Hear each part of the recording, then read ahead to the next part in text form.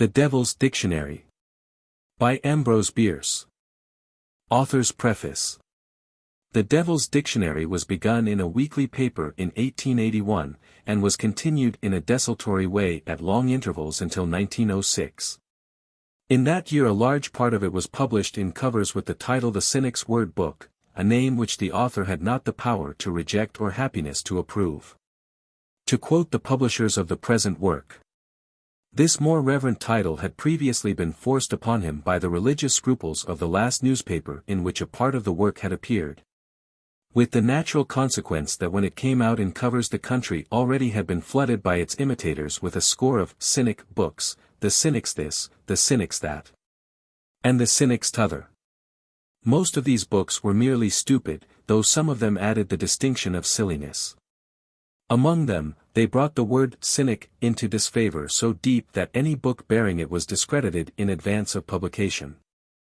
Meantime, too, some of the enterprising humorists of the country had helped themselves to such parts of the work as served their needs, and many of its definitions, anecdotes, phrases and so forth, had become more or less current in popular speech.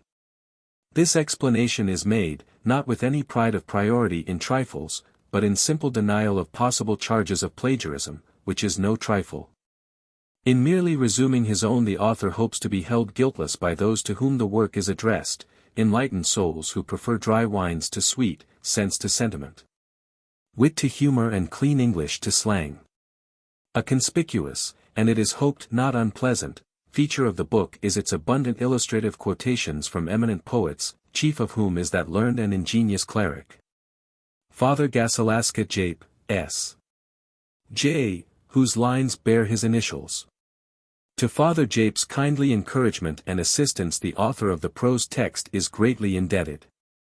A. B. How do you find this book? Any thoughts about the book or the author? Any suggestion for improvement? Please take a moment to share your thoughts in a comment. If you like it, share it with your friends who might enjoy it as well. Subscribe to keep in touch. Visit CompleteAudiobooks.com for more quality content. The Devil's Dictionary. A. A is the first letter in every properly constructed alphabet. It is the first natural utterance of the human vocal organs, and is variously sounded, according to the pleasure and convenience of the speaker. In logic, A asserts and B denies. Assertions being proverbially untrue, the presumption would be in favor of B's innocence were it not that denials are notoriously false. In grammar, A is called the indefinite article, probably because, denoting a definite number, it is so obviously a numeral adjective. Abacot. A cap of state wrought into the shape of 2 crowns, formerly worn by kings. Very petty monarchs had it made in the form of 3 crowns. Abactor. One who steals a whole herd of cattle, as distinguished from the inferior actor who steals one animal at a time, a superior stock actor, as it were. Abacus. In architecture, the upper part of a column, upon which, in all good architecture, sits the thoughtful stork pondering unutterable things. Abada. An African animal having 3 horns, 2 on the head and 1 on the nape of the neck by which to hang up the carcass after the head has been removed. In those varieties that are not hunted by man, this 3rd horn is imperfectly developed or wholly wanting. Abaddon. A certain person who is much in society, but whom one does not meet. A bad one. Abandon. To correct an erring friend or admonish a needy one. Of women the word abandoned is used in the sense of indiscreet. Abasement. A decent and customary mental attitude in the presence of wealth or power. Peculiarly appropriate in an employee when addressing an employer. Abatis. Embarrassing circumstances placed outside a fort in order to augment the coy reluctance of the enemy. Rubbish in front of a fort, to prevent the rubbish outside from molesting the rubbish inside. Abattoir. A place where cattle slaughter kine. It is commonly placed at some distance from the haunts of our species, in order that they who devour the flesh may not be hawked by the sight of the blood. Abat voix. A sounding brass above a tinkling cymbal. Abba. A father who has made a vow not to be a husband. Abyss. A female father. Abderian. Abderian laughter is idle and senseless laughter. So called because Democritus, an idle and senseless philosopher, is said to have been born at Abdera, whence the word was hardly worth importing. Abdest. The Muslim ceremony of inspiring water through the nose before expiring prayer from the stomach. Abdication. An act whereby a sovereign attests his sense of the high temperature of the throne. The surrender of a crown for a cowl, in order to compile the shin bones and toenails of saints. The voluntary renunciation of that of which one has previously been deprived by force. The giving up of a throne for the purpose of enjoying the discomfiture of a successor. For these several definitions we are indebted to Spanish history. Poor Isabella's dead, whose abdication set all tongues wagging in the Spanish nation. For that performance 'twere unfair to scold her. She wisely left a throne too hot to hold her. To history she'll be no royal riddle. Merely a plain parched pea that jumped the griddle. J. Abdomen. A shrine enclosing the object of man's sincerest devotion. The temple of the god stomach, in whose worship, with sacrificial rites, all true men engage. From women this ancient faith commands but a stammering assent. They sometimes minister at the altar in a half-hearted and ineffective way, but true reverence for the one deity that men really adore they know not. If woman had a free hand in the world's marketing, the race would become graminivorous. Abduction. In law, a crime; in morals, a punishment. Abelians. A religious sect of Africa who practiced the virtues of Abel. They were unfortunate in flourishing contemporaneously with the Canaanians, and are now extinct. Aberration. Any deviation in another from one's own habit of thought, not sufficient in itself to constitute insanity. Abet. To encourage in crime, as to aid poverty with pennies. Abhorrence. One of the degrees of disapproval due to what is imperfectly understood. Abide. To treat with merited indifference the landlord's notification that he has let his house to a party willing to pay. Ability. That rare quality of mind to which monuments are erected by posterity above the bones of paupers. The natural equipment to accomplish some small part of the meaner ambitions distinguishing able men from dead ones. In the last analysis, ability is commonly found to consist mainly in a high degree of solemnity. Perhaps, however, this impressive quality is rightly appraised; it is no easy task to be solemn. Abject. Innocent of income, without estate, devoid of good clothing. Abjectly. In the manner of a poor but honest person. Abjure. To take the preliminary step toward resumption. Ablative. A certain case of Latin nouns. The ablative absolute is an ancient form of grammatical error much admired by modern scholars. Abnegation. Renunciation of unprofitable pleasures or painful gains. Abnormal. Not conforming to standard. In matters of thought and conduct, to be independent is to be abnormal is to be detested. Wherefore the lexicographer adviseth a striving toward the straighter resemblance of the average man than he hath to himself. Whoso attaineth thereto shall have peace, the prospect of death and the hope of hell. Abominable. The quality of another's opinions. Aborigines. Persons of little worth found cumbering the soil of a newly discovered country. They soon cease to cumber, they fertilize. Considerate persons who will not trouble the lexicographer of the future to describe them. Abracadabra. By abracadabra we signify an infinite number of things. 'Tis the answer to what? And how? And why? And whence? And whither? A word whereby the truth, with the comfort it brings, is open to all who grope in night, crying for wisdom's holy light. Whether the word is a verb or a noun, is knowledge beyond my reach. I only know that 'tis handed down from sage to sage, from age to age. An immortal part of speech. Of an ancient man the tale is told, that he lived to be 10 centuries old. In a cave on a mountainside. True, he finally died. The fame of his wisdom filled the land. For his head was bald, and you'll understand. His beard was long and white. And his eyes uncommonly bright. Philosophers gathered from far and near. To sit at his feet and hear. Though he never was heard. To utter a word. But, abracadabra, abracadab. Abracada, abracad. Abraca, abrac, abra, ub. 'Twas all he had. 'Twas all they wanted to hear, and each made copious notes of the mystical speech, which they published next. A trickle of text. In a meadow of commentary. Mighty big books were these. In number, as leaves of trees. In learning, remarkable, very. He's dead. As I said. And the books of the sages have perished. But his wisdom is sacredly cherished. In abracadabra it solemnly rings. Like an ancient bell that forever swings.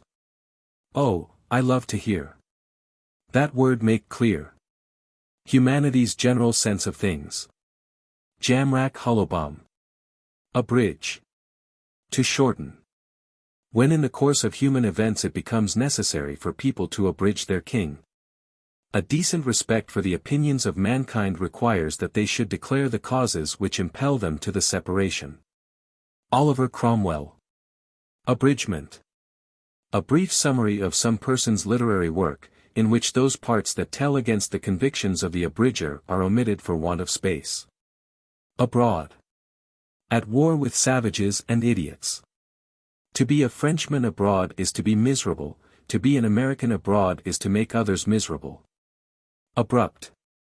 Sudden, without ceremony, like the arrival of a cannon shot and the departure of the soldier whose interests are most affected by it. Dar.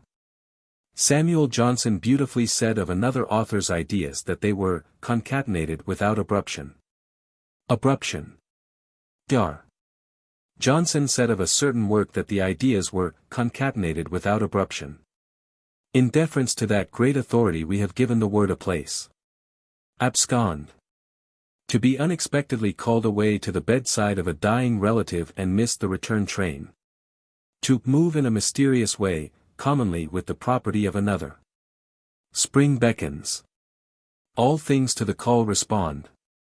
The trees are leaving and cashiers abscond. Phila orm. Absence. That which makes the heart grow fonder of absence. Absence of mind is the cerebral condition essential to success in popular preaching. It is sometimes termed lack of sense. Absent. Exposed to the attacks of friends and acquaintances. Defamed, slandered. Peculiarly exposed to the tooth of detraction, vilified, hopelessly in the wrong, superseded in the consideration and affection of another. To men a man is but a mind. Who cares what face he carries or what form he wears? But woman's body is the woman. Oh! Stay thou, my sweetheart, and do never go. But heed the warning words the sage hath said. A woman absent is a woman dead. Jogo Tyree. Absentee. A person with an income who has had the forethought to remove himself from the sphere of exaction. Absolute. In philosophy, existing without reference to anything, and for a purely selfish purpose. Absolute certainty is one of the possible degrees of probability. Independent, irresponsible. An absolute monarchy is one in which the sovereign does as he pleases so long as he pleases the assassins.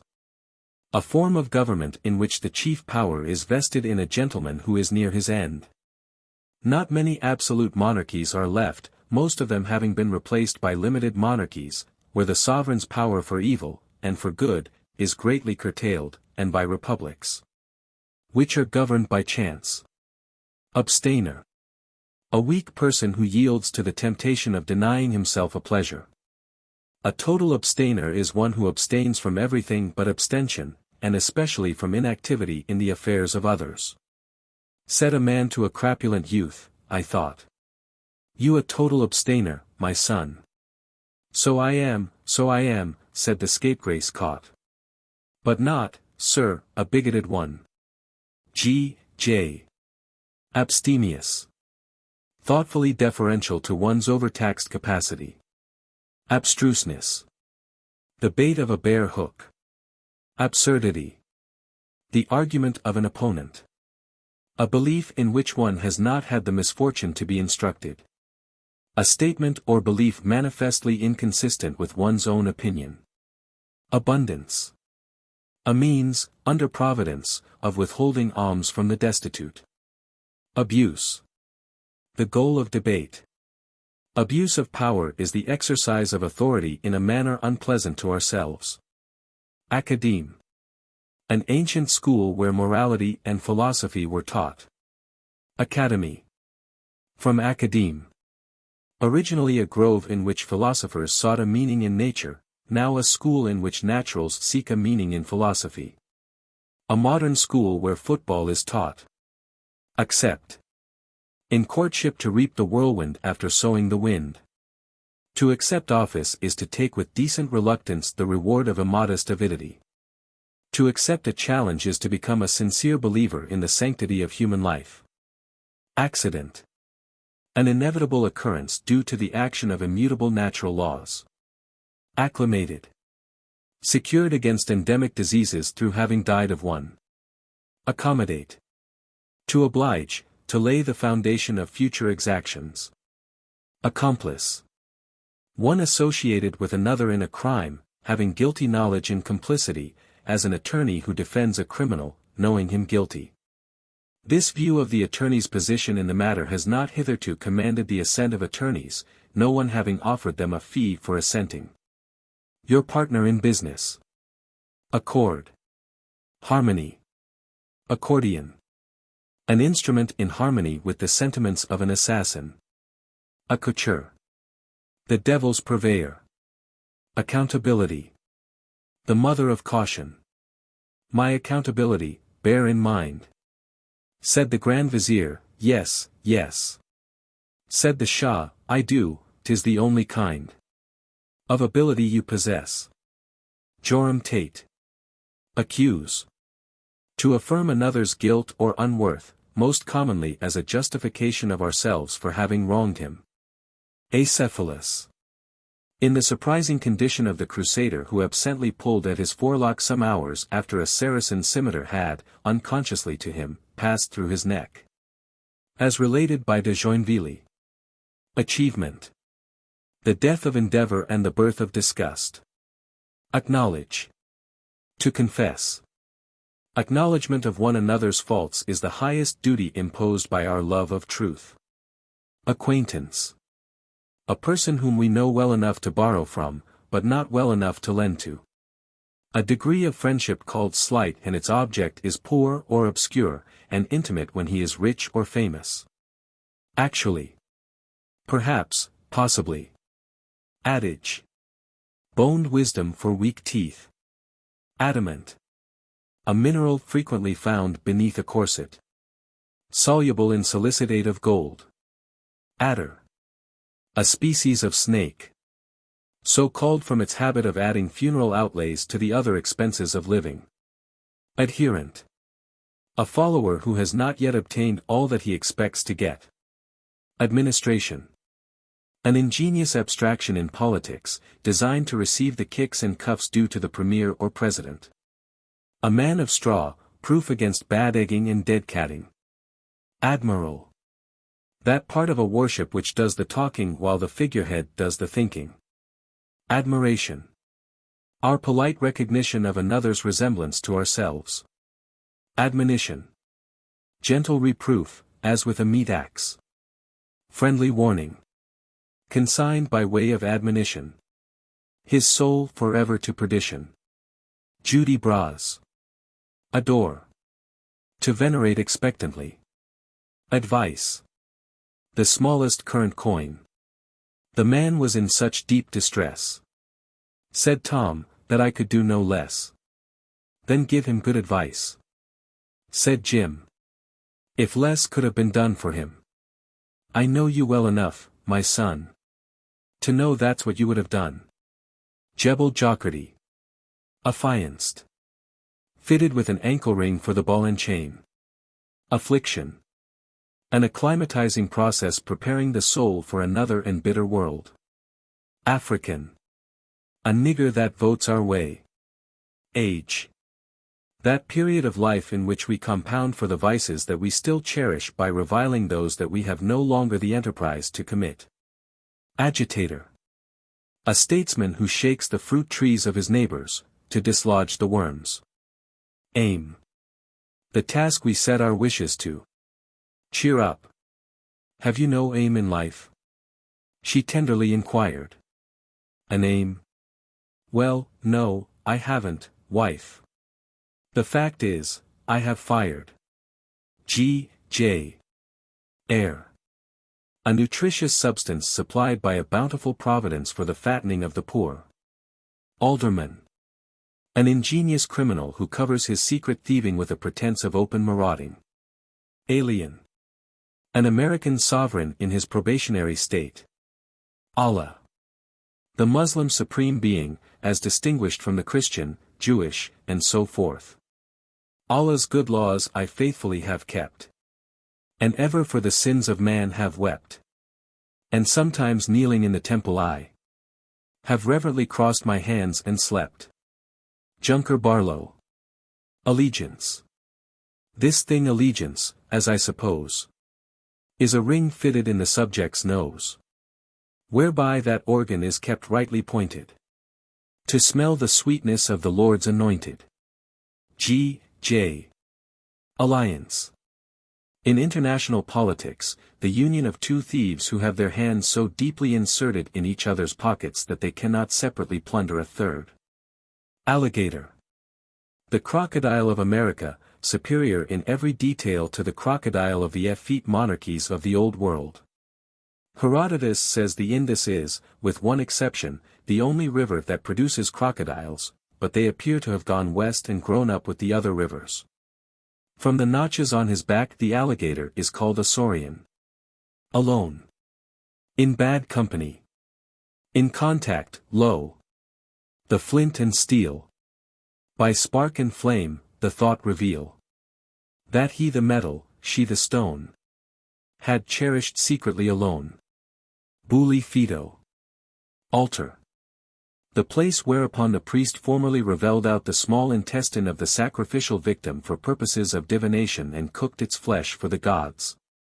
The word is now seldom used, except with reference to the sacrifice of their liberty and peace by a male and a female fool. They stood before the altar and supplied the fire themselves in which their fat was fried. In vain the sacrifice, no god will claim. An offering burnt with an unholy flame. M. P. Naput. Ambidextrous. Able to pick with equal skill a right-hand pocket or a left. Ambition. An overmastering desire to be vilified by enemies while living and made ridiculous by friends when dead. Amnesty. The state's magnanimity to those offenders whom it would be too expensive to punish. Anoint. To grease a king or other great functionary already sufficiently slippery. As sovereigns are anointed by the priesthood, so pigs to lead the populace are greased good. Judy Bras. Antipathy. The sentiment inspired by one's friend's friend. Aphorism. Predigested wisdom. The flabby wineskin of his brain yields to some pathologic strain, and voids from its unstood abysm. The driblet of an aphorism. The Mad Philosopher, 1697. Apologize. To lay the foundation for a future offense. Apostate. A leech who, having penetrated the shell of a turtle only to find that the creature has long been dead, deems it expedient to form a new attachment to a fresh turtle. Apothecary. The physician's accomplice, undertaker's benefactor and grave worm's provider. When Jove sent blessings to all men that are, and Mercury conveyed them in a jar. That friend of tricksters introduced by stealth, disease for the apothecary's health, whose gratitude impelled him to proclaim, my deadliest drug shall bear my patron's name. G.J. Appeal. In law, to put the dice into the box for another throw. Appetite. An instinct thoughtfully implanted by Providence as a solution to the labor question. Applause. The echo of a platitude. April Fool. The March Fool with another month added to his folly. Archbishop. An ecclesiastical dignitary 1 point holier than a bishop. If I were a jolly archbishop, on Fridays I'd eat all the fish up. Salmon and flounders and smelts. On other days everything else. Jodo Rem. Architect.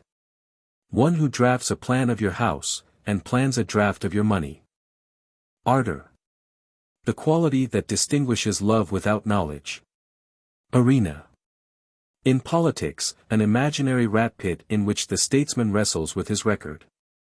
Aristocracy. Government by the best men.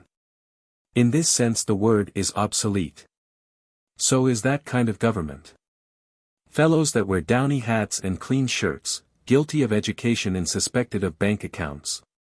Armor. The kind of clothing worn by a man whose tailor is a blacksmith. Arrayed. Drawn up and given an orderly disposition, as a rioter hanged to a lamppost. Arrest. Formally to detain one accused of unusualness. God made the world in 6 days and was arrested on the 7th. The unauthorized version. Arsenic. A kind of cosmetic greatly affected by the ladies, whom it greatly affects in turn. Eat arsenic? Yes, all you get. Consenting, he did speak up. 'Tis better you should eat it, pet. Then put it in my teacup. Joel Huck. Art. This word has no definition. Its origin is related as follows by the ingenious Father Gasalaska Jape, S.J. One day a wag, what would the wretch be at? Shifted a letter of the cipher rat. And said it was a god's name. Straight arose. Fantastic priests and postulants, with shows. And mysteries, and mummeries, and hymns. And disputations dire that lamed their limbs. To serve his temple and maintain the fires. Expound the law, manipulate the wires. Amazed, the populace that rites attend. Believe whatever they cannot comprehend. And inly edified to learn that too. Half hairs joined so and so, as art can do. Have sweeter values and a grace more fit. Than nature's hairs that never have been split. Bring cates and wines for sacrificial feasts. And sell their garments to support the priests. Artlessness. A certain engaging quality to which women attain by long study and severe practice upon the admiring male. Who is pleased to fancy it resembles the candid simplicity of his young. Asperse. Maliciously to ascribe to another vicious actions which one has not had the temptation and opportunity to commit. Ass. A public singer with a good voice but no ear. In Virginia City, Nevada, he is called the Washoe Canary, in Dakota, the Senator, and everywhere the donkey. The animal is widely and variously celebrated in the literature, art and religion of every age and country. No other so engages and fires the human imagination as this noble vertebrate.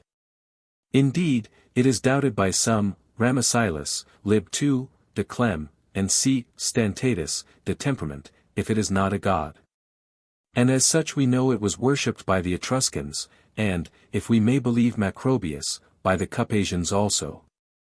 Of the only 2 animals admitted into the Muslim paradise along with the souls of men, the ass that carried Balaam is one, the dog of the 7 sleepers the other. This is no small distinction. From what has been written about this beast might be compiled a library of great splendor and magnitude, rivaling that of the Shakespearean cult, and that which clusters about the Bible. It may be said, generally, that all literature is more or less asinine. Hail, holy ass, the queering angels sing. Priest of unreason, and of discord's king. Great co-creator, let thy glory shine.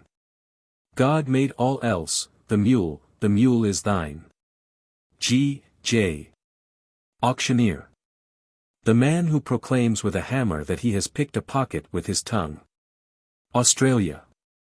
A country lying in the South Sea, whose industrial and commercial development has been unspeakably retarded by an unfortunate dispute among geographers as to whether it is a continent or an island. Avernus. The lake by which the ancients entered the infernal regions. The fact that access to the infernal regions was obtained by a lake is believed by the learned Marcus Ancello Scrutator to have suggested the Christian rite of baptism by immersion. This, however, has been shown by Lactantius to be an error. Facilis descensus Averni. The poet remarks.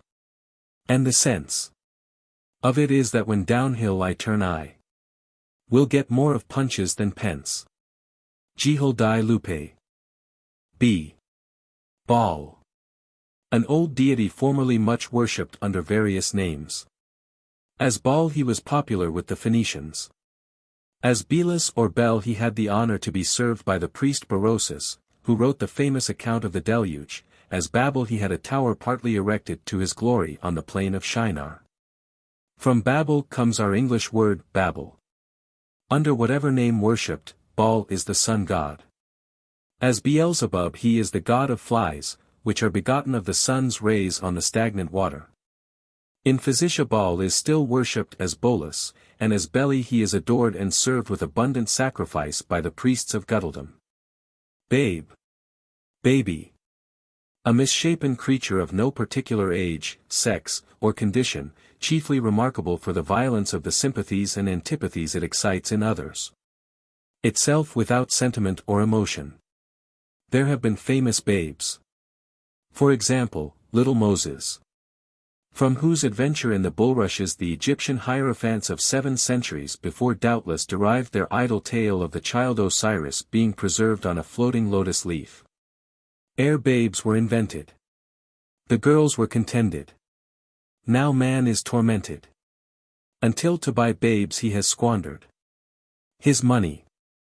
And so I have pondered this thing, and thought maybe 'twere better that baby the first had been eagled or condored. Ro Emile. Bacchus. A convenient deity invented by the ancients as an excuse for getting drunk. Is public worship, then, a sin? That for devotions paid to Bacchus the lictors dare to run us in, and resolutely thump and whack us? Joris. Back. That part of your friend which it is your privilege to contemplate in your adversity. Backbite. To speak of a man as you find him when he can't find you. Bait. A preparation that renders the hook more palatable. The best kind is beauty. Baptism. A sacred rite of such efficacy that he who finds himself in heaven without having undergone it will be unhappy forever. It is performed with water in 2 ways, by immersion, or plunging, and by aspersion, or sprinkling. But whether the plan of immersion is better than simple aspersion, let those immersed and those aspersed decide by the authorized version, and by matching their adus tertium. G. J. Barometer. An ingenious instrument which indicates what kind of weather we are having. Barack. A house in which soldiers enjoy a portion of that of which it is their business to deprive others. Basilisk. The cockatrice. A sort of serpent hatched from the egg of a cock. The basilisk had a bad eye, and its glance was fatal. Many infidels deny this creature's existence. But Semprello orator saw and handled one that had been blinded by lightning as a punishment for having fatally gazed on a lady of rank whom Jupiter loved. Juno afterward restored the reptile's sight and hid it in a cave. Nothing is so well attested by the ancients as the existence of the basilisk, but the cocks have stopped laying. Bastinado. The act of walking on wood without exertion. Bath. A kind of mystic ceremony substituted for religious worship, with what spiritual efficacy has not been determined. The man who taketh a steam bath. He losseth all the skin he hath. And, for he's boiled a brilliant red, think to cleanliness he's wed. Forgetting that his lungs he's soiling with dirty vapors of the boiling. Richard Gue. Battle. A method of untying with the teeth of a political knot that would not yield to the tongue. Beard. The hair that is commonly cut off by those who justly execrate the absurd Chinese custom of shaving the head. Beauty. The power by which a woman charms a lover and terrifies a husband. Befriend. To make an ingrate. Beg. To ask for something with an earnestness proportioned to the belief that it will not be given. Who is that, father? A mendicant, child. Haggard, morose, and unaffable, wild. See how he glares through the bars of his cell. With citizen mendicant all is not well. Why did they put him there, father? Because, obeying his belly he struck at the laws. His belly? Oh, well, he was starving, my boy. A state in which, doubtless, there's little of joy. No bite had he eaten for days, and his cry was, bread, ever, bread. What's the matter with pie? With little to wear, he had nothing to sell. To beg was unlawful, improper as well. Why didn't he work?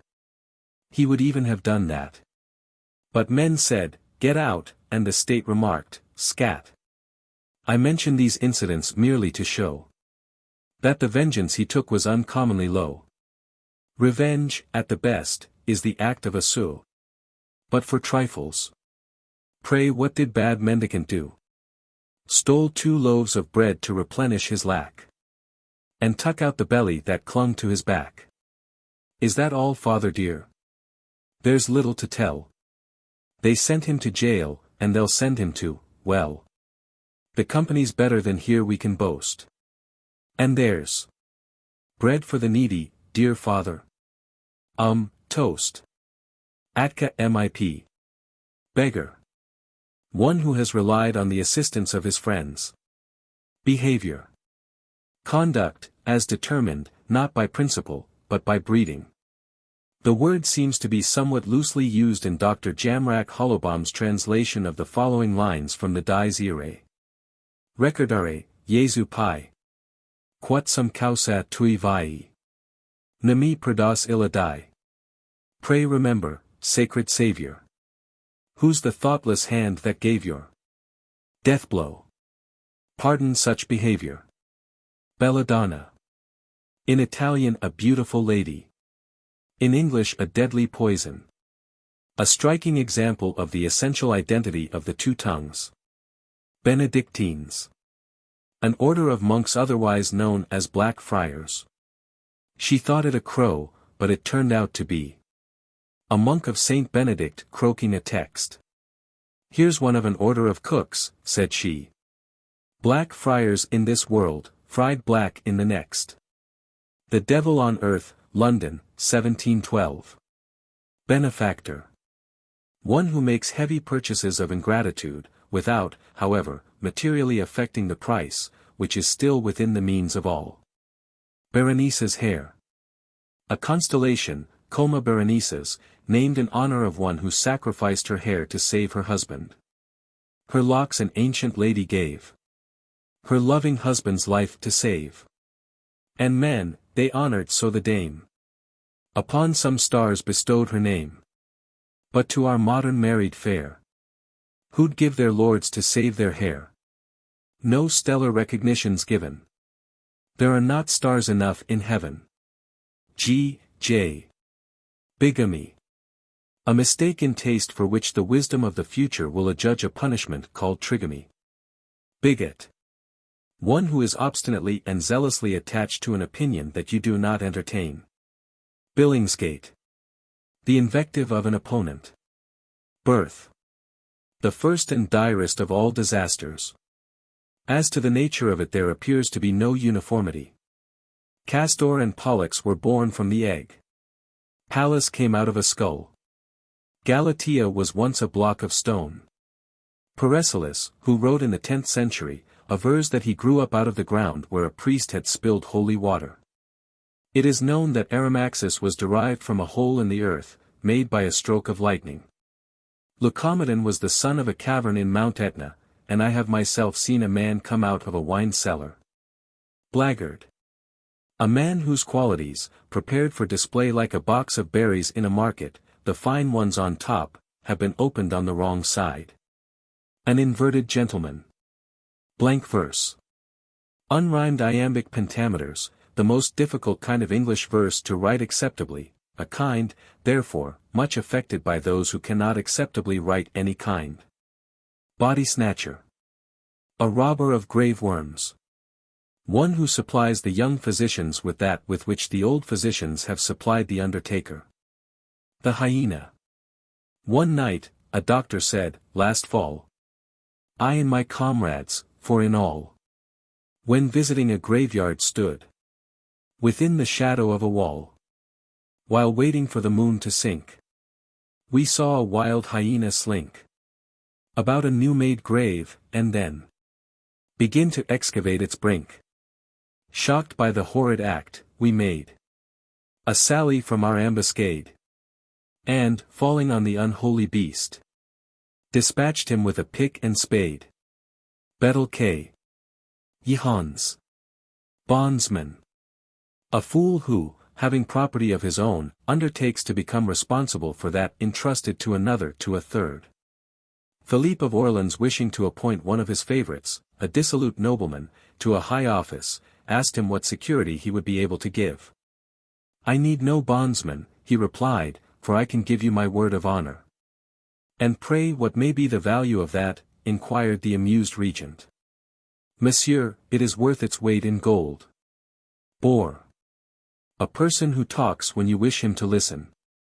Botany. The science of vegetables, those that are not good to eat, as well as those that are. It deals largely with their flowers, which are commonly badly designed, inartistic in color, and ill-smelling. Bottle-nosed. Having a nose created in the image of its maker.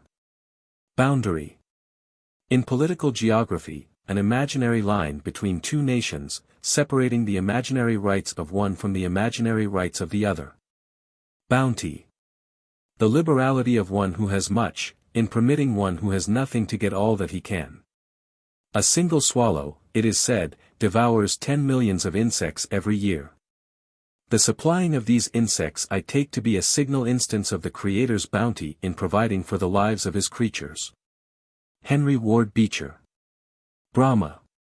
He who created the Hindus, who are preserved by Vishnu and destroyed by Shiva, a rather neater division of labor than is found among the deities of some other nations. The abracadabranese, for example, are created by sin, maintained by theft and destroyed by folly. The priests of Brahma, like those of abracadabranese, are holy and learned men who are never naughty. O Brahma, thou rare old divinity, first person of the Hindu Trinity, you sit there so calm and securely, with feet folded up so demurely. You're the first person singular. Surely.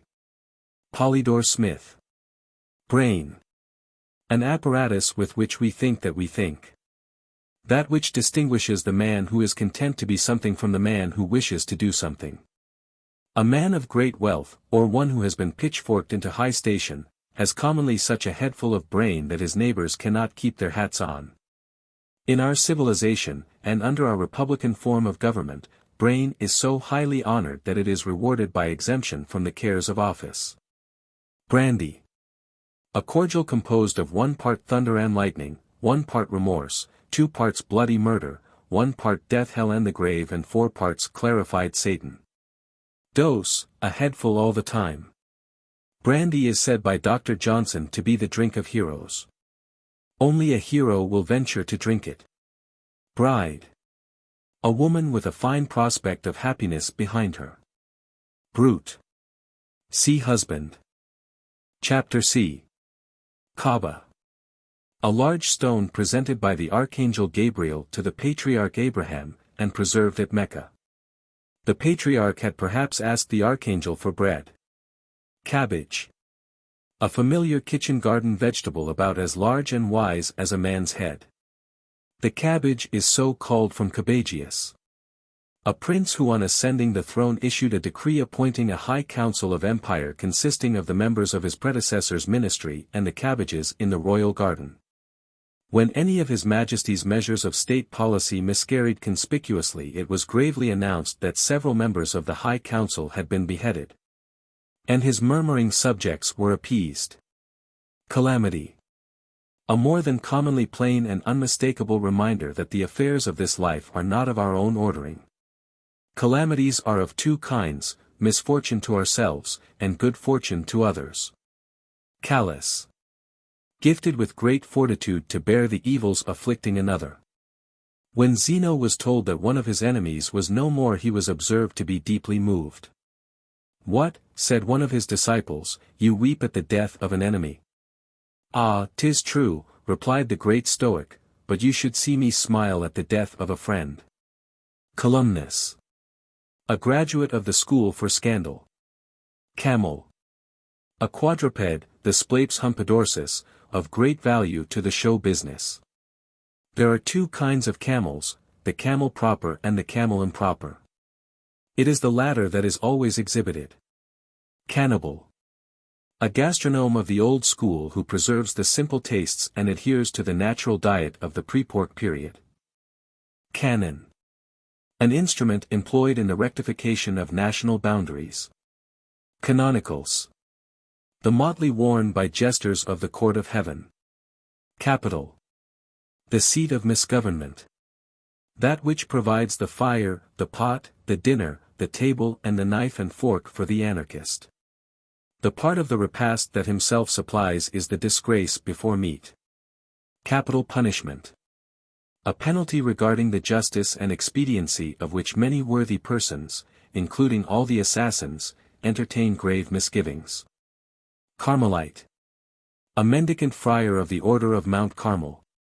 As death was riding out one day, across Mount Carmel he took his way, where he met a mendicant monk, some 3 or 4 quarters drunk, with a holy leer and a pious grin, ragged and fat and as saucy as sin, who held out his hands and cried, "Give, give in charity's name, I pray.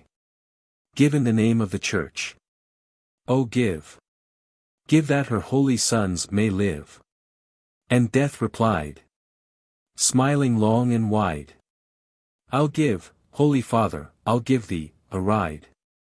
With a rattle and bang of his bones, he sprang from his famous pale horse, with his spear by the neck and the foot, seized the fellow, and put him astride with his face to the rear. The monarch laughed loud with a sound that fell like clods on the coffin's sounding shell. Ho, ho! A beggar on horseback, they say, will ride to the devil. And thump fell the flat of his dart on the rump of the charger, which galloped away.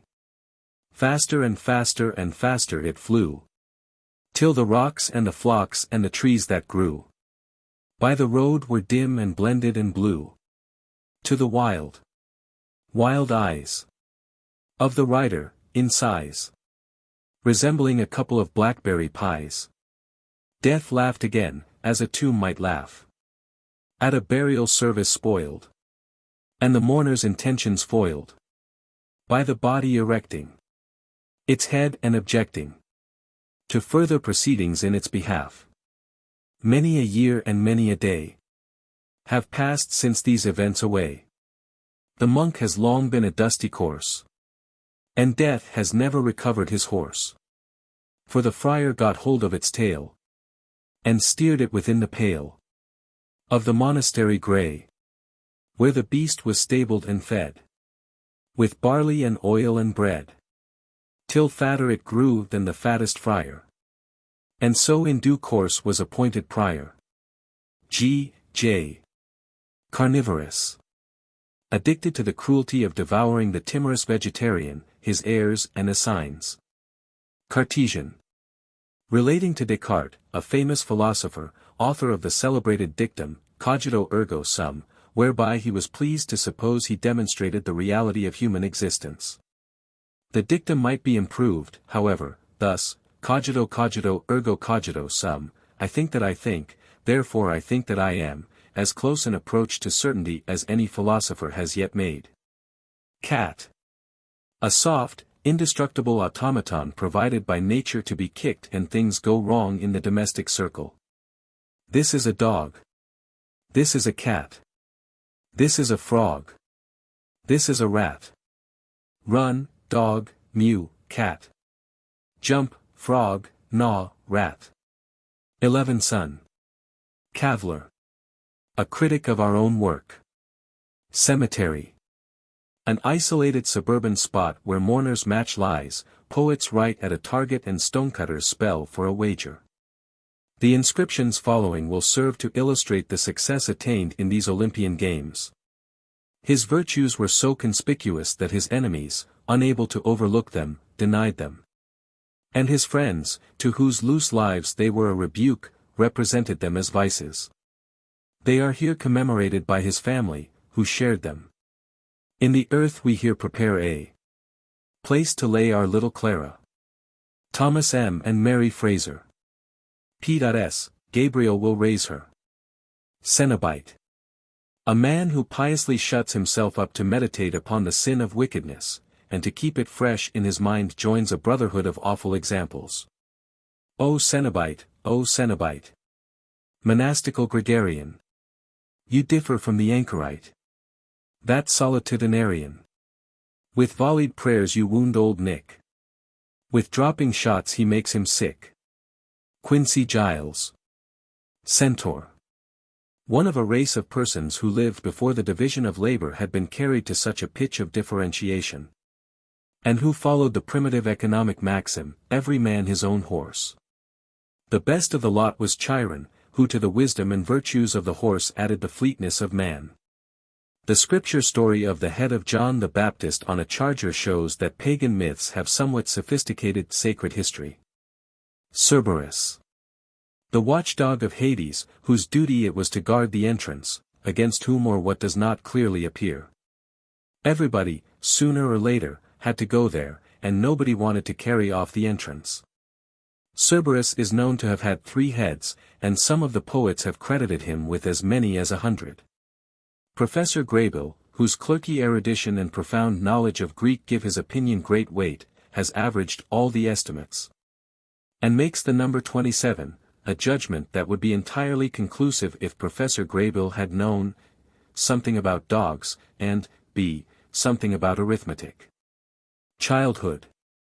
The period of human life intermediate between the idiocy of infancy and the folly of youth, 2 removes from the sin of manhood and 3 from the remorse of age. Christian. One who believes that the New Testament is a divinely inspired book admirably suited to the spiritual needs of his neighbor. One who follows the teachings of Christ in so far as they are not inconsistent with a life of sin. I dreamed I stood upon a hill, and, lo! The godly multitudes walked to and fro. Beneath, in Sabbath garments fitly clad. With pious mien, appropriately sad. While all the church bells made a solemn din. A fire alarm to those who lived in sin. Then saw I gazing thoughtfully below. With tranquil face, upon that holy show. A tall, spare figure in a robe of white. Whose eyes diffused a melancholy light. God keep you, stranger, I exclaimed. You are. No doubt, your habit shows it, from afar. And yet I entertain the hope that you, like these good people, are a Christian too. He raised his eyes and with a look so stern. It made me with 1,000 blushes burn. Replied, his manner with disdain was spiced. What? I a Christian? No, indeed. I'm Christ. G. J. Circus. A place where horses, ponies and elephants are permitted to see men, women and children acting the fool. Clairvoyant. A person, commonly a woman, who has the power of seeing that which is invisible to her patron, namely, that he is a blockhead. Clarinet. An instrument of torture operated by a person with cotton in his ears. There are two instruments that are worse than a clarinet, two clarinets. Clergyman. A man who undertakes the management of our spiritual affairs as a method of bettering his temporal ones. Clio. One of the 9 muses. Clio's function was to preside over history, which she did with great dignity, many of the prominent citizens of Athens occupying seats on the platform, the meetings being addressed by Messrs. Xenophon, Herodotus and other popular speakers. Clock. A machine of great moral value to man, allaying his concern for the future by reminding him what a lot of time remains to him. A busy man complained one day. "I get no time." "What's that you say?" cried out his friend, a lazy quiz. "You have, sir, all the time there is. There's plenty, too, and don't you doubt it. We're never for an hour without it." Purzel Crofe. Close-fisted. Unduly desirous of keeping that which many meritorious persons wish to obtain. Close-fisted Scotchman. Johnson cried to thrifty J. Macpherson. "See me, I'm ready to divide with any worthy person." Sad Jamie, that is very true. The boast requires no backing. And all are worthy, sir, to you, who have what you are lacking. Anita M. Bobe. Comfort. A state of mind produced by contemplation of a neighbor's uneasiness. Commendation. The tribute that we pay to achievements that resemble, but do not equal, our own. Commerce. A kind of transaction in which A plunders from B the goods of C, and for compensation B picks the pocket of D of money belonging to E. Commonwealth. An administrative entity operated by an incalculable multitude of political parasites, logically active but fortuitously efficient. This commonwealth's capital's corridors view. So thronged with a hungry and indolent crew. Of clerks, pages, porters and all attaches. Whom rascals appoint and the populace pays. That a cat cannot slip through the thicket of shins. Nor hear its own shriek for the noise of their chins. On clerks and on pages, and porters, and all. Misfortune attend and disaster befall. May life be to them a succession of hurts. May fleas by the bushel inhabit their shirts. May aches and diseases encamp in their bones. Their lungs full of tubercles, bladders of stones. May microbes, bacilli, their tissues infest. And tapeworms securely their bowels digest. May corncobs be snared without hope in their hair. And frequent impalement their pleasure impair. Disturbed be their dreams by the awful discourse.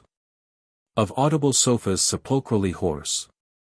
By chairs acrobatic and wavering floors. The mattress that kicks and the pillow that snores. Sons of cupidity, cradled in sin. Your criminal ranks may the death angel thin. Avenging the friend whom I couldn't work in. Q. Compromise. Such an adjustment of conflicting interests as gives each adversary the satisfaction of thinking he has got what he ought not to have. And is deprived of nothing except what was justly his due. Compulsion. The eloquence of power. Condole. To show that bereavement is a smaller evil than sympathy. Confidant. Confidant. One entrusted by A with the secrets of B, confided by him to C. Congratulation. The civility of envy. Congress. A body of men who meet to repeal laws. Connoisseur. A specialist who knows everything about something and nothing about anything else. An old wine bibber having been smashed in a railway collision, some wine was poured on his lips to revive him. Pauillac, 1873, he murmured and died.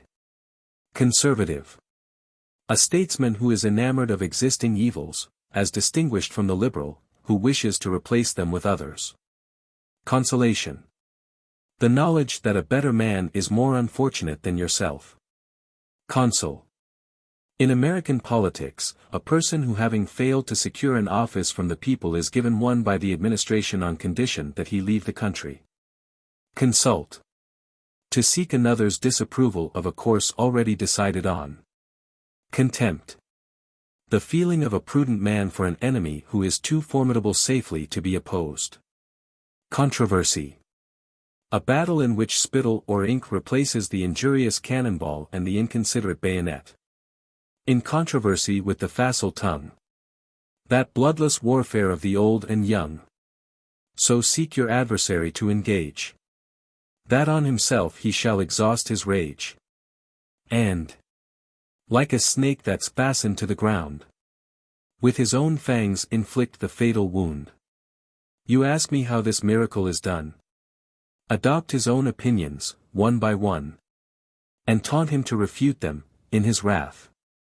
He'll sweep them pitilessly from his path. Advance then gently all you wish to prove. Each proposition prefaced with, as you've so well remarked, or, as you wisely say. And I cannot dispute, or, by the way. This view of it which, better far expressed, runs through your argument. Then leave the rest to him, secure that he'll perform his trust. And prove your views intelligent and just. Conmore Apel Brune. Convent. A place of retirement for women who wish for leisure to meditate upon the vice of idleness. Conversation.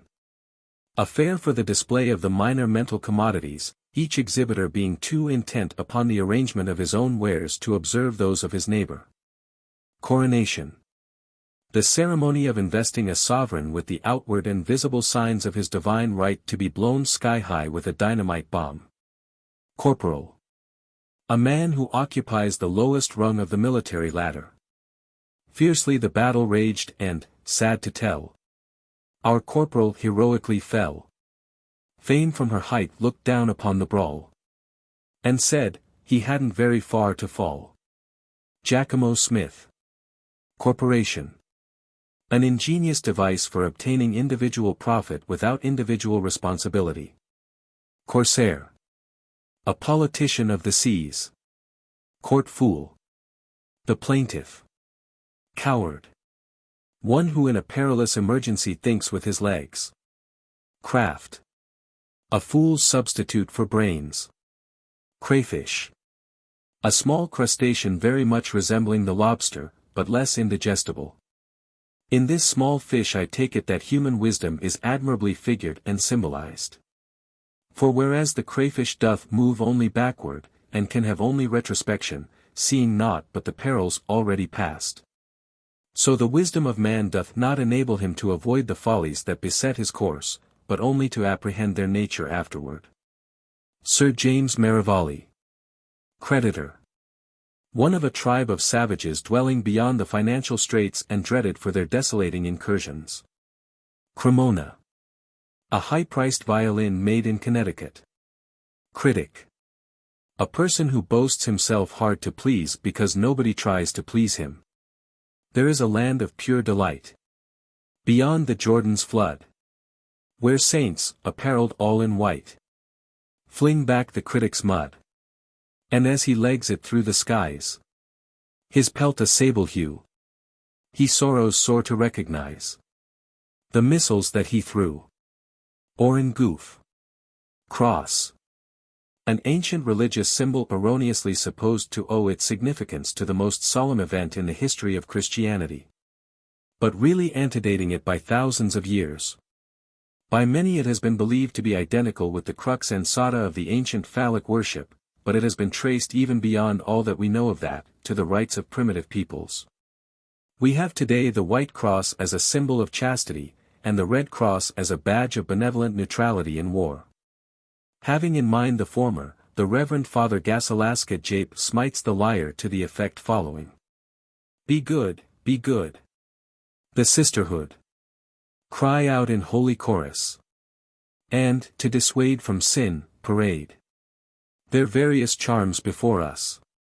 But why, oh why, has ne'er an eye Seen her of winsome manner, and youthful grace and pretty face, flaunting the white cross banner. Now where's the need of speech and screed? To better our behaving? A simpler plan for saving man.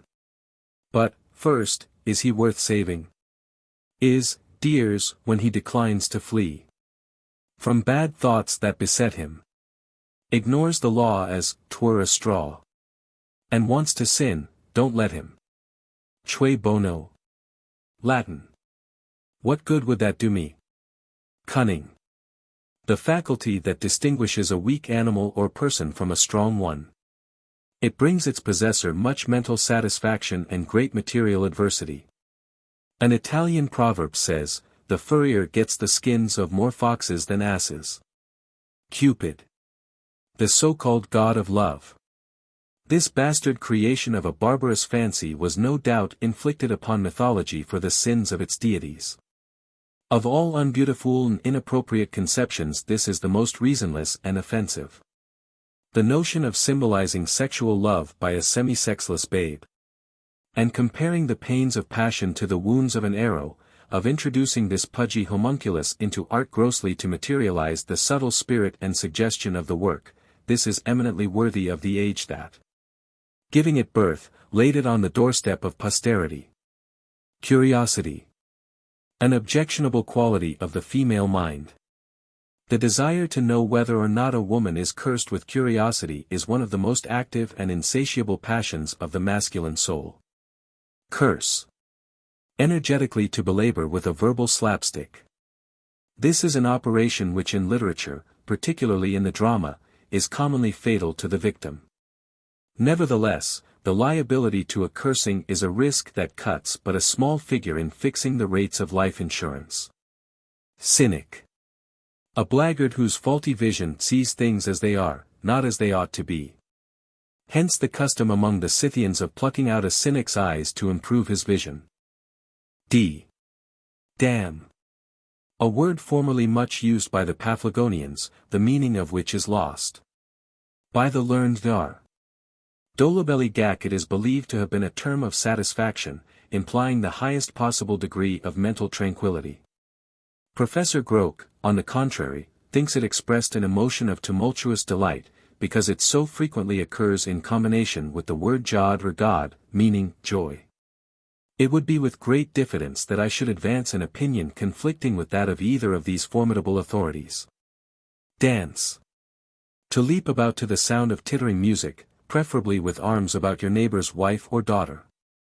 There are many kinds of dances, but all those requiring the participation of the two sexes have two characteristics in common: they are conspicuously innocent, and warmly loved by the vicious. Danger. A savage beast which, when it sleeps, man girds at and despises, but takes himself away by leaps, and bounds when it arises. Ambat delaso. Daring. One of the most conspicuous qualities of a man in security. Datari. A high ecclesiastic official of the Roman Catholic Church, whose important function is to brand the Pope's bulls with the words Datum Romi. He enjoys a princely revenue and the friendship of God.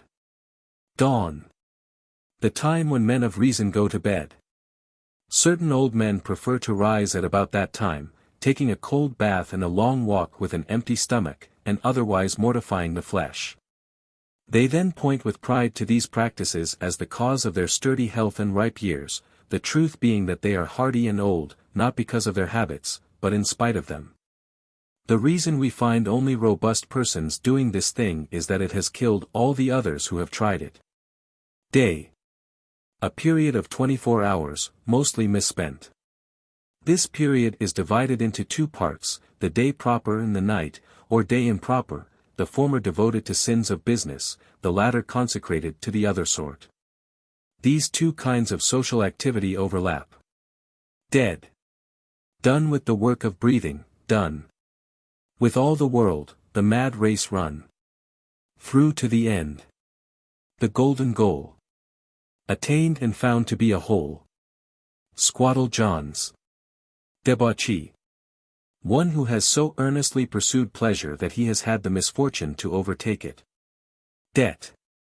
An ingenious substitute for the chain and whip of the slave driver. As, pent in an aquarium, the troutlet swims round and round his tank to find an outlet, pressing his nose against the glass that holds him, nor ever sees the prison that enfolds him. So the poor debtor, seeing naught around him, yet feels the narrow limits that impound him, grieves at his debt and studies to evade it, and finds at last he might as well have paid it. Barlow S. Vode. Decalogue. A series of commandments, 10 in number, just enough to permit an intelligent selection for observance, but not enough to embarrass the choice. Following is the revised edition of the Decalogue, calculated for this meridian. Thou shalt no God but me adore. 'Twere too expensive to have more. No images nor idols make. For Robert Ingersoll to break. Take not God's name in vain, select a time when it will have effect. Work not on Sabbath days at all, but go to see the teams play ball. Honor thy parents. That creates for life insurance lower rates. Kill not, abet not those who kill. Thou shalt not pay thy butcher's bill. Kiss not thy neighbor's wife, unless thine own thy neighbor doth caress. Don't steal, thou lt never thus compete successfully in business. Cheat. Bear not false witness, that is low. But, here, 'tis rumored so and so. Covet thou not that thou hast not. By hook or crook, or somehow, got. G. J. Decide. To succumb to the preponderance of one set of influences over another set. A leaf was riven from a tree. I mean to fall to earth, said he. The west wind, rising, made him veer. Eastward, said he, I now shall steer. The east wind rose with greater force. Said he, 'twere wise to change my course. With equal power they contend. He said, my judgment I suspend. Down died the winds, the leaf, elate, cried, I've decided to fall straight. First thoughts are best. That's not the moral. Just choose your own and will not quarrel. How your choice may chance to fall, you'll have no hand in it at all. G. J. Defame. To lie about another. To tell the truth about another. Defenseless. Unable to attack. Degenerate. Less conspicuously admirable than one's ancestors. The contemporaries of Homer were striking examples of degeneracy. It required 10 of them to raise a rock or a riot that one of the heroes of the Trojan War could have raised with ease. Homer never tires of sneering at men who live in these degenerate days, which is perhaps why they suffered him to beg his bread, a marked instance of returning good for evil, by the way. For if they had forbidden him he would certainly have starved. Degradation. One of the stages of moral and social progress from private station to political preferment. Deinotherium. An extinct pachyderm that flourished when the pterodactyl was in fashion. The latter was a native of Ireland, its name being pronounced pterodactyl or pterodactyl, as the man pronouncing it may chance to have heard it spoken or seen it printed. Déjeuner. The breakfast of an American who has been in Paris. Variously pronounced. Delegation. In American politics, an article of merchandise that comes in sets. Deliberation. The act of examining one's bread to determine which side it is buttered on. Deluge. A notable first experiment in baptism which washed away the sins, and sinners, of the world. Delusion. The father of a most respectable family, comprising enthusiasm, affection, self-denial, faith, hope, charity and many other goodly sons and daughters. All hail, delusion. Were it not for thee, the world turned topsy-turvy we should see. For vice, respectable with cleanly fancies, would fly abandoned virtue's gross advances. Mumfry Mapple. Dentist. A prestidigitator who, putting metal into your mouth, pulls coins out of your pocket. Dependent.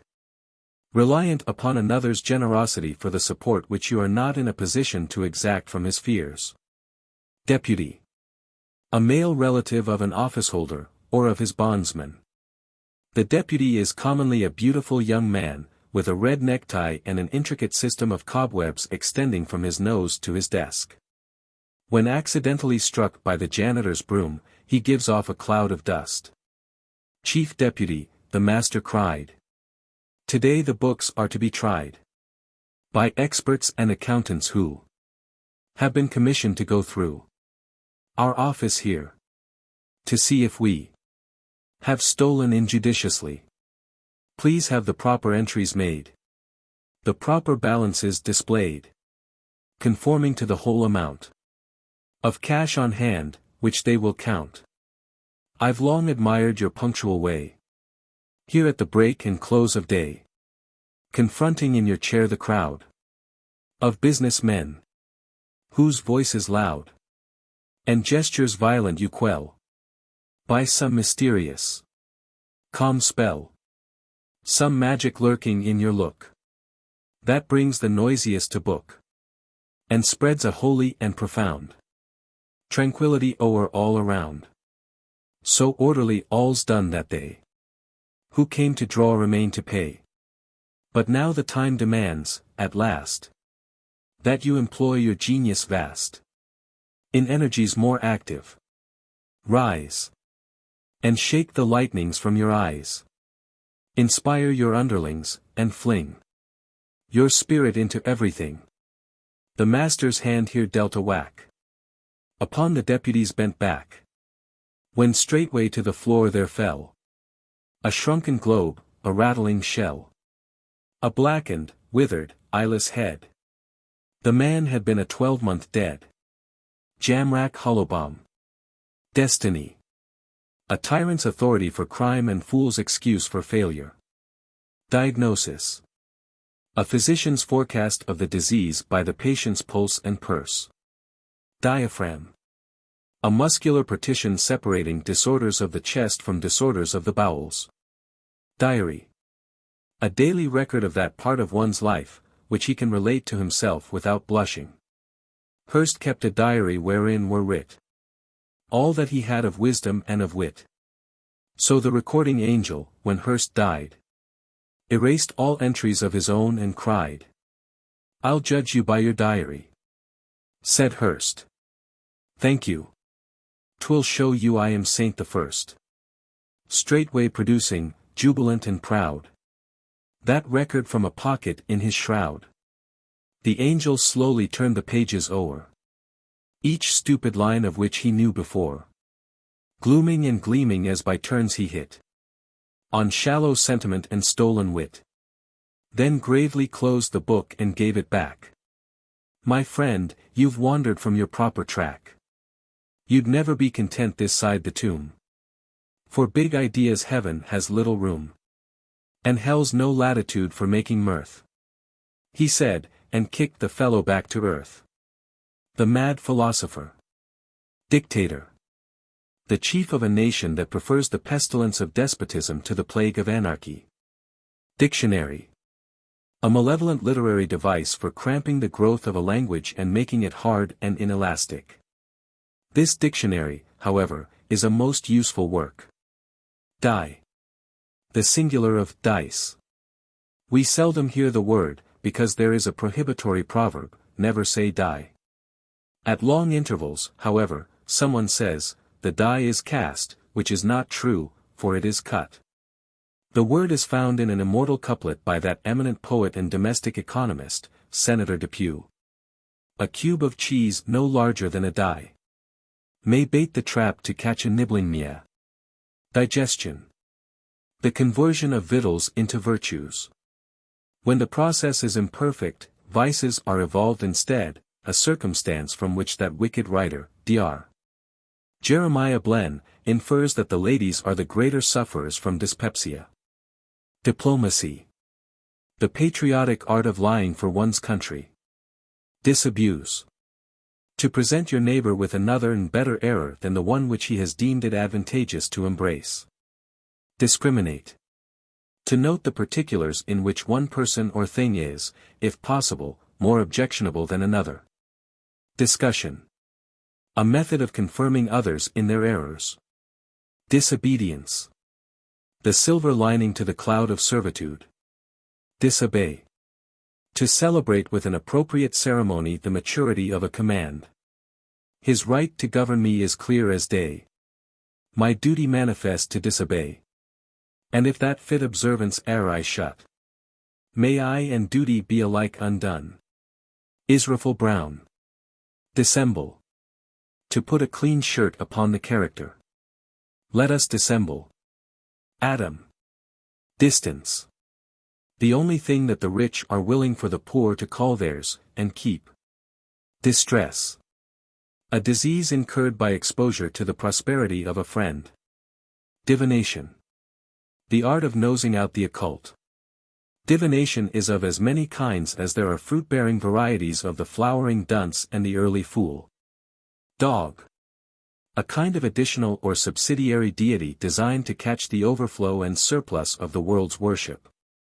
This divine being in some of his smaller and silkier incarnations takes, in the affection of woman, the place to which there is no human male aspirant. The dog is a survival, an anachronism.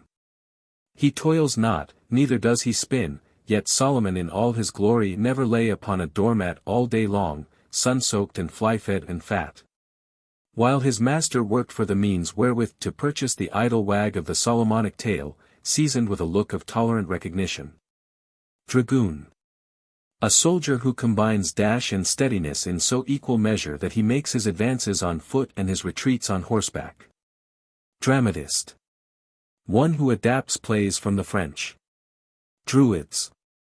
Priests and ministers of an ancient Celtic religion which did not disdain to employ the humble allurement of human sacrifice. Very little is now known about the Druids and their faith. Pliny says their religion, originating in Britain, spread eastward as far as Persia.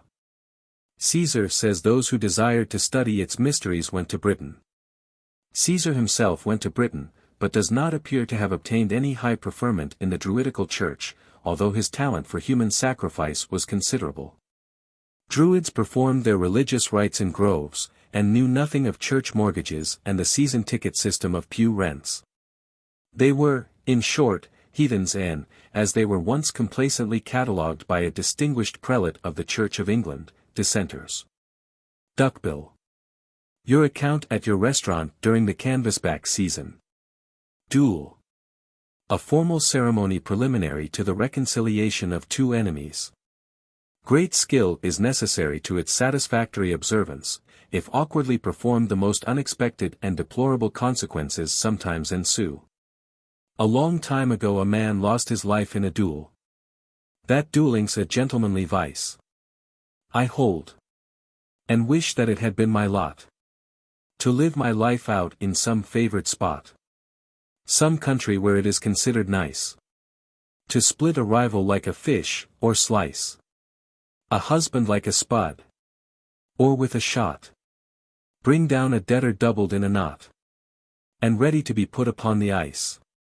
Some miscreants there are, whom I do long. To shoot, or stab, or some such way reclaim. The scurvy rogues to better lives and manners.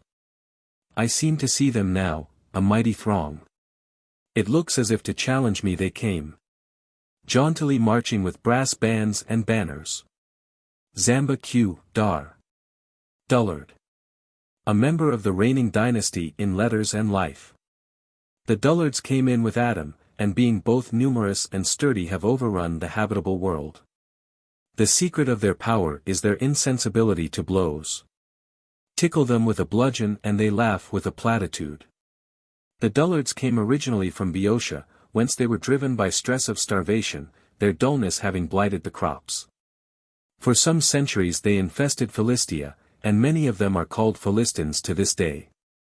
In the turbulent times of the Crusades they withdrew thence and gradually overspread all Europe, occupying most of the high places in politics, art, literature, science and theology. Since a detachment of dullards came over with the pilgrims in the Mayflower and made a favorable report of the country, their increase by birth, immigration, and conversion has been rapid and steady. According to the most trustworthy statistics, the number of adult dullards in the United States is but little short of 30 millions, including the statisticians. The intellectual center of the race is somewhere about Peoria, Illinois, but the New England dullard is the most shockingly moral. Duty.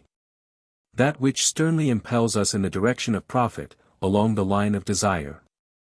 Sir Lavender Portwine, in favor at court, was wroth at his master, who'd kissed Lady Port. His anger provoked him to take the king's head. But duty prevailed, and he took the king's bread. Instead. G.J. E. Eat. To perform successively, and successfully, the functions of mastication, humectation, and deglutition.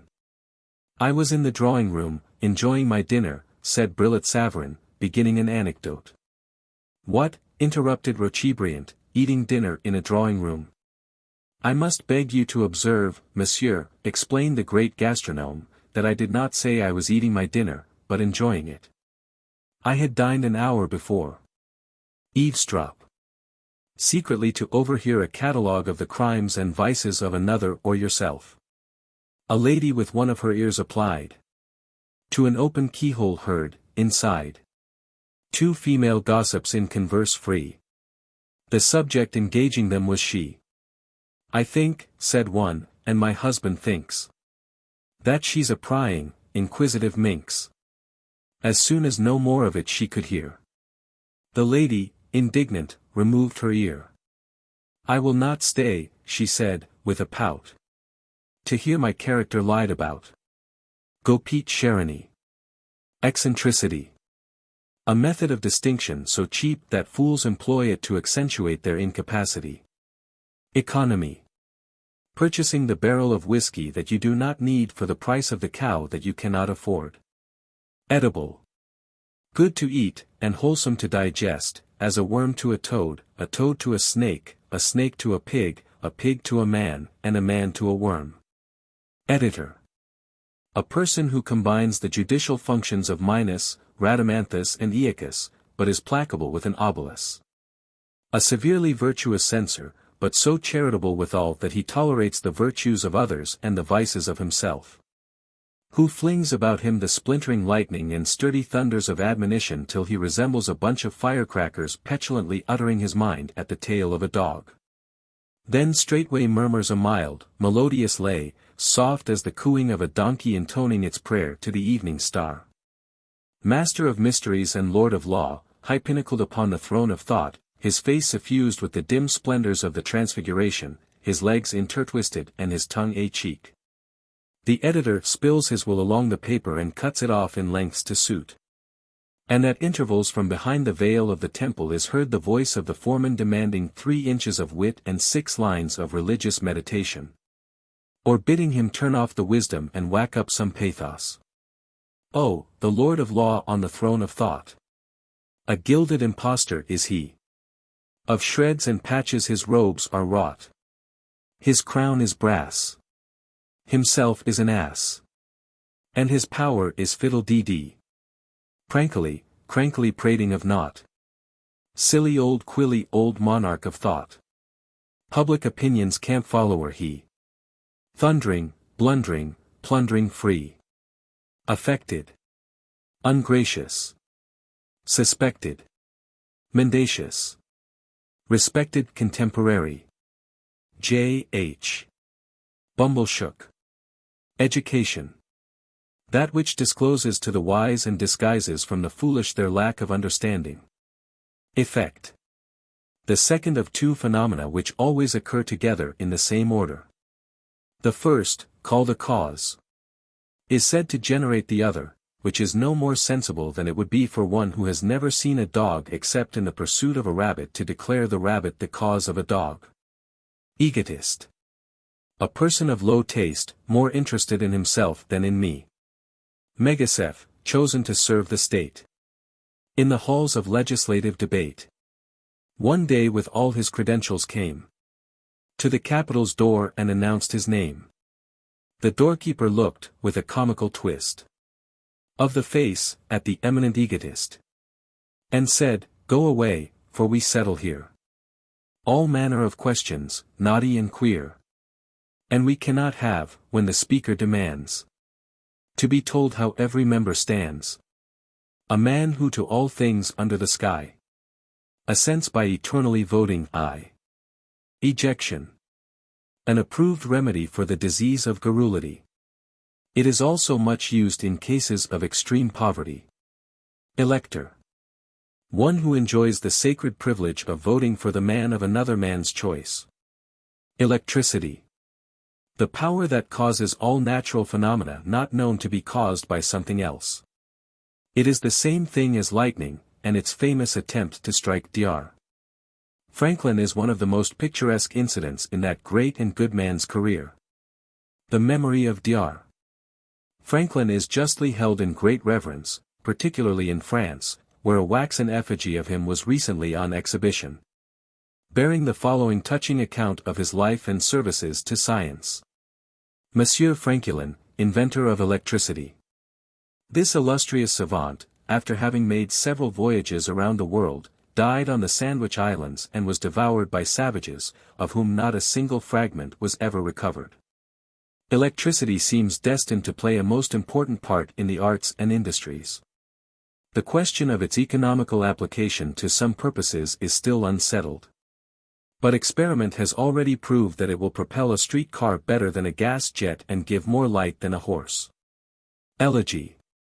A composition in verse, in which, without employing any of the methods of humor, the writer aims to produce in the reader's mind the dampest kind of dejection. The most famous English example begins somewhat like this. The cur foretells the knell of parting day. The loafing herd wins slowly o'er the lea. The wise man homeward plods. I only stay to fiddle-faddle in a minor key. Eloquence. The art of orally persuading fools that white is the color that it appears to be. It includes the gift of making any color appear white. Elysium. An imaginary delightful country which the ancients foolishly believed to be inhabited by the spirits of the good. This ridiculous and mischievous fable was swept off the face of the earth by the early Christians. May their souls be happy in heaven. Emancipation. A bondman's change from the tyranny of another to the despotism of himself. He was a slave, at word he went and came. His iron collar cut him to the bone. Then liberty erased his owner's name, tightened the rivets and inscribed his own. J. Embalm. To cheat vegetation by locking up the gases upon which it feeds. By embalming their dead and thereby deranging the natural balance between animal and vegetable life. The Egyptians made their once fertile and populous country barren and incapable of supporting more than a meager crew. The modern metallic burial casket is a step in the same direction, and many a dead man who ought now to be ornamenting his neighbor's lawn as a tree, or enriching his table as a bunch of radishes, is doomed to a long inutility. We shall get him after a while if we are spared, but in the meantime the violet and rose are languishing for a nibble at his gluteus maximus. Emotion. A prostrating disease caused by a determination of the heart to the head. It is sometimes accompanied by a copious discharge of hydrated chloride of sodium from the eyes. Encomiast. A special, but not particular, kind of liar. End. The position farthest removed on either hand from the interlocutor. The man was perishing apace. Who played the tambourine? The seal of death was on his face. 'Twas pallid, for 'twas clean. This is the end, the sick man said, in faint and failing tones. A moment later he was dead. And tambourine was bones. Tinley Roquat. Enough. All there is in the world if you like it. Enough is as good as a feast, for that matter. Enoughers as good as a feast for the platter. Arbly C. Strunk. Entertainment. Any kind of amusement whose inroads stop short of death by dejection. Enthusiasm.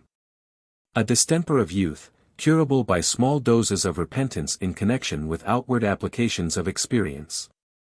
Byron, who recovered long enough to call it intusi had a relapse, which carried him off, to missolonghi. Envelope.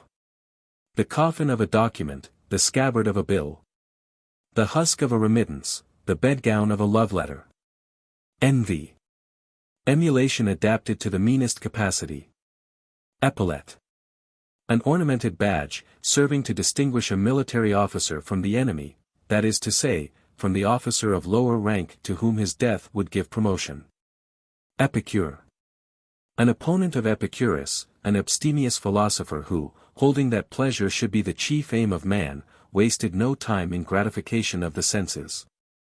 Epigram. A short, sharp saying in prose or verse, frequently characterized by acidity or acerbity and sometimes by wisdom. Following are some of the more notable epigrams of the learned and ingenious Dr. Jamrach Hollowbaum. We know better the needs of ourselves than of others. To serve oneself is economy of administration. In each human heart are a tiger, a pig, an ass and a nightingale. Diversity of character is due to their unequal activity.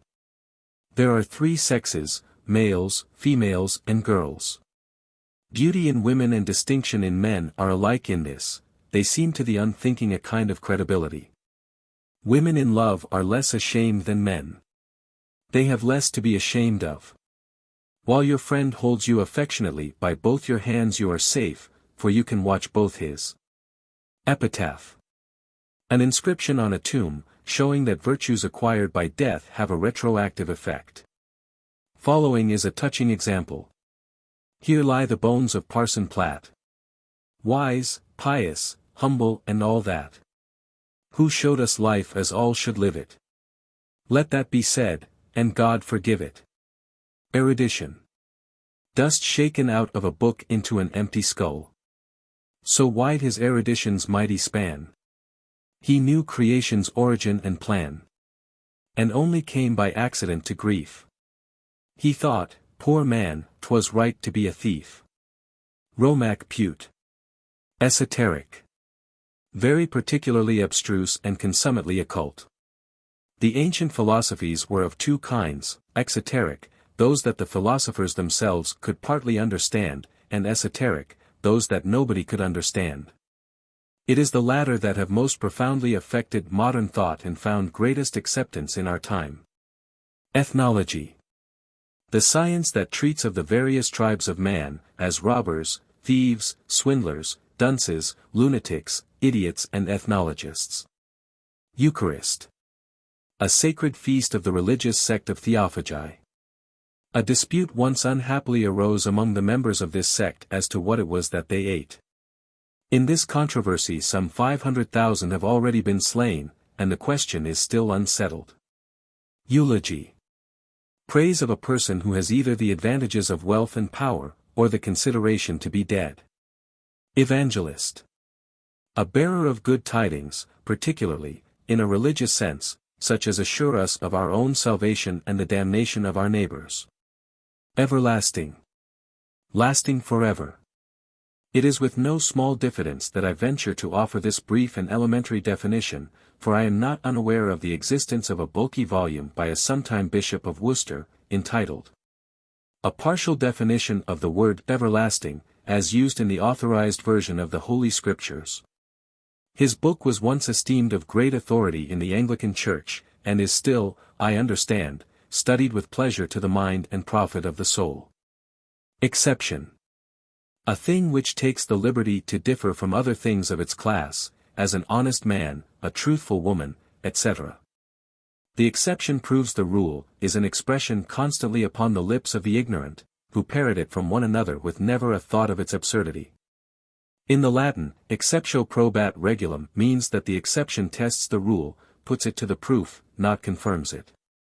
The malefactor who drew the meaning from this excellent dictum and substituted a contrary one of his own exerted an evil power which appears to be immortal.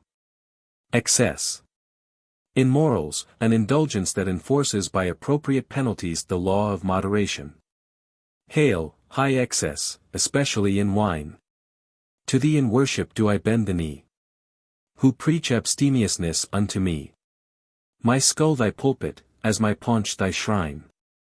Precept on precept, aye, and line on line, could ne'er persuade so sweetly to agree. With reason as thy touch, exact and free, upon my forehead and along my spine. At thy command eschewing pleasure's cup, with the hot grape I warm no more my wit. When on thy stool of penitence I sit, I'm quite converted, for I can't get up. Ungrateful he who afterward would falter to make new sacrifices at thine altar. Excommunication.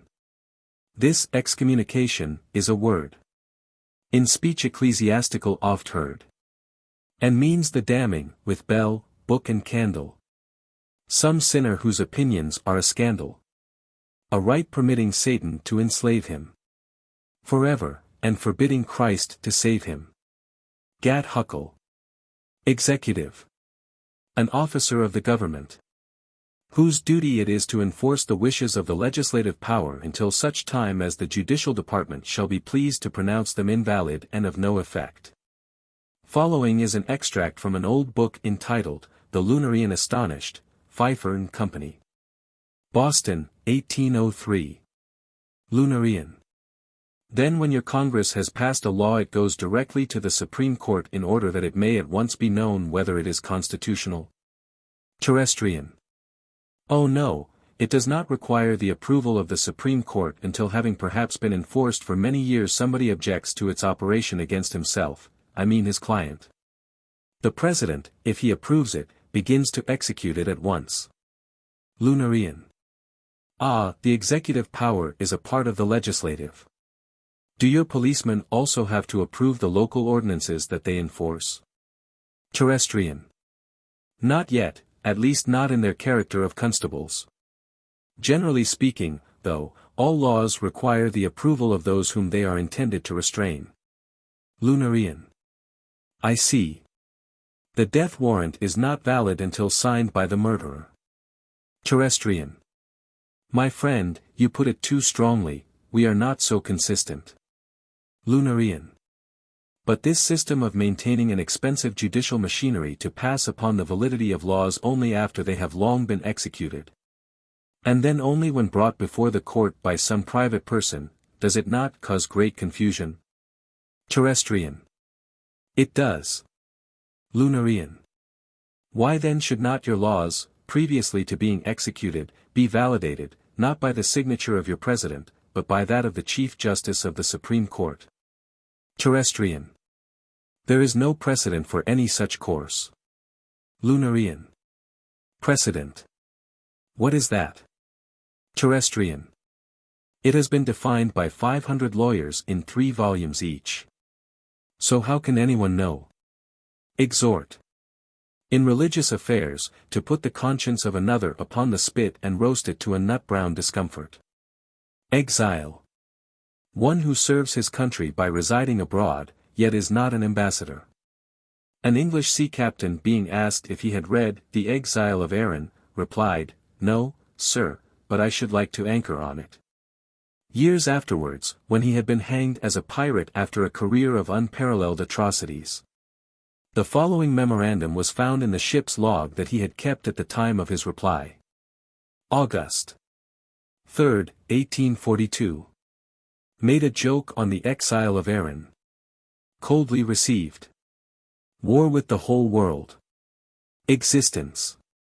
A transient, horrible, fantastic dream, wherein is nothing yet all things do seem, from which we're wakened by a friendly nudge of our bedfellow death, and cry, oh fudge. Experience. The wisdom that enables us to recognize as an undesirable old acquaintance the folly that we have already embraced. To one who, journeying through night and fog, is mired neck-deep in an unwholesome bog. Experience, like the rising of the dawn, reveals the path that he should not have gone. Joel F. Bink. Expostulation. One of the many methods by which fools prefer to lose their friends. Extinction. The raw material out of which theology created the future state. F. Fairy. A creature, variously fashioned and endowed, that formerly inhabited the meadows and forests. It was nocturnal in its habits, and somewhat addicted to dancing and the theft of children. The fairies are now believed by naturalists to be extinct, though a clergyman of the Church of England saw 3 near Colchester as lately as 1855. While passing through a park after dining with the lord of the manor. The sight greatly staggered him, and he was so affected that his account of it was incoherent. In the year 1807 a troop of fairies visited a wood near Aix and carried off the daughter of a peasant, who had been seen to enter it with a bundle of clothing. The son of a wealthy bourgeois disappeared about the same time, but afterward returned. He had seen the abduction and been in pursuit of the fairies. Justinian Go, a writer of the 14th century, avers that so great is the fairy's power of transformation that he saw one change itself into 2 opposing armies and fight a battle with great slaughter, and that the next day, after it had resumed its original shape and gone away, there were 700 bodies of the slain which the villagers had to bury. He does not say if any of the wounded recovered. In the time of Henry III, of England, a law was made which prescribed the death penalty for killinge, wounding, or maminge, a fairy, and it was universally respected. Faith. Belief without evidence in what is told by one who speaks without knowledge, of things without parallel. Famous. Conspicuously miserable. Done to a turn on the iron, behold. Him who to be famous aspired. Content. Well, his grill has a plating of gold. And his twistings are greatly admired. Hassan Brubadi. Fashion. A despot whom the wise ridicule and obey. A king there was who lost an eye. In some excess of passion. And straight his courtiers all did try to follow the new fashion. Each dropped one eyelid when before the throne he ventured, thinking 'twould please the king. That monarch swore he'd slay them all for winking. What should they do? They were not hot to hazard such disaster. They dared not close an eye, dared not see better than their master. Seeing them lachrymose and glum, a leech consoled the weepers. He spread small rags with liquid gum, and covered half their peepers. The court all wore the stuff, the flame of royal anger dying. That's how court plaster got its name. Unless I'm greatly lying. Narami oof. Feast. A festival. A religious celebration usually signalized by gluttony and drunkenness, frequently in honor of some holy person distinguished for abstemiousness. In the Roman Catholic Church feasts are movable and immovable, but the celebrants are uniformly immovable until they are full. In their earliest development these entertainments took the form of feasts for the dead. Such were held by the Greeks, under the name Nemesia, by the Aztecs and Peruvians, as in modern times they are popular with the Chinese. Though it is believed that the ancient dead, like the modern, were light eaters. Among the many feasts of the Romans was the Novemdial, which was held, according to Livy, whenever stones fell from heaven. Felon. A person of greater enterprise than discretion, who in embracing an opportunity has formed an unfortunate attachment. Female. One of the opposing, or unfair, sex. The Maker, at creation's birth, with living things had stocked the earth. From elephants to bats and snails. They all were good, for all were males. But when the devil came and saw, he said, by thine eternal law of growth, maturity, decay, these all must quickly pass away, and leave untenanted the earth, unless thou dost establish birth. Then tucked his head beneath his wing. To laugh, he had no sleeve, the thing.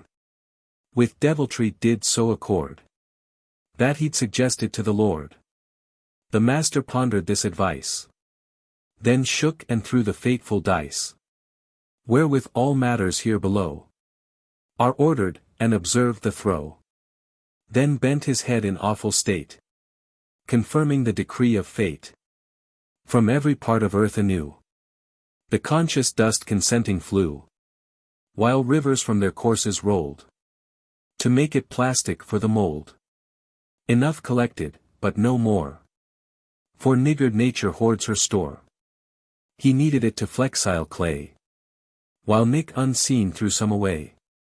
And then the various forms he cast, gross organs first and finer last. No one at once evolved, but all by even touches grew and small degrees advanced, till, shade by shade, to match all living things he'd made. Females, complete in all their parts, except, his clay gave out, the hearts. No matter, Satan cried, with speed, I'll fetch the very hearts they need. So flew away and soon brought back the number needed, in a sack. That night earth rang with sounds of strife. 10 million males each had a wife. That night sweet peace her pinions spread. O'er hell, 10 million devils dead. G.J. Fib. A lie that has not cut its teeth. An habitual liar's nearest approach to truth, the perigee of his eccentric orbit. When David said, all men are liars, Dave, himself a liar, fibbed like any thief. Perhaps he thought to weaken disbelief by proof that even himself was not a slave to truth. Though I suspect the aged knave had been of all her servitors the chief. Had he but known a fig's reluctant leaf is more than e'er she wore on land or wave. No, David served not naked truth when he struck that sledgehammer blow at all his race. Nor did he hit the nail upon the head. For reason shows that it could never be. And the facts contradict him to his face. Men are not liars all, for some are dead. Bartle Quinker. Fickleness. The iterated satiety of an enterprising affection. Fiddle. An instrument to tickle human ears by friction of a horse's tail on the entrails of a cat. To Rome said Nero, if to smoke you turn, I shall not cease to fiddle while you burn. To Nero Rome replied, pray do your worst. 'Tis my excuse that you were fiddling first. ORM Pludge. Fidelity. A virtue peculiar to those who are about to be betrayed. Finance. The art or science of managing revenues and resources for the best advantage of the manager. The pronunciation of this word with the I long and the accent on the first syllable is one of America's most precious discoveries and possessions. Flag. A colored rag borne above troops and hoisted on forts and ships. It appears to serve the same purpose as certain signs that one sees on vacant lots in London, rubbish may be shot here. Flesh. The second person of the secular trinity. Flop. Suddenly to change one's opinions and go over to another party. The most notable flop on record was that of Saul of Tarsus, who has been severely criticized as a turncoat by some of our partisan journals. Flyspeck. The prototype of punctuation. It is observed by Garvinus that the systems of punctuation in use by the various literary nations depended originally upon the social habits and general diet of the flies infesting the several countries. These creatures, which have always been distinguished for a neighborly and companionable familiarity with authors, liberally or niggardly embellish the manuscripts in process of growth under the pen. According to their bodily habit, bringing out the sense of the work by a species of interpretation superior to, and independent of, the writer's powers. The old masters of literature, that is to say, the early writers whose work is so esteemed by later scribes and critics in the same language, never punctuated at all, but worked right along freehand, without that abruption of the thought which comes from the use of points. We observe the same thing in children today, whose usage in this particular is a striking and beautiful instance of the law that the infancy of individuals reproduces the methods and stages of development characterizing the infancy of races. In the work of these primitive scribes all the punctuation is found, by the modern investigator with his optical instruments and chemical tests. To have been inserted by the writer's ingenious and serviceable collaborator, the common housefly, Musca maledicta. In transcribing these ancient MSS. For the purpose of either making the work their own or preserving what they naturally regard as divine revelations. Later writers reverently and accurately copy whatever marks they find upon the papyrus or parchment, to the unspeakable enhancement of the lucidity of the thought and value of the work. Writers contemporary with the copyists naturally avail themselves of the obvious advantages of these marks in their own work. And with such assistance as the flies of their own household may be willing to grant, frequently rival and sometimes surpass the older compositions, in respect at least of punctuation. Which is no small glory. Fully to understand the important services that flies perform to literature, it is only necessary to lay a page of some popular novelist alongside a saucer of cream and molasses in a sunny room and observe how the wit brightens and the style refines, in accurate proportion to the duration of exposure. Folly. That gift and faculty divine, whose creative and controlling energy inspires man's mind, guides his actions and adorns his life. Folly. Although Erasmus praised thee once in a thick volume, and all authors known, if not thy glory yet thy power have shown, deign to take homage from thy son who hunts through all thy maze his brothers, fool and dunce, to mend their lives and to sustain his own, however feebly be his arrows thrown, howe'er each hide the flying weapon's blunts. All-Father Folly, be it mine to raise, with lusty lung, here on his western strand, with all thine offspring thronged from every land, thyself inspiring me, the song of praise. And if too weak, I'll hire, to help me bawl, Dick Watson Gilder, gravest of us all. Aramis Lodo Frope. Fool. A person who pervades the domain of intellectual speculation and diffuses himself through the channels of moral activity. He is omnific, omniform, omnipercipient, omniscient, omnipotent. He it was who invented letters, printing, the railroad, the steamboat, the telegraph, the platitude and the circle of the sciences. He created patriotism and taught the nations war, founded theology, philosophy, law, medicine and Chicago. He established monarchical and republican government.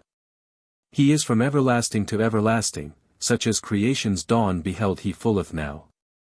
In the morning of time he sang upon primitive hills, and in the noonday of existence headed the procession of being. His grandmotherly hand has warmly tucked in the set sun of civilization, and in the twilight he prepares man's evening meal of milk and morality and turns down the covers of the universal grave. And after the rest of us shall have retired for the night of eternal oblivion he will sit up to write a history of human civilization. Force. Force is but might, the teacher said. That definition's just. The boy said naught but thought instead, remembering his pounded head. Force is not might but must. Forefinger.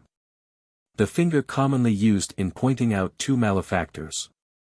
Foreordination. This looks like an easy word to define, but when I consider that pious and learned theologians have spent long lives in explaining it, and written libraries to explain their explanations. When I remember that nations have been divided and bloody battles caused by the difference between foreordination and predestination, and that millions of treasure have been expended in the effort to prove and disprove its compatibility with freedom of the will and the efficacy of prayer, praise, and a religious life, recalling these awful facts in the history of the word, I stand appalled before the mighty problem of its signification, abase my spiritual eyes. Fearing to contemplate its portentous magnitude, reverently uncover and humbly refer it to His Eminence Cardinal Gibbons and His Grace Bishop Potter. Forgetfulness. A gift of God bestowed upon debtors in compensation for their destitution of conscience. Fork. An instrument used chiefly for the purpose of putting dead animals into the mouth. Formerly the knife was employed for this purpose, and by many worthy persons is still thought to have many advantages over the other tool, which, however, they do not altogether reject. but used to assist in charging the knife. The immunity of these persons from swift and awful death is one of the most striking proofs of God's mercy to those that hate him. Forma pauperis. Latin. In the character of a poor person, a method by which a litigant without money for lawyers is considerately permitted to lose his case. When Adam long ago in Cupid's awful court. For Cupid ruled ere Adam was invented. Sued for Eve's favor, says an ancient law report. He stood and pleaded unhabilimented. You sue in forma pauperis, I see, Eve cried. Actions can't here be that way prosecuted. So all poor Adam's motions coldly were denied. He went away, as he had come, non-suited. G. J. Frankelmoine. The tenure by which a religious corporation holds lands on condition of praying for the soul of the donor. In medieval times many of the wealthiest fraternities obtained their estates in this simple and cheap manner. And once when Henry VIII of England sent an officer to confiscate certain vast possessions which a fraternity of monks held by Frankelmoine, "What?" said the prior, "would you master stay our benefactor's soul in purgatory?" "Aye," said the officer, coldly, "and ye will not pray him thence for naught he must e'en roast." "But look you, my son," persisted the good man, "this act hath rank as robbery of God." "Nay, nay, good father, my master the king doth but deliver him from the manifold temptations of too great wealth." Freebooter. A conqueror in a small way of business, whose annexations lack of the sanctifying merit of magnitude. Freedom. Exemption from the stress of authority in a beggarly half-dozen of restraints, infinite multitude of methods. A political condition that every nation supposes itself to enjoy in virtual monopoly. Liberty. The distinction between freedom and liberty is not accurately known. Naturalists have never been able to find a living specimen of either. Freedom, as every schoolboy knows, once shrieked as Kosciuszko fell. On every wind, indeed, that blows, I hear her yell. She screams whenever monarchs meet, and parliaments as well, to bind the chains about her feet, and toll her knell. And when the sovereign people cast the votes they cannot spell upon the pestilential blast, her clamors swell. For all to whom the power's given to sway or to compel, among themselves apportion heaven, and give her hell. Blary augury. Freemasons. An order with secret rites, grotesque ceremonies and fantastic costumes, which, originating in the reign of Charles II, among working artisans of London, has been joined successively by the dead of past centuries in unbroken retrogression until now it embraces all the generations of man on the hither side of Adam and is drumming up distinguished recruits among the precreational inhabitants of chaos and formless void. The order was founded at different times by Charlemagne, Julius Caesar, Cyrus, Solomon, Zoroaster, Confucius, Thothmes, and Buddha. Its emblems and symbols have been found in the catacombs of Paris and Rome, on the stones of the Parthenon and the Chinese Great Wall, among the temples of Karnak and Palmyra and in the Egyptian pyramids, always by a Freemason. Friendless. Having no favors to bestow. Destitute of fortune. Addicted to utterance of truth and common sense. Friendship. A ship big enough to carry two in fair weather, but only one in foul. The sea was calm and the sky was blue. Merrily, merrily sailed we two. High barometer mocketh glad. On the tipsy ship, with a dreadful shout, the tempest descended and we fell out. Oh, the walking is nasty bad. Armit huff betel. Frog. A reptile with edible legs. The first mention of frogs in profane literature is in Homer's narrative of the war between them and the mice. Skeptical persons have doubted Homer's authorship of the work, but the learned, ingenious and industrious Dr. Schliemann has set the question forever at rest by uncovering the bones of the slain frogs. One of the forms of moral suasion by which Pharaoh was besought to favor the Israelites was a plague of frogs, but Pharaoh, who liked them fricassees, remarked, with truly oriental stoicism. That he could stand it as long as the frogs and the Jews could. So the program was changed. The frog is a diligent songster, having a good voice but no ear. The libretto of his favorite opera, as written by Aristophanes, is brief, simple and effective, brechikex. The music is apparently by that eminent composer, Richard Wagner. Horses have a frog in each hoof, a thoughtful provision of nature, enabling them to shine in a hurdle race. Frying pan. One part of the penal apparatus employed in that punitive institution, a woman's kitchen. The frying pan was invented by Calvin, and by him used in cooking span-long infants that had died without baptism. And observing one day the horrible torment of a tramp who had incautiously pulled a fried babe from the waste dump and devoured it. It occurred to the great divine to rob death of its terrors by introducing the frying pan into every household in Geneva. Thence it spread to all corners of the world, and has been of invaluable assistance in the propagation of his somber faith. The following lines, said to be from the pen of His Grace Bishop Potter, seem to imply that the usefulness of this utensil is not limited to this world. But as the consequences of its employment in this life reach over into the life to come, so also itself may be found on the other side. Rewarding its devotees.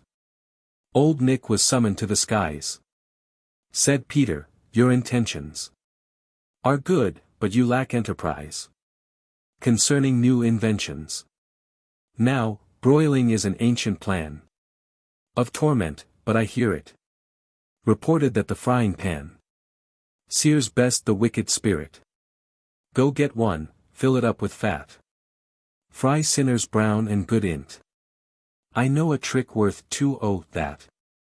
Said Nick, "I'll cook their food in't." Funeral. A pageant whereby we attest our respect for the dead by enriching the undertaker, and strengthen our grief by an expenditure that deepens our groans and doubles our tears. The savage dies, they sacrifice a horse, to bear to happy hunting grounds the course. Our friends expire, we make the money fly, in hope their souls will chase it to the sky. Jex Wapley. Future. That period of time in which our affairs prosper, our friends are true and our happiness is assured. G. Gallows. A stage for the performance of miracle plays, in which the leading actor is translated to heaven. In this country the gallows is chiefly remarkable for the number of persons who escape it. Whether on the gallows high, or where blood flows the reddest, the noblest place for man to die is where he died the deadest. Old play. Gargoyle. A rainspout projecting from the eaves of medieval buildings, commonly fashioned into a grotesque caricature of some personal enemy of the architect or owner of the building. This was especially the case in churches and ecclesiastical structures generally, in which the gargoyles presented a perfect rogues' gallery of local heretics and controversialists. Sometimes when a new dean and chapter were installed the old gargoyles were removed and others substituted, having a closer relation to the private animosities of the new incumbents. Garter. An elastic band intended to keep a woman from coming out of her stockings and desolating the country. Genealogy. An account of one's descent from an ancestor who did not particularly care to trace his own. Generous. Originally this word meant noble by birth and was rightly applied to a great multitude of persons. It now means noble by nature and is taking a bit of a rest. Genteel. Refined, after the fashion of a gent. Observe with care, my son, the distinction I reveal. A gentleman is gentle and a gent genteel. Heed not the definitions your unabridged presents. For dictionary makers are generally gents. J. Geographer. A chap who can tell you offhand the difference between the outside of the world and the inside. Haybeam, geographer of wide renown. Native of Abu Kabir's ancient town. In passing thence along the river Zam, to the adjacent village of Zeelam. Bewildered by the multitude of roads. Got lost, lived long on migratory toads. Then from exposure miserably died. And grateful travelers bewailed their guide. Henry Hawkhorne. Geology. The science of the earth's crust, to which, doubtless, will be added that of its interior whenever a man shall come up garrulous out of a well. The geological formations of the globe already noted are catalogued thus: the primary, or lower one, consists of rocks, bones or mired mules, gas pipes, miners' tools, antique statues minus the nose, Spanish doubloons and ancestors. The secondary is largely made up of red worms and moles. The tertiary comprises railway tracks, patent pavements, grass, snakes, moldy boots, beer bottles, tomato cans, intoxicated citizens, garbage, anarchists, snapdogs and fools. Ghost. The outward and visible sign of an inward fear. He saw a ghost. It occupied, that dismal thing, the path that he was following. Before he'd time to stop and fly, an earthquake trifled with the eye. That saw a ghost. He fell as fall the early good. Unmoved that awful vision stood. The stars that danced before his ken. He wildly brushed away, and then he saw a post. Jared Macfester. Accounting for the uncommon behavior of ghosts, Heine mentions somebody's ingenious theory to the effect that they are as much afraid of us as we of them. Not quite, if I may judge from such tables of comparative speed as I am able to compile from memories of my own experience. There is one insuperable obstacle to a belief in ghosts. A ghost never comes naked, he appears either in a winding sheet or, in his habit as he lived. To believe in him, then, is to believe that not only have the dead the power to make themselves visible after there is nothing left of them, but that the same power inheres in textile fabrics. Supposing the products of the loom to have this ability, what object would they have in exercising it? And why does not the apparition of a suit of clothes sometimes walk abroad without a ghost in it? These be riddles of significance. They reach away down and get a convulsive grasp on the very taproot of this flourishing faith. Ghoul. A demon addicted to the reprehensible habit of devouring the dead. The existence of ghouls has been disputed by that class of controversialists who are more concerned to deprive the world of comforting beliefs than to give it anything good in their place.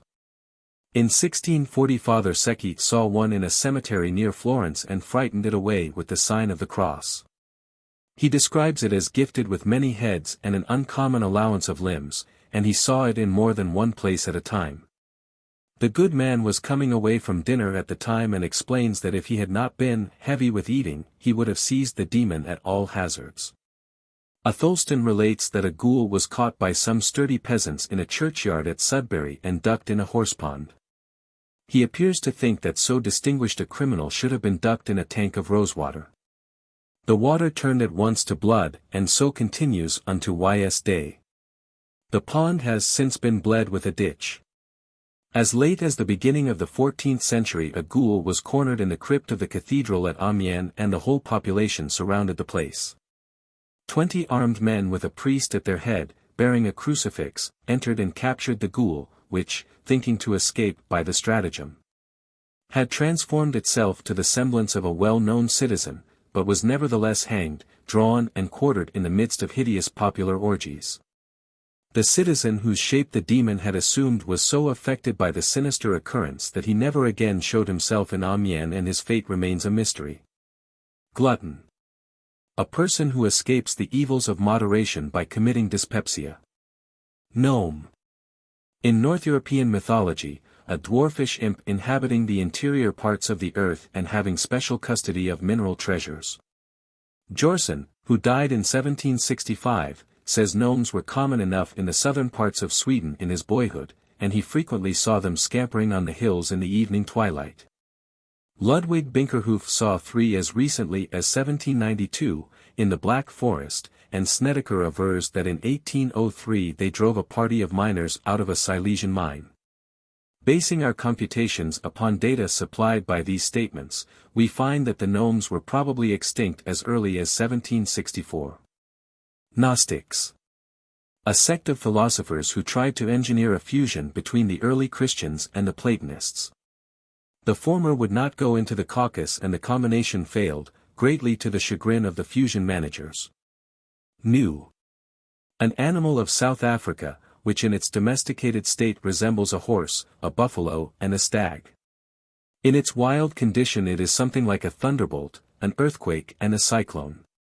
A hunter from Kew caught a distant view of a peacefully meditative new.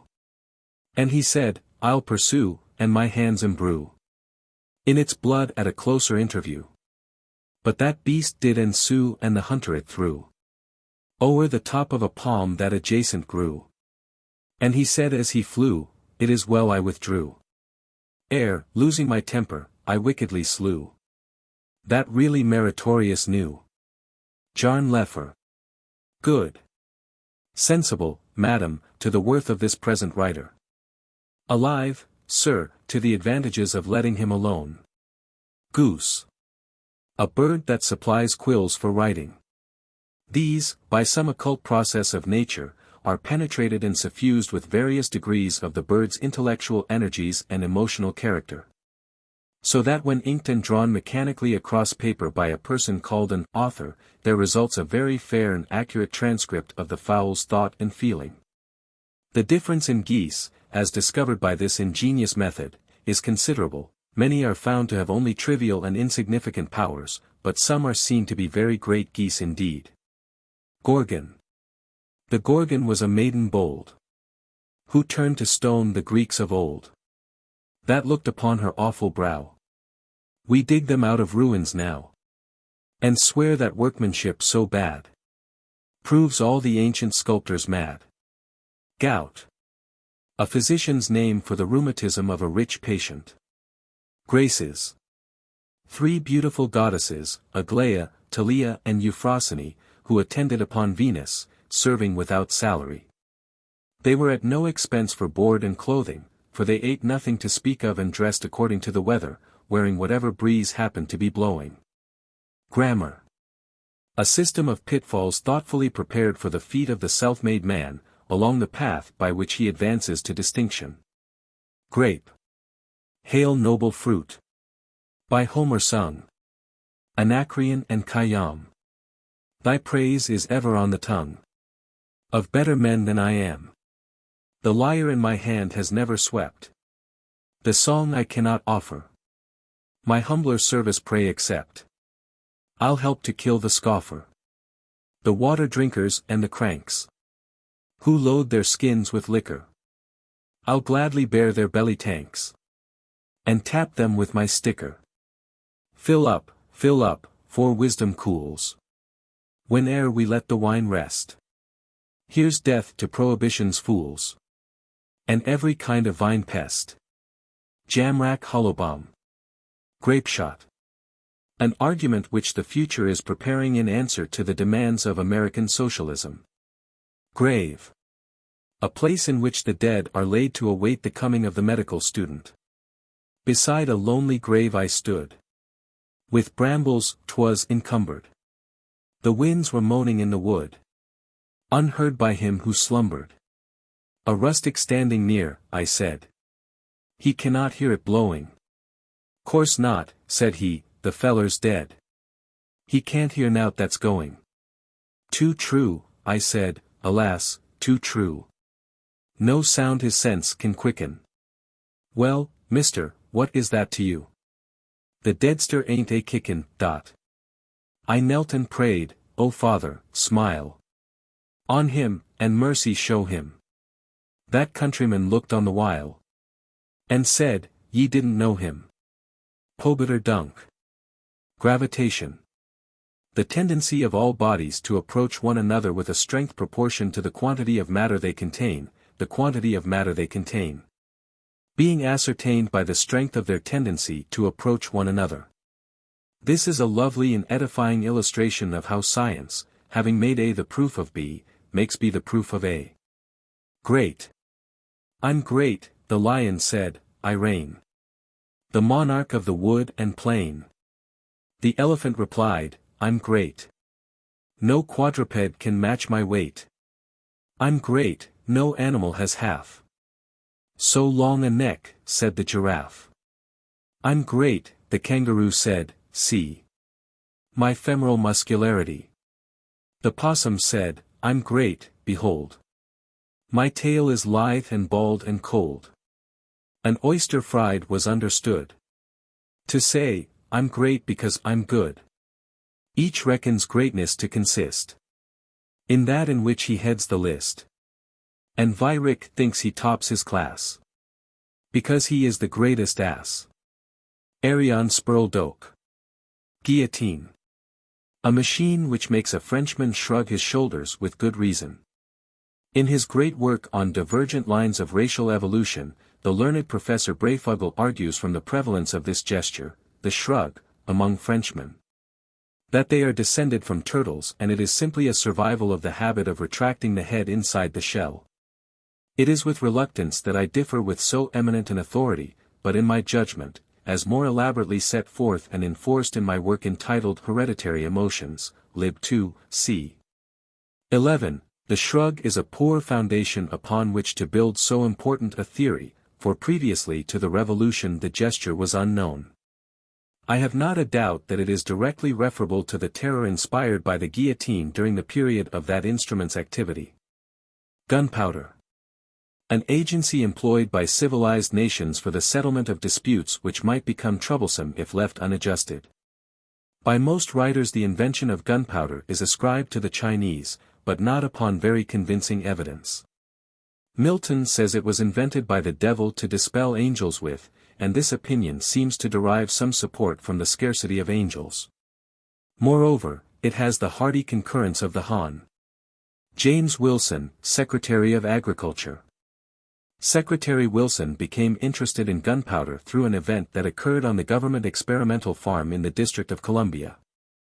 One day, several years ago, a rogue imperfectly reverent of the secretary's profound attainments and personal character presented him with a sack of gunpowder, representing it as the seed of the flashoffle flabbergaster, a Patagonian cereal of great commercial value, admirably adapted to this climate.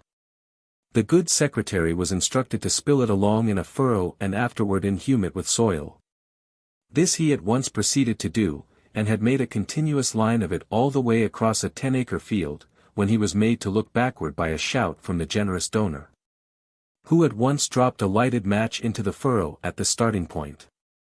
Contact with the earth had somewhat dampened the powder, but the startled functionary saw himself pursued by a tall moving pillar of fire and smoke and fierce evolution.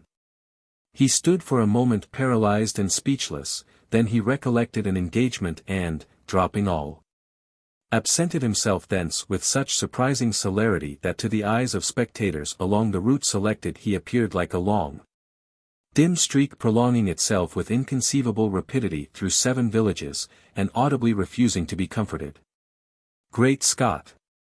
What is that? Cried a surveyor's chainman, shading his eyes and gazing at the fading line of agriculturist which bisected his visible horizon. That, said the surveyor, carelessly glancing at the phenomenon and again centering his attention upon his instrument, is the meridian of Washington. H. Habeas corpus. A writ by which a man may be taken out of jail when confined for the wrong crime. Habit. A shackle for the free. Hades. The lower world. The residence of departed spirits, the place where the dead live. Among the ancients the idea of Hades was not synonymous with our hell, many of the most respectable men of antiquity residing there in a very comfortable kind of way. Indeed, the Elysian fields themselves were a part of Hades, though they have since been removed to Paris. When the Jacobean version of the New Testament was in process of evolution, the pious and learned men engaged in the work insisted by a majority vote on translating the Greek word deltaeta as hell. But a conscientious minority member secretly possessed himself of the record and struck out the objectionable word wherever he could find it. At the next meeting, the Bishop of Salisbury, looking over the work, suddenly sprang to his feet and said with considerable excitement, "Gentlemen, somebody has been raising hell here." Years afterward the good prelate's death was made sweet by the reflection that he had been the means, under Providence, of making an important, serviceable and immortal addition to the phraseology of the English tongue. Hag. An elderly lady whom you do not happen to like, sometimes called, also, a hen, or cat. Old witches, sorceresses, etc. were called hags from the belief that their heads were surrounded by a kind of baleful lumination or nimbus, hag being the popular name of that peculiar electrical light sometimes observed in the hair. At one time hag was not a word of reproach. Drayton speaks of a beautiful hag, all smiles, much as Shakespeare said, sweet wench. It would not now be proper to call your sweetheart a hag, that compliment is reserved for the use of her grandchildren. Half. One of two equal parts into which a thing may be divided, or considered as divided. In the 14th century a heated discussion arose among theologists and philosophers as to whether omniscience could part an object into three halves. And the pious Father Aldrovinus publicly prayed in the cathedral at Rouen that God would demonstrate the affirmative of the proposition in some signal and unmistakable way. And particularly, if it should please him, upon the body of that hardy blasphemer, Minucius Procinus, who maintained the negative. Procinus, however, was spared to die of the bite of a viper. Halo. Properly, a luminous ring encircling an astronomical body, but not infrequently confounded with aureola, or nimbus. A somewhat similar phenomenon worn as a headdress by divinities and saints. The halo is a purely optical illusion, produced by moisture in the air, in the manner of a rainbow. But the aureola is conferred as a sign of superior sanctity, in the same way as a bishop's mitre, or the pope's tiara. In the painting of the Nativity, by Sejkin, a pious artist of Pest, not only do the Virgin and the Child wear the nimbus, but an ass nibbling hay from the sacred manger is similarly decorated and, to his lasting honor be it said, appears to bear his unaccustomed dignity with a truly saintly grace. Hand. A singular instrument worn at the end of the human arm and commonly thrust into somebody's pocket. Handkerchief. A small square of silk or linen, used in various ignoble offices about the face and especially serviceable at funerals to conceal the lack of tears. The handkerchief is of recent invention, our ancestors knew nothing of it and entrusted its duties to the sleeve. Shakespeare's introducing it into the play of Othello is an anachronism. Desdemona dried her nose with her skirt, as Dr. Mary Walker and other reformers have done with their coattails in our own day, an evidence that revolutions sometimes go backward. Hangman. An officer of the law charged with duties of the highest dignity and utmost gravity, and held in hereditary disesteem by a populace having a criminal ancestry. In some of the American states his functions are now performed by an electrician, as in New Jersey. Where executions by electricity have recently been ordered, the first instance known to this lexicographer of anybody questioning the expediency of hanging Jersey men. Happiness. An agreeable sensation arising from contemplating the misery of another. Harangue. A speech by an opponent who is known as an haranguotan. Harbor. A place where ships taking shelter from storms are exposed to the fury of the customs. Harmonists. A sect of Protestants, now extinct, who came from Europe in the beginning of the last century and were distinguished for the bitterness of their internal controversies and dissensions. Hash. There is no definition for this word, nobody knows what hash is. Hatchet. A young axe, known among Indians as a Thomas Hawk. Oh, bury the hatchet, irascible red. For peace is a blessing, the white man said. The savage concurred, and that weapon interred. With imposing rights, in the white man's head.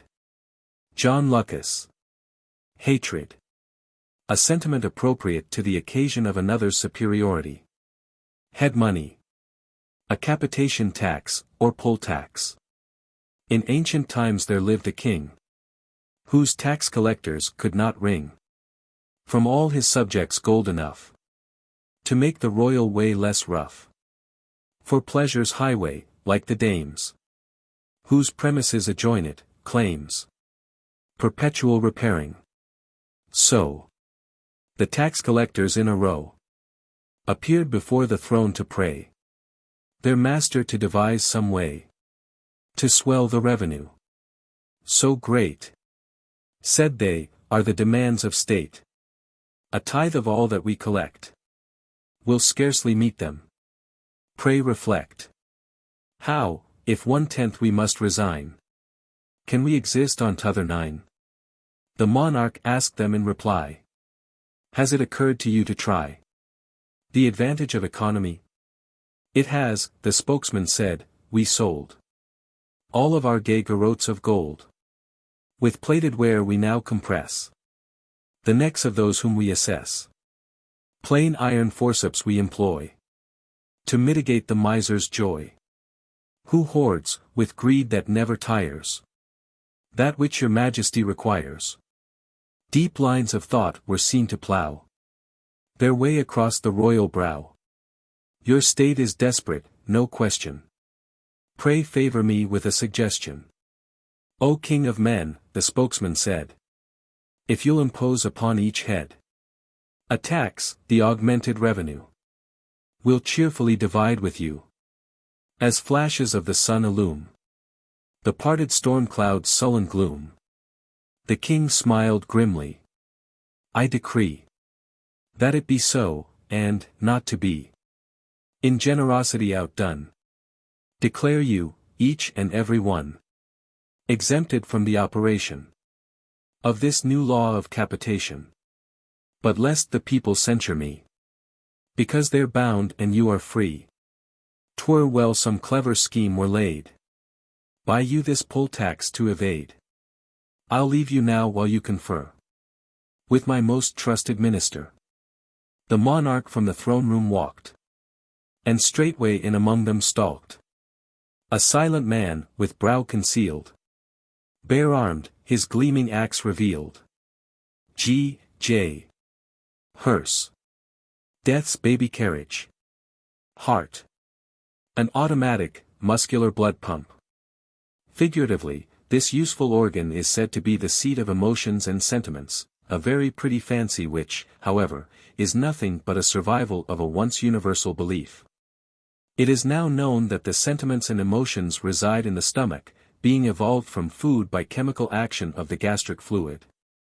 The exact process by which a beefsteak becomes a feeling, tender or not, according to the age of the animal from which it was cut. The successive stages of elaboration through which a caviar sandwich is transmuted to a quaint fancy and reappears as a pungent epigram. The marvelous functional methods of converting a hard-boiled egg into religious contrition, or a cream puff into a sigh of sensibility, these things have been patiently ascertained by M. Pasteur, and by him expounded with convincing lucidity. See, also, my monograph, The Essential Identity of the Spiritual Affections and Certain Intestinal Gases Freed in Digestion, 4 to 687 pages. In a scientific work entitled, I believe, Delectatio Daemonorum, John Camden Houghton, London, 1873, this view of the sentiments receives a striking illustration. And for further light consult Professor Dam's famous treatise on Love as a Product of Alimentary Maceration. Heat. Heat, says Professor Tyndall, is a mode of motion, but I know now how he's proving his point. But this I know, hot words bestowed with skill will set the human fist a-moving. And where it stops the stars burn free and wild. Creed expertum, I have seen them, child. Gorton Swope. Heathen. A benighted creature who has the folly to worship something that he can see and feel. According to Professor Howison, of the California State University, Hebrews are heathens. The Hebrews are heathens, says Howison. He's a Christian philosopher. I'm a scurril agnostical chap, if you please. Addicted too much to the crime of religious discussion in rhyme. Though Hebrew and Howison cannot agree on a modus vivendi, not they. Yet heaven has had the designing of me, and I haven't been reared in a way to joy in the thick of the fray. For this of my creed is the soul and the gist, and the truth of it I aver. Who differs from me in his faith is an ist, and it, and I see, or an per. And I'm down upon him or her. Let Howison urge with perfunctory chin. Toleration, that's all very well. But a roast is nuts to his nostril thin. And he's running, I know by the smell. A secret and personal hell. Bissell Jip. Heaven. A place where the wicked cease from troubling you with talk of their personal affairs, and the good listen with attention while you expound your own. Hebrew. A male Jew, as distinguished from the Shebrew, an altogether superior creation. Helpmate. A wife, or bitter half. Now, why is your wife called a helpmate, Pat? Says the priest. Since the time ye're wooin'. She's never assisted in what ye were at. For it's not ye are ever doin'. That's true of your riverence, Patrick replies. And no sign of contrition evices. But, bedad, it's a fact which the word implies. For she helps to make the expenses. Marley Wattle. Hemp. A plant from whose fibrous bark is made an article of neckwear which is frequently put on after public speaking in the open air and prevents the wearer from taking cold. Hermit. A person whose vices and follies are not sociable. Hers. His. Hibernate. To pass the winter season in domestic seclusion. There have been many singular popular notions about the hibernation of various animals. Many believe that the bear hibernates during the whole winter and subsists by mechanically sucking its paws. It is admitted that it comes out of its retirement in the spring so lean that it had to try twice before it can cast a shadow. 3 or 4 centuries ago, in England, no fact was better attested than that swallows passed the winter months in the mud at the bottom of their brooks, clinging together in globular masses. They have apparently been compelled to give up the custom on account of the foulness of the brooks. Sodus Ascobius discovered in Central Asia a whole nation of people who hibernate. By some investigators, the fasting of Lent is supposed to have been originally a modified form of hibernation, to which the Church gave a religious significance. But this view was strenuously opposed by that eminent authority, Bishop Kipp, who did not wish any honors denied to the memory of the founder of his family. Hippogriff. An animal, now extinct, which was half horse and half griffin. The griffin was itself a compound creature, half lion and half eagle. The hippogriff was actually, therefore, only 1/4 eagle, which is $2.50 in gold. The study of zoology is full of surprises. Historian. A broad-gauge gossip. History. An account mostly false, of events mostly unimportant, which are brought about by rulers mostly knaves, and soldiers mostly fools. Of Roman history, great Niebuhr's shown. 'Tis 9/10 lying. Faith, I wish 'twere known. Ere we accept great Niebuhr as a guide. Wherein he blundered and how much he lied. Salderbup. Hog. A bird remarkable for the catholicity of its appetite and serving to illustrate that of ours. Among the Muslims and Jews, the hog is not in favor as an article of diet, but is respected for the delicacy of its habits, the beauty of its plumage and the melody of its voice. It is chiefly as a songster that the fowl is esteemed. The cage of him in full chorus has been known to draw tears from 2 persons at once. The scientific name of this dickybird is Porcus rockefelleri. Mr. Rockefeller did not discover the hog, but it is considered his by right of resemblance. Homeopathist. The humorist of the medical profession. Homeopathy. A school of medicine midway between allopathy and Christian Science. To the last both the others are distinctly inferior, for Christian Science will cure imaginary diseases, and they cannot. Homicide. The slaying of one human being by another. There are 4 kinds of homicide: felonious, excusable, justifiable and praiseworthy. But it makes no great difference to the person slain whether he fell by one kind or another, the classification is for advantage of the lawyers. Homiletics. The science of adapting sermons to the spiritual needs, capacities and conditions of the congregation. So skilled the parson was in homiletics.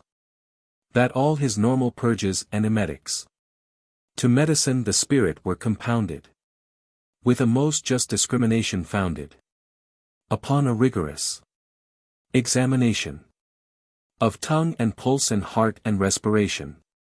Then, having diagnosed each one's condition, his scriptural specifics this physician administered, his pills so efficacious, and pukes of disposition so vivacious, that souls afflicted with 10 kinds of Adam were convalescent ere they knew they had but slander's tongue, itself all coated, uttered her bilious mind and scandalously muttered that in the case of patients having money, the pills were sugar and the pukes were honey.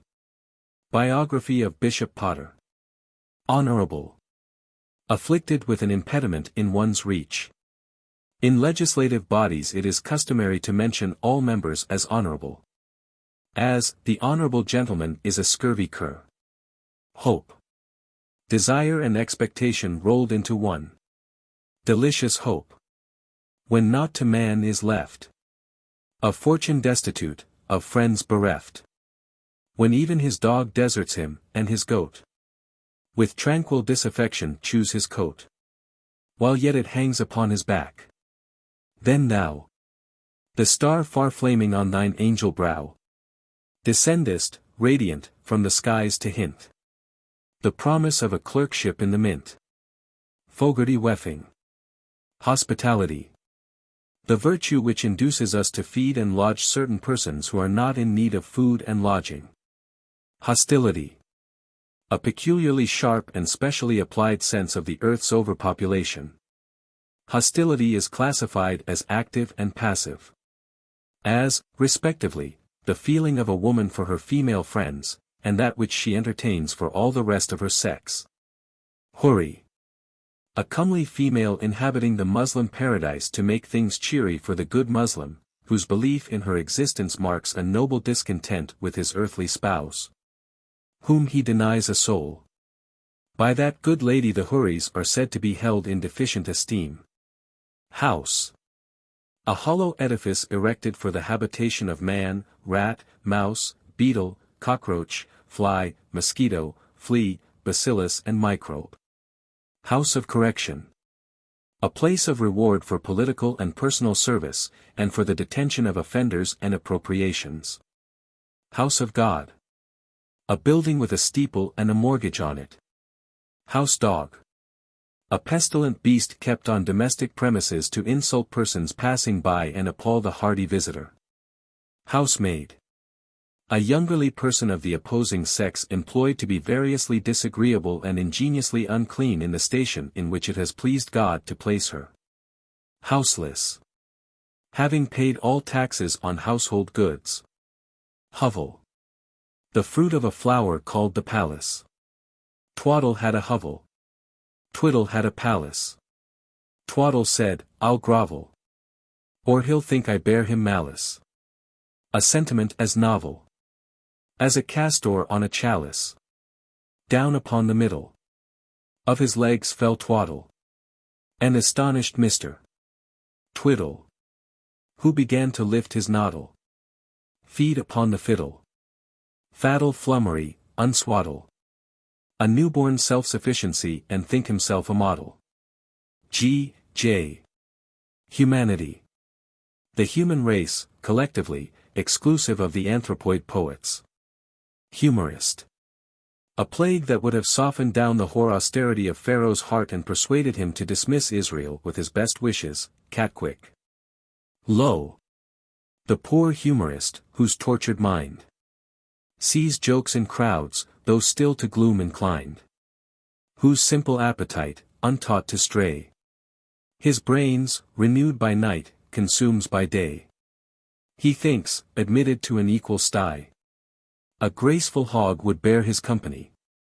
Alexander Polk. Hurricane. An atmospheric demonstration once very common but now generally abandoned for the tornado and cyclone. The hurricane is still in popular use in the West Indies and is preferred by certain old-fashioned sea captains. It is also used in the construction of the upper decks of steamboats, but generally speaking, the hurricane's usefulness has outlasted it. Hurry. The dispatch of bunglers. Husband. One who, having dined, is charged with the care of the plate. Hybrid. A pooled issue. Hydra. A kind of animal that the ancients catalogued under many heads. Hyena. A beast held in reverence by some Oriental nations from its habit of frequenting at night the burial places of the dead. But the medical student does that. Hypochondriasis.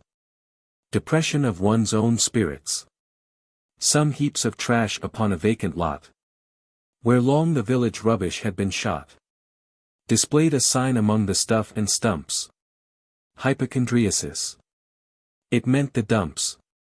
Bogle s. Pervy. Hypocrite. One who, professing virtues that he does not respect, secures the advantage of seeming to be what he despises. Chapter 1. I is the first letter of the alphabet, the first word of the language, the first thought of the mind, the first object of affection. In grammar it is a pronoun of the first person and singular number.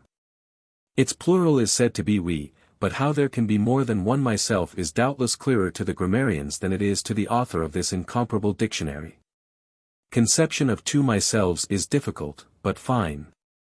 The frank yet graceful use of I distinguishes a good writer from a bad, the latter carries it with the manner of a thief trying to cloak his loot. Ichor. A fluid that serves the gods and goddesses in place of blood. Fair Venus, speared by Diamd, restrained the raging chief and said, Behold, rash mortal, whom you've bled. Your soul stained white with ichorsht. Mary Doke. Iconoclast. A breaker of idols, the worshippers whereof are imperfectly gratified by the performance, and most strenuously protest that he unbuildeth but doth not re-edify. That he pulleth down but pileth not up. For the poor things would have other idols in place of those he thwacketh upon the mazard and dispelleth. But the iconoclast saith, Ye shall have none at all, for ye need them not. And if the rebuilder fulleth round hereabout, behold I will depress the head of him and sit thereon till he squawk it. Idiot. A member of a large and powerful tribe whose influence in human affairs has always been dominant and controlling. The idiot's activity is not confined to any special field of thought or action, but pervades and regulates the whole. He has the last word in everything, his decision is unappealable. He sets the fashions in opinion of taste, dictates the limitations of speech and circumscribes conduct with a deadline. Idleness. A model farm where the devil experiments with seeds of new sins and promotes the growth of staple vices. Ignoramus. A person unacquainted with certain kinds of knowledge familiar to yourself, and having certain other kinds that you know nothing about. Dumble was an ignoramus. Mumble was for learning famous. Mumble said one day to Dumble, Ignorance should be more humble. Not a spark have you of knowledge. That was got in any college. Dumble said to Mumble, Truly. You're self-satisfied unduly. Of things in college I'm denied. A knowledge, you of all beside. Borelli. Illuminati. A sect of Spanish heretics of the latter part of the 16th century. So called because they were light weights, cunctations Illuminati. Illustrious. Suitably placed for the shafts of malice, envy and detraction. Imagination. A warehouse of facts, with poet and liar in joint ownership. Imbecility. A kind of divine inspiration, or sacred fire affecting censorious critics of this dictionary. Immigrant. An unenlightened person who thinks one country better than another. Immodest. Having a strong sense of one's own merit, coupled with a feeble conception of worth in others. There was once a man in Ispahan. Ever and ever so long ago. And he had a head, the phrenologists said. That fitted him for a show. For his modesty's bump was so large a lump. Nature, they said, had taken a freak. That its summit stood far above the wood. Of his hair, like a mountain peak. So modest a man in all Ispahan. Over and over again they swore. So humble and meek, you would vainly seek. None ever was found before. Meantime the hump of that awful bump into the heavens contrived to get to so great a height that they called the White the man with the minaret. There wasn't a man in all Ispahan prouder or louder in praise of his chump. With a tireless tongue and a brazen lung, he bragged of that beautiful bump, till the Shah in a rage sent a trusty page, bearing a sack and a bowstring too. And that gentle child explained as he smiled, "A little present for you." The saddest man in all Ispahan sniffed at the gift, yet accepted the same. "If I'd lived," said he, "my humility had given me deathless fame." Succor Ufro. Immoral. Inexpedient.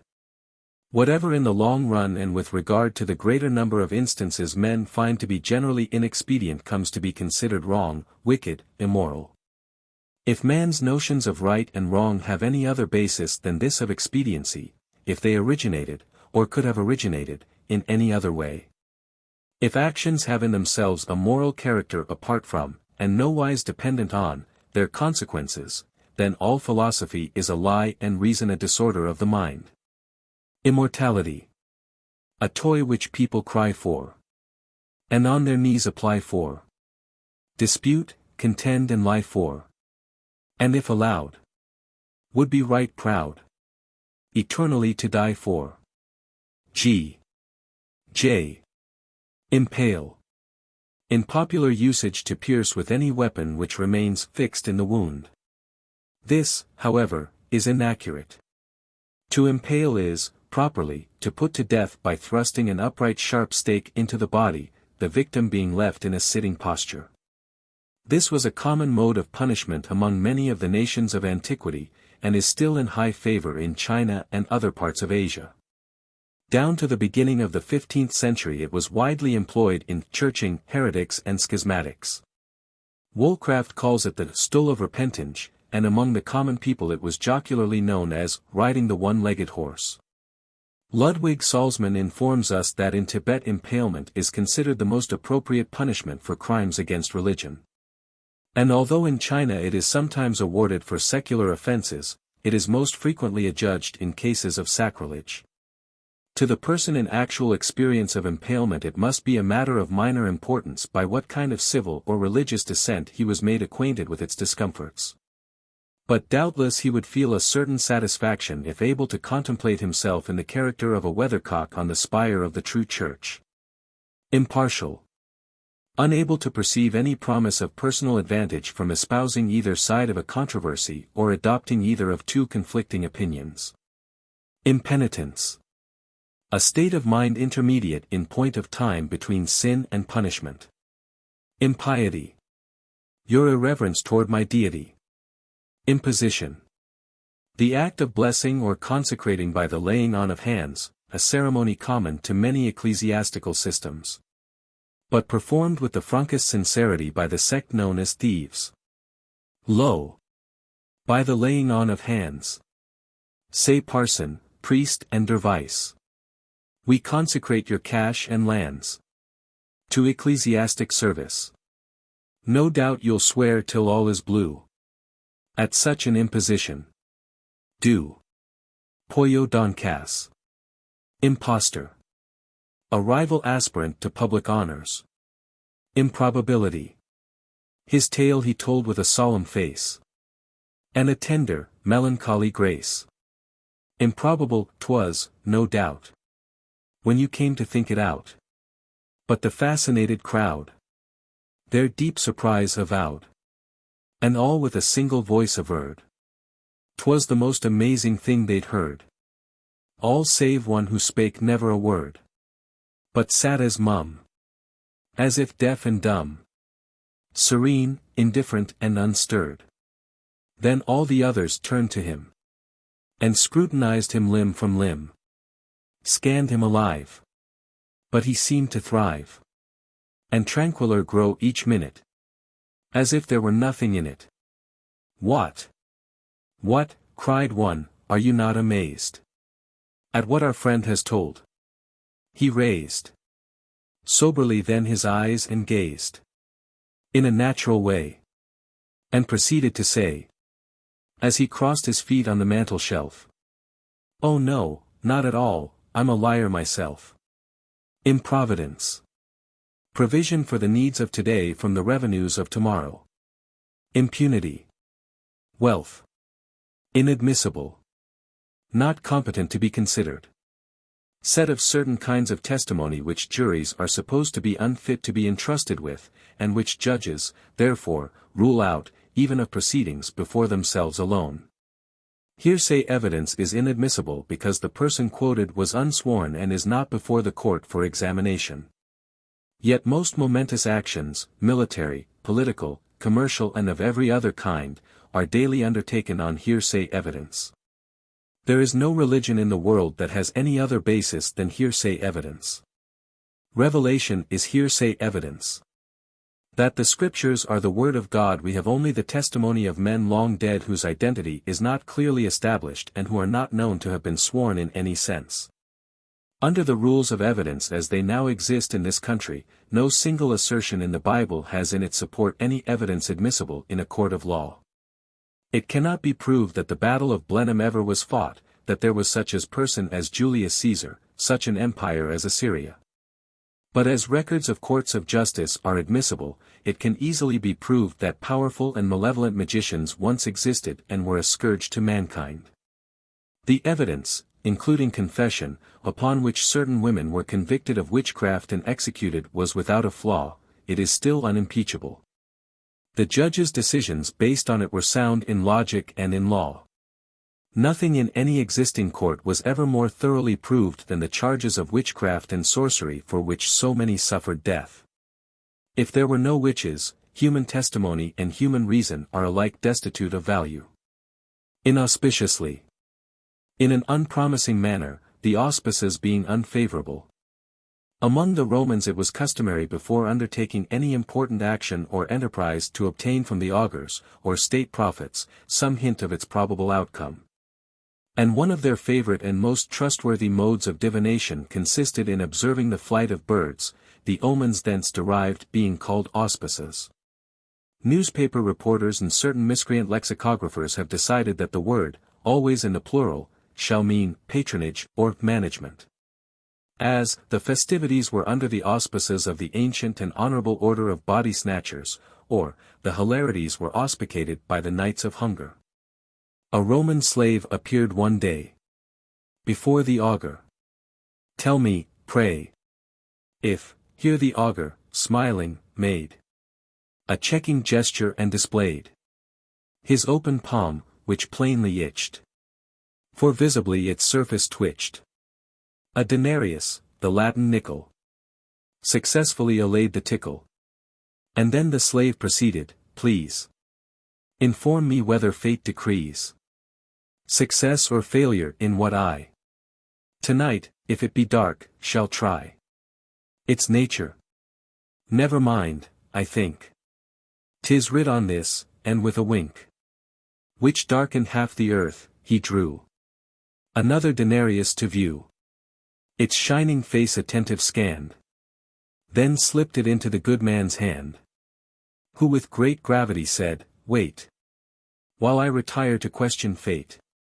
That holy person then withdrew his sacred clay and, passing through the temple's rearward gate, cried, shoo, waving his robe of office. Straight each sacred peacock and its mate, maintained for Juno's favor, fled with clamor from the trees o'erhead, where they were perching for the night. The temple's roof received their flight, for thither they would always go when danger threatened them below. Back to the slave the augur went, my son, forecasting the event. By flight of birds, I must confess, the auspices deny success. That slave retired, a sadder man, abandoning his secret plan, which was, as well the crafty seer had from the first divined, to clear The wall and fraudulently seize. On Juno's poultry in the trees. G. J. Income.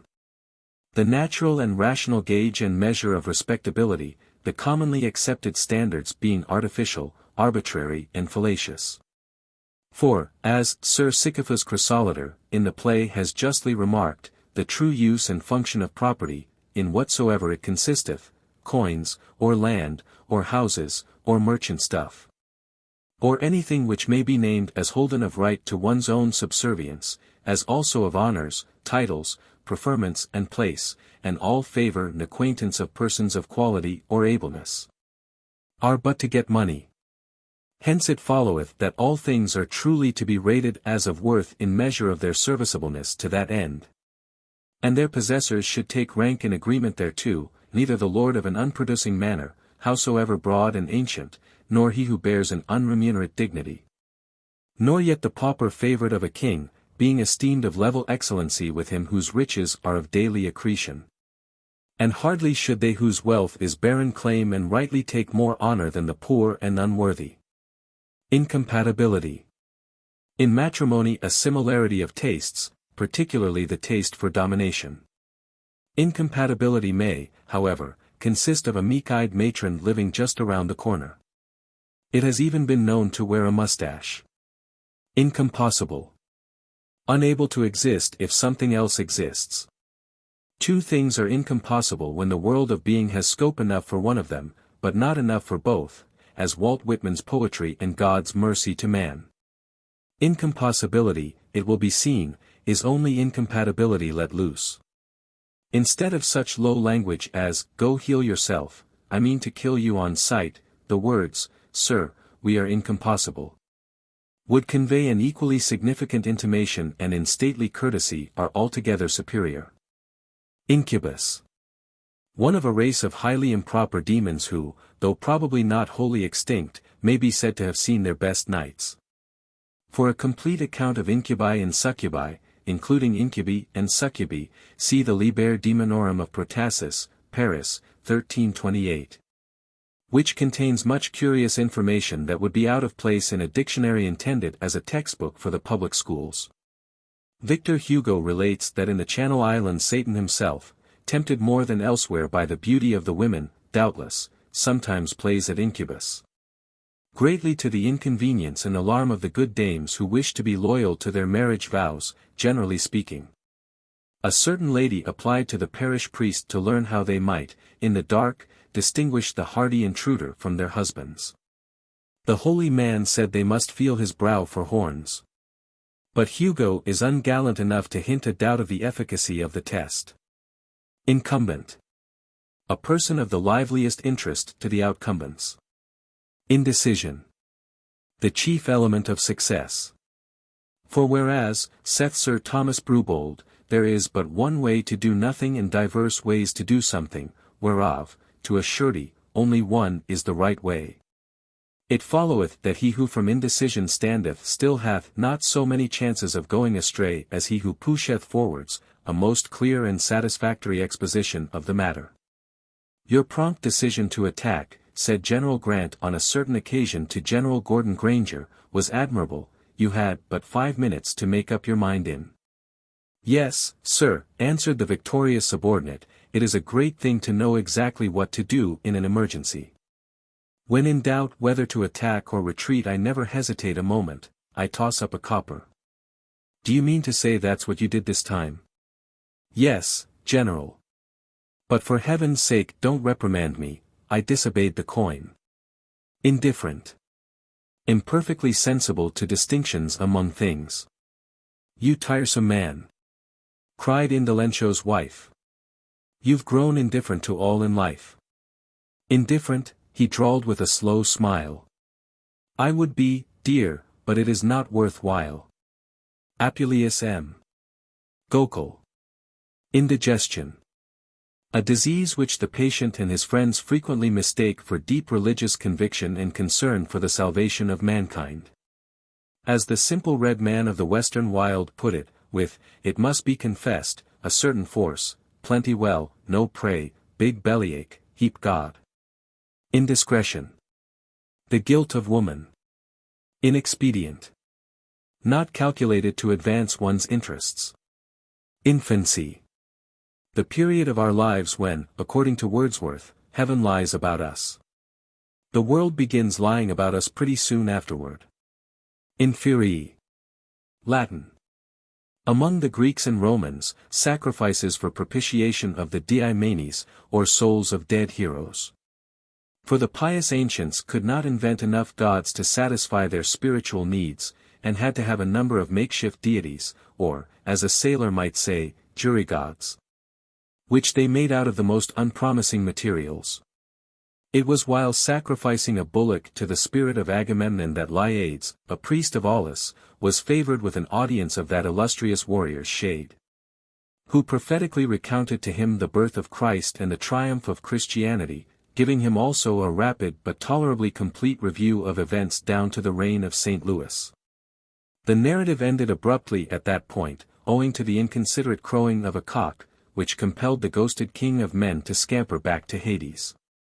There is a fine medieval flavor to this story, and as it has not been traced back further than Père Bretil, a pious but obscure writer at the court of St. Louis, we shall probably not err on the side of presumption in considering it apocryphal, though Monsignor Capel's judgment of the matter might be different. And to that I bow, wow. Infidel. In New York, one who does not believe in the Christian religion; in Constantinople, one who does. Cgr. A kind of scoundrel imperfectly reverent of, and niggardly contributory to, divines, ecclesiastics, popes, parsons, canons, monks, mullahs, voodoos, presbyters, hierophants, prelates, obiamen, abbés, nuns, missionaries, exhorters, deacons, friars, hajis, high priests, muezzins, brahmins, medicine men, confessors, eminences, elders, primates, prebendaries, pilgrims, prophets, imams, beneficiaries, clerks, vicars choral, archbishops, bishops, abbots, priors, preachers, padres, abbotesses, colloirs, palmers, curates, patriarchs, bonzes, santons, beadsmen, canonesses, residentiaries, diocesans, deans, subdeans, rural deans, abdals, charm sellers, archdeacons, hierarchs, class leaders, incumbents, capitulars, sheiks, talapoins, postulants, scribes, gurus, precentors, beadles, fakirs, sextons, reverences, revivalists, cenobites, perpetual curates, chaplains, mudjos, readers, novices, vicars, pastors, rabbis, ulamas, lamas, sacristans, vergers, dervises, lectors, church wardens, cardinals, prioresses, suffragans, acolytes, rectors, cures, sophies, mutifs and pumpums. Influence. In politics, a visionary quo given in exchange for a substantial quid. Infralapsarian. One who ventures to believe that Adam need not have sinned unless he had a mind to, in opposition to the supralapsarians, who hold that luckless person's fall was decreed from the beginning. Infralapsarians are sometimes called sublapsarians without material effect upon the importance and lucidity of their views about Adam. Two theologues once, as they wended their way to chapel, engaged in colloquial fray, an earnest logomachy, bitter as gall, concerning poor Adam and what made him fall. "'Twas predestination," cried one, "for the Lord decreed he should fall of his own accord." "Not so, 'twas free will," the other maintained, "which led him to choose what the Lord had ordained." So fierce and so fiery grew the debate, that nothing but bloodshed their dudgeon could sate. So off flew their cassocks and caps to the ground, and, moved by the Spirit, their hands went round, ere either had proved his theology right, by winning, or even beginning, the fight. A grey old professor of Latin came by, a staff in his hand and a scowl in his eye, and learning the cause of their quarrel, for still, as they clumsily sparred they disputed with skill, of foreordinational freedom of will, cried, "Siras, this reasonless warfare compose. Atwixt ye's no difference worthy of blows. The sex ye belong to, I'm ready to swear. Ye wrongly interpret the names that they bear. You, infralapsarian son of a clown, should only contend that Adam slipped down. While you supralapsarian pup, should nothing aver but that Adam slipped up. It's all the same whether up or down. You slip on a peel of banana brown. Even Adam analyzed not his blunder, but thought he had slipped on a peal of thunder. J. Ingrate. One who receives a benefit from another, or is otherwise an object of charity. All men are ingrates, sneered the cynic. Nay. The good philanthropist replied. I did great service to a man one day, who never since has cursed me to repay, nor vilified. Ho! Cried the cynic, lead me to him straight. With veneration I am overcome, and fain would have his blessing. Sad your fate. He cannot bless you, for I grieve to state. This man is dumb. Aerial selp. Injury. An offense next in degree of enormity to a slight. Injustice. A burden which of all those that we load upon others and carry ourselves is lightest in the hands and heaviest upon the back. Ink. A villainous compound of tannogallate of iron, gum arabic and water, chiefly used to facilitate the infection of idiocy and promote intellectual crime. The properties of ink are peculiar and contradictory. It may be used to make reputations and unmake them, to blacken them and to make them white. But it is most generally and acceptably employed as a mortar to bind together the stones of an edifice of fame, and as a whitewash to conceal afterward the rascal quality of the material. There are men called journalists who have established ink baths which some persons pay money to get into, others to get out of. Not infrequently it occurs that a person who has paid to get in pays twice as much to get out. Innards. The stomach, heart, soul and other bowels. Many eminent investigators do not class the soul as an innard, but that acute observer and renowned authority, Dr. Gonzalez, is persuaded that the mysterious organ known as the spleen is nothing less than our immortal part. To the contrary, Professor Garrett P. Service holds that man's soul is that prolongation of his spinal marrow which forms the pith of his no-tail. And for demonstration of his faith points confidently to the fact that tailed animals have no souls. Concerning these two theories, it is best to suspend judgment by believing both. Innate. Natural, inherent, as innate ideas, that is to say, ideas that we are born with, having had them previously imparted to us. The doctrine of innate ideas is one of the most admirable faiths of philosophy, being itself an innate idea and therefore inaccessible to disproof. Though Locke foolishly supposed himself to have given it a black eye. Among innate ideas may be mentioned the belief in one's ability to conduct a newspaper, in the greatness of one's country, in the superiority of one's civilization, in the importance of one's personal affairs and in the interesting nature of one's diseases. Inscription. Something written on another thing. Inscriptions are of many kinds, but mostly memorial, intended to commemorate the fame of some illustrious person and hand down to distant ages the record of his services and virtues. To this class of inscriptions belongs the name of John Smith, penciled on the Washington Monument. Following are examples of memorial inscriptions on tombstones. See epitaph. In the sky my soul is found, and my body in the ground. By and by my body'll rise to my spirit in the skies, soaring up to heaven's gate. 1878. Sacred to the memory of Jeremiah Tree. Cut down May 9, 1862, aged 27 years, 4 Mos and 12 ds. Indigenous. Affliction sore long time she bore. Physicians was in vain, till death released the dear deceased, and left her a remain, gone to join Ananias in the regions of bliss. The clay that rests beneath this stone, as Silas Wood was widely known. Now, lying here, I ask what good it was to me to be S. Wood. O man, let not ambition trouble you, is the advice of Silas W. Richard Hayman, of Heaven. Fell to earth January 20, 1807, and had the dust brushed off him October 3, 1874. Insectivora. See, cries the chorus of admiring preachers. How Providence provides for all his creatures. His care, the gnat said, even the insects follows. For us he has provided wrens and swallows. Sempen Rayleigh. Insurance. An ingenious modern game of chance in which the player is permitted to enjoy the comfortable conviction that he is beating the man who keeps the table. Insurance agent.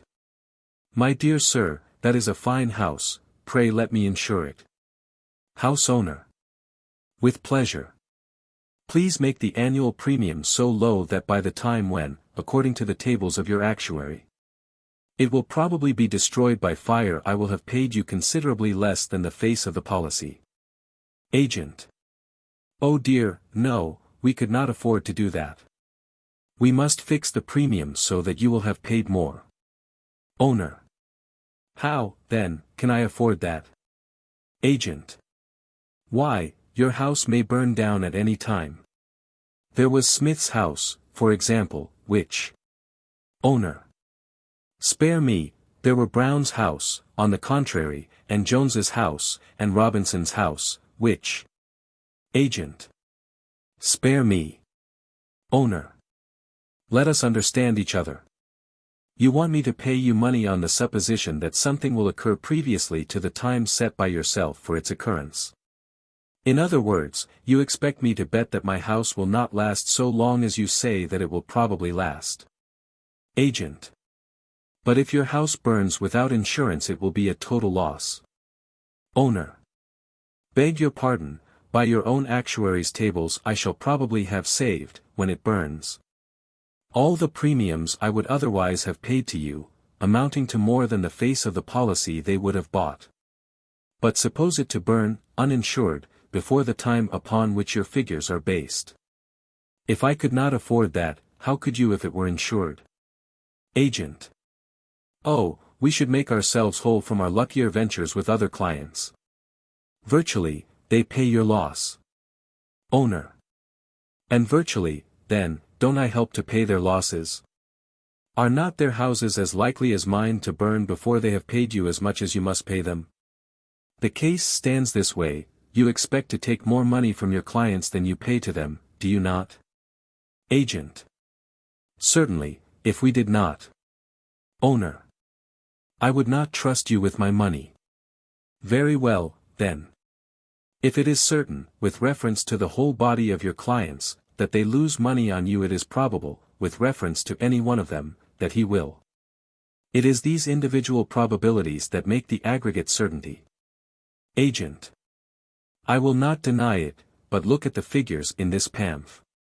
Owner. Heaven forbid. Agent. You spoke of saving the premiums which you would otherwise pay to me. Will you not be more likely to squander them? We offer you an incentive to thrift. Owner. The willingness of A to take care of B's money is not peculiar to insurance, but as a charitable institution you command esteem. Deign to accept its expression from a deserving object. Insurrection. An unsuccessful revolution. Disaffection's failure to substitute misrule for bad government. Intention. The mind sense of the prevalence of one set of influences over another set. An effect whose cause is the imminence, immediate or remote, of the performance of an involuntary act. Interpreter. One who enables two persons of different languages to understand each other by repeating to each what it would have been to the interpreter's advantage for the other to have said. Interregnum. The period during which a monarchical country is governed by a warm spot on the cushion of the throne. The experiment of letting the spot grow cold has commonly been attended by most unhappy results from the zeal of many worthy persons to make it warm again. Intimacy. A relation into which fools are providentially drawn for their mutual destruction. Two Sedlitz powders, one in blue and one in white, together drew, and having each a pleasant sense. Of t'other powder's excellence. Forsook their jackets for the snug enjoyment of a common mug. So close their intimacy grew. One paper would have held the two. To confidences straight they fell. Less anxious each to hear than tell. Then each remorsefully confessed to all the virtues he possessed, acknowledging he had them in so high degree it was a sin. The more they said, the more they felt their spirits with emotion melt, till tears of sentiment expressed their feelings. Then they effervesced. So nature executes her feats of wrath on friends and sympathies. The good old rule who won't apply, that you are you and I am I. Introduction. A social ceremony invented by the devil for the gratification of his servants and the plaguing of his enemies. The introduction attains its most malevolent development in this country, being, indeed, closely related to our political system. Every American being the equal of every other American, it follows that everybody has the right to know everybody else, which implies the right to introduce without request or permission. The Declaration of Independence should have read thus.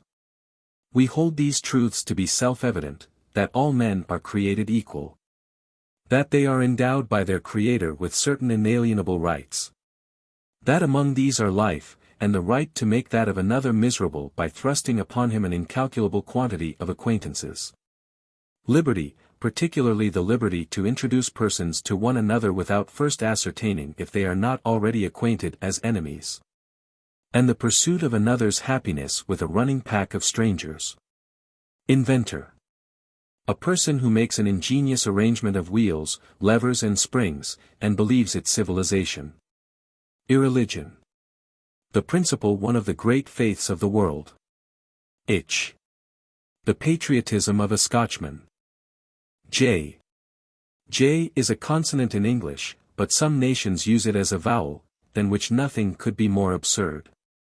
Its original form, which has been but slightly modified, was that of the tail of a subdued dog, and it was not a letter but a character, standing for a Latin verb, jacere, to throw. Because when a stone is thrown at a dog the dog's tail assumes that shape. This is the origin of the letter, as expounded by the renowned Dr. Jokalpus Bummer, of the University of Belgrade, who established his conclusions on the subject in a work of 3/4 volumes and committed suicide on being reminded that the J in the Roman alphabet had originally no curl. Jealous. Unduly concerned about the preservation of that which can be lost only if not worth keeping. Jester. An officer formerly attached to a king's household, whose business it was to amuse the court by ludicrous actions and utterances, the absurdity being attested by his motley costume. The king himself being attired with dignity. It took the world some centuries to discover that his own conduct and decrees were sufficiently ridiculous for the amusement not only of his court but of all mankind. The jester was commonly called a fool, but the poets and romancers have ever delighted to represent him as a singularly wise and witty person. In the circus of today the melancholy ghost of the court fool affects the dejection of humbler audiences with the same jests wherewith in life he gloomed the marble hall, hanged the patrician sense of humor and tapped the tank of royal tears. The widow queen of Portugal had an audacious jester who entered the confessional disguised, and there confessed her. Father, she said, thine ear bend down. My sins are more than scarlet. I love my fool, blaspheming clown, and common, base-born varlet. Daughter, the mimic priest replied, that sin, indeed, is awful. The church's pardon is denied. To love that is unlawful. But since thy stubborn heart will be for him forever pleading, thou dst better make him, by decree, a man of birth and breeding. She made the fool a duke, in hope with heaven's taboo to palter. Then told a priest, who told the pope, who damned her from the altar. Beryl Dort. Jew's harp. An unmusical instrument, played by holding it fast with the teeth and trying to brush it away with the finger. Jaw sticks. Small sticks burned by the Chinese in their pagan tomfoolery, in imitation of certain sacred rites of our holy religion. Justice. A commodity which in a more or less adulterated condition the state sells to the citizen as a reward for his allegiance, taxes and personal service. K. K is a consonant that we get from the Greeks, but it can be traced away back beyond them to the Sarathians, a small commercial nation inhabiting the peninsula of Smero. In their tongue it was called klach, which means destroyed. The form of the letter was originally precisely that of RH, but the erudite dr. Snedeker explains that it was altered to its present shape to commemorate the destruction of the great temple of Jaruta by an earthquake, circa 730 BC. This building was famous for the two lofty columns of its portico, one of which was broken in half by the catastrophe, the other remaining intact. As the earlier form of the letter is supposed to have been suggested by these pillars, so, it is thought by the great antiquary. Its later was adopted as a simple and natural, not to say touching, means of keeping the calamity ever in the national memory. It is not known if the name of the letter was altered as an additional mnemonic, or if the name was always klach and the destruction one of nature's puns. As each theory seems probable enough, I see no objection to believing both, and Dr. Snedeker arrayed himself on that side of the question. Keep. He willed away his whole estate. And then in death he fell asleep, murmuring, well, at any rate, my name unblemished I shall keep. But when upon the tomb 'twas wrought, whose was it, for the dead keep not. Durang goful arn. Kill. To create a vacancy without nominating a successor. Kilt. A costume sometimes worn by Scotchmen in America and Americans in Scotland. Kindness. A brief preface to 10 volumes of exaction. King. A male person commonly known in America as a crowned head, although he never wears a crown and has usually no head to speak of. A king, in times long, long gone by, said to his lazy jester, if I were you and you were I, my moments merrily would fly. No care nor grief to pester. The reason, sire, that you would thrive, the fool said, if you'll hear it, is that of all the fools alive, who own you for their sovereign, I've the most forgiving spirit. Ugam Bame. King's evil. A malady that was formerly cured by the touch of the sovereign, but has now to be treated by the physicians. Thus, the most pious Edward of England used to lay his royal hand upon his ailing subjects and make them whole. A crowd of wretched souls that stay his cure, their malady convinces. The great essay of art. But at his touch, such sanctity hath heaven given his hand, they presently amend. As the doctor in Macbeth hath it. This useful property of the royal hand could, it appears, be transmitted along with other crown properties. For according to Malcolm, 'tis spoken, to the succeeding royalty he leaves the healing benediction. But the gift somewhere dropped out of the line of succession, the later sovereigns of England have not been tactual healers. And the disease once honored with the name, King's Evil, now bears the humbler one of scrofula, from scrofa, a sow. The date and author of the following epigram are known only to the author of this dictionary. But it is old enough to show that the jest about Scotland's national disorder is not a thing of yesterday. Ye kinch his evil in me lay. W.H., he of Scotland charmed away. He laid his hand on mine and said, be gone. Ye ill no longer stayed.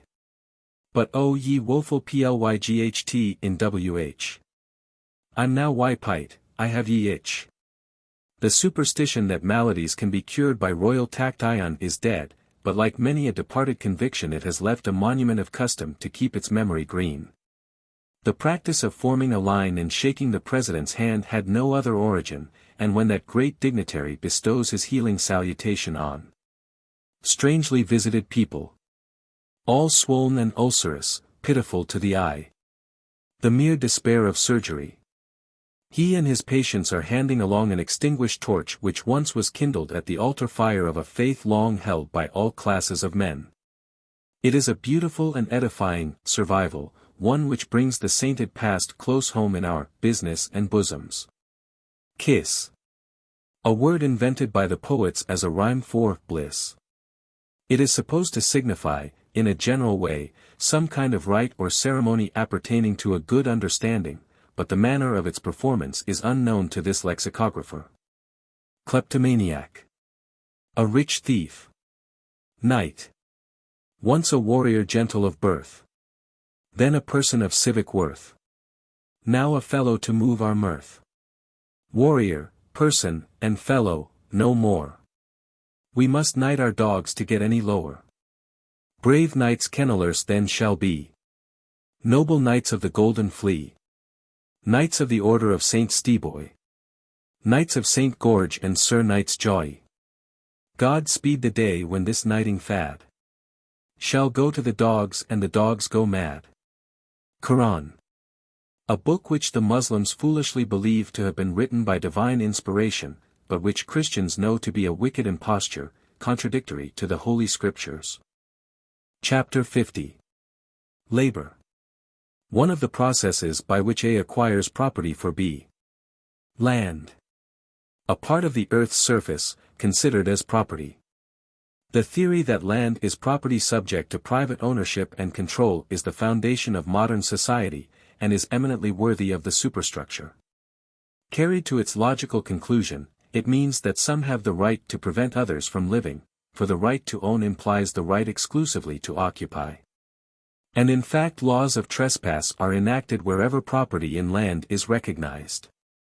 It follows that if the whole area of terra firma is owned by A, B and C, there will be no place for D, E, F and G to be born, or, born as trespassers, to exist. A life on the ocean wave. A home on the rolling deep. For the spark that nature gave, I have there the right to keep. They give me the cat o' nine. Whenever I go ashore. Then ho! For the flashing brine. I'm a natural commodore. Dodal. Language. The music with which we charm the serpents guarding another's treasure. Laocoon. A famous piece of antique scripture representing a priest of that name and his two sons in the folds of two enormous serpents. The skill and diligence with which the old man and lads support the serpents and keep them up to their work have been justly regarded as one of the noblest artistic illustrations of the mastery of human intelligence over brute inertia. Lap. One of the most important organs of the female system, an admirable provision of nature for the repose of infancy, but chiefly useful in rural festivities to support plates of cold chicken and heads of adult males. The male of our species has a rudimentary lap, imperfectly developed and in no way contributing to the animal's substantial welfare. Last. A shoemaker's implement, named by a frowning providence as opportunity to the maker of puns. Ah, punster, would my lot were cast where the cobbler is unknown, so that I might forget his last, and hear your own. Gargo rep sky. Laughter. An interior convulsion, producing a distortion of the features and accompanied by inarticulate noises. It is infectious and, though intermittent, incurable.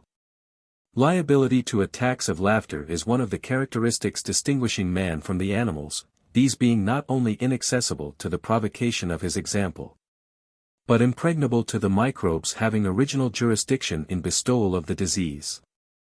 Whether laughter could be imparted to animals by inoculation from the human patient is a question that has not been answered by experimentation. Dar. Mayer Witchell holds that the infectious character of laughter is due to the instantaneous fermentation of sputa diffused in a spray. From this peculiarity he names the disorder convulsio spargens. Laureate. Crowned with leaves of the laurel. In England the poet laureate is an officer of the sovereign's court, acting as dancing skeleton at every royal feast and singing mute at every royal funeral. Of all incumbents of that high office, Robert Southey had the most notable knack at drugging the Samson of public joy and cutting his hair to the quick. And he had an artistic color sense which enabled him so to blacken a public grief as to give it the aspect of a national crime. Laurel. The laurus, a vegetable dedicated to Apollo, and formerly defoliated to wreathe the brows of victors and such poets as had influence at court. Vide supra. Law. Once Law was sitting on the bench. And Mercy knelt a-weeping. Clear out, he cried, disordered wench. Nor come before me creeping. Upon your knees if you appear. 'Tis plain you have no standing here. Then justice came. His honor cried. Your status, devil seize you. Amica curiae, she replied.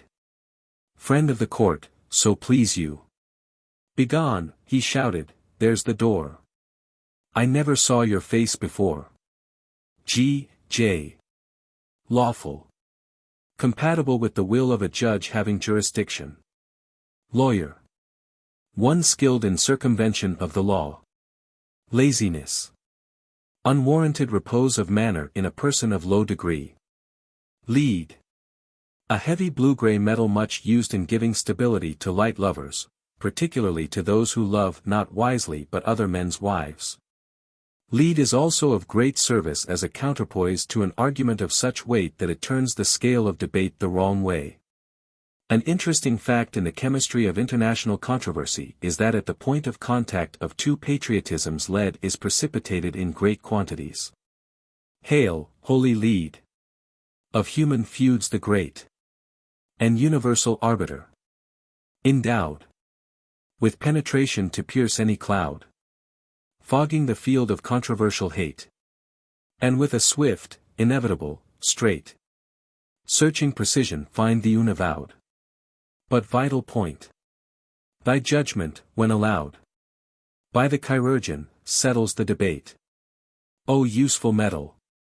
Were it not for thee, we'd grapple one another's ears alway. But when we hear thee buzzing like a bee, we, like old Muhlenberg, care not to stay. And when the quick have run away like pullets, Jack Satan smelts the dead to make new bullets. Learning. The kind of ignorance distinguishing the studious. Lecturer. One with his hand in your pocket, his tongue in your ear and his faith in your patience. Legacy. A gift from one who is legging it out of this vale of tears. Leonine. Unlike a menagerie lion. Leonine verses are those in which a word in the middle of a line rhymes with a word at the end. As in this famous passage from Bella Peeler Silcox. The electric light invades the dunnest deep of Hades. Cries Pluto, twixt his snores, O tempora! O mores! It should be explained that Mrs. Silcox does not undertake to teach pronunciation of the Greek and Latin tongues. Leonine verses are so called in honor of a poet named Leo, whom prosodists appear to find a pleasure in believing to have been the first to discover that a rhyming couplet could be run into a single line. Lettuce. An herb of the genus Lactuca, wherewith, says that pious gastronome, Hengist Pelli, God has been pleased to reward the good and punish the wicked. For by his inner light the righteous man has discerned a manner of compounding for it addressing to the appetency whereof a multitude of gustable condiments conspire. Being reconciled and ameliorated with profusion of oil, the entire comestible making glad the heart of the godly and causing his face to shine.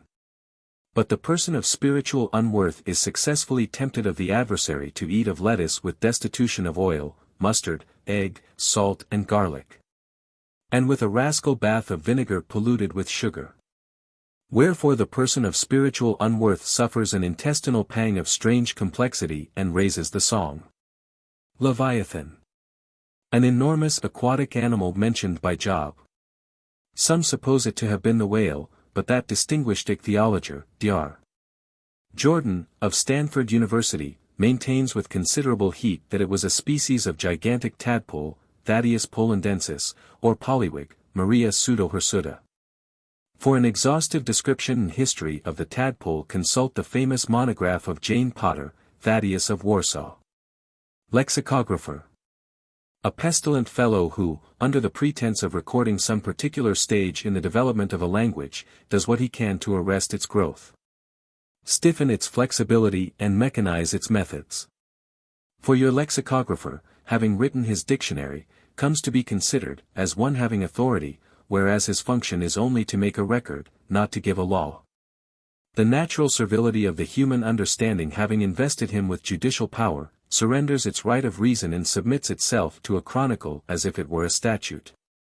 Let the dictionary, for example, mark a good word as obsolete or obsolescent, and few men thereafter venture to use it. Whatever their need of it and however desirable its restoration to favor, whereby the process of impoverishment is accelerated and speech decays. On the contrary, the bold and discerning writer who, recognizing the truth that language must grow by innovation if it grow at all, makes new words and uses the old in an unfamiliar sense, has no following and is tartly reminded that it isn't in the dictionary, although down to the time of the first lexicographer, heaven forgive him, no author ever had used a word that was in the dictionary. In the golden prime and high noon of English speech, when from the lips of the great Elizabethans fell words that made their own meaning and carried it in their very sound, when a Shakespeare and a Bacon were possible, and the language now rapidly perishing at one end and slowly renewed at the other was in vigorous growth and hardy preservation, sweeter than honey and stronger than a lion, the lexicographer was a person unknown. The dictionary a creation which his creator had not created him to create. God said, "Let spirit perish into form." And lexicographers arose, a swarm. Thought fled and left her clothing, which they took, and catalogued each garment in a book. Now, from her leafy covert when she cries, "Give me my clothes and I'll return," they rise, and scan the list, and say without compassion, "Excuse us, they are mostly out of fashion." Sigismund Smith. Liar. A lawyer with a roving commission. Liberty. One of imagination's most precious possessions. The rising people, hot and out of breath, roared around the palace, "Liberty or death." "If death will do," the king said, "let me reign. You'll have, I'm sure, no reason to complain." Martha Braymonts. Lickspittle. A useful functionary, not infrequently found editing a newspaper. In his character of editor he is closely allied to the blackmailer by the tie of occasional identity. For in truth the lickspittle is only the blackmailer under another aspect, though the latter is frequently found as an independent species. Lickspittling is more detestable than blackmailing, precisely as the business of a confidence man is more detestable than that of a highway robber. And the parallel maintains itself throughout, for whereas few robbers will cheat, every sneak will plunder if he dare. Life. A spiritual pickle preserving the body from decay. We live in daily apprehension of its loss, yet when lost it is not missed. The question, is life worth living, has been much discussed, particularly by those who think it is not. Many of whom have written at great length in support of their view and by careful observance of the laws of health enjoyed for long terms of years the honors of successful controversy. Life's not worth living, and that's the truth. Carelessly caroled the golden youth. In manhood still he maintained that view, and held it more strongly the older he grew. When kicked by a jackass at 83. "Go fetch me a surgeon at once," cried he. Hans Soper. Lighthouse. A tall building on the seashore in which the government maintains a lamp and the friend of a politician. Limb. The branch of a tree or the leg of an American woman. 'Twas a pair of boots that the lady bought, and the salesman laced them tight, to a very remarkable height. Higher, indeed, than I think he ought. Higher than can be right. For the Bible declares, but never mind. It is hardly fit to censure freely and fault to find. With others for sins that I'm not inclined myself to commit. Each has his weakness, and though my own is freedom from every sin, it still were unfair to pitch in discharging the first censorious stone. Besides, the truth compels me to say, the boots in question were made that way. As he drew the lace she made a grimace, and blushingly said to him, "This boot, I'm sure, is too high to endure. It hurts my limb." The salesman smiled in a manner mild, like an artless, undesigning child. Then, checking himself, to his face he gave a look as sorrowful as the grave, though he didn't care two figs for her pains and throes, as he stroked her toes, remarking with speech and manner just befitting his calling, "Madam, I trust that it doesn't hurt your twigs." B. Percival Dyke. Linen. A kind of cloth the making of which, when made of hemp, entails a great waste of hemp. Calcraft the hangman. Litigant. A person about to give up his skin for the hope of retaining his bones. Litigation. A machine which you go into as a pig and come out of as a sausage. Liver. A large red organ thoughtfully provided by nature to be bilious with the sentiments and emotions which every literary anatomist now knows to haunt the heart were anciently believed to infest the liver. And even Gascoigne, speaking of the emotional side of human nature, calls it our hepatical part. It was at one time considered the seat of life, hence its name, liver, the thing we live with. The liver is heaven's best gift to the goose, without it that bird would be unable to supply us with the Strasbourg pâté. LL.D. Letters indicating the degree legumptionorum doctor, one learned in laws, gifted with legal gumption. Some suspicion is cast upon this derivation by the fact that the title was formerly pound.d. and conferred only upon gentlemen distinguished for their wealth.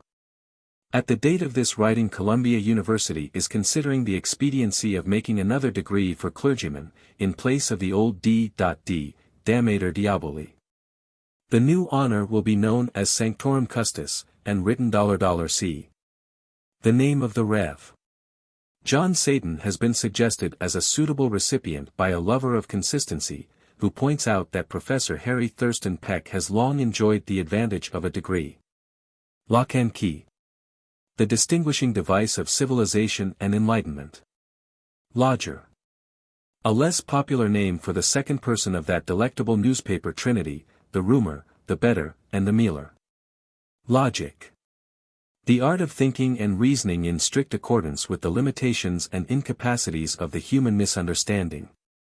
The basic of logic is the syllogism, consisting of a major and a minor premise and a conclusion, thus. Major premise: 60 men can do a piece of work 60 times as quickly as one man. Minor premise: one man can dig a post hole in 60 seconds, therefore. Conclusion: 60 men can dig a post hole in 1 second.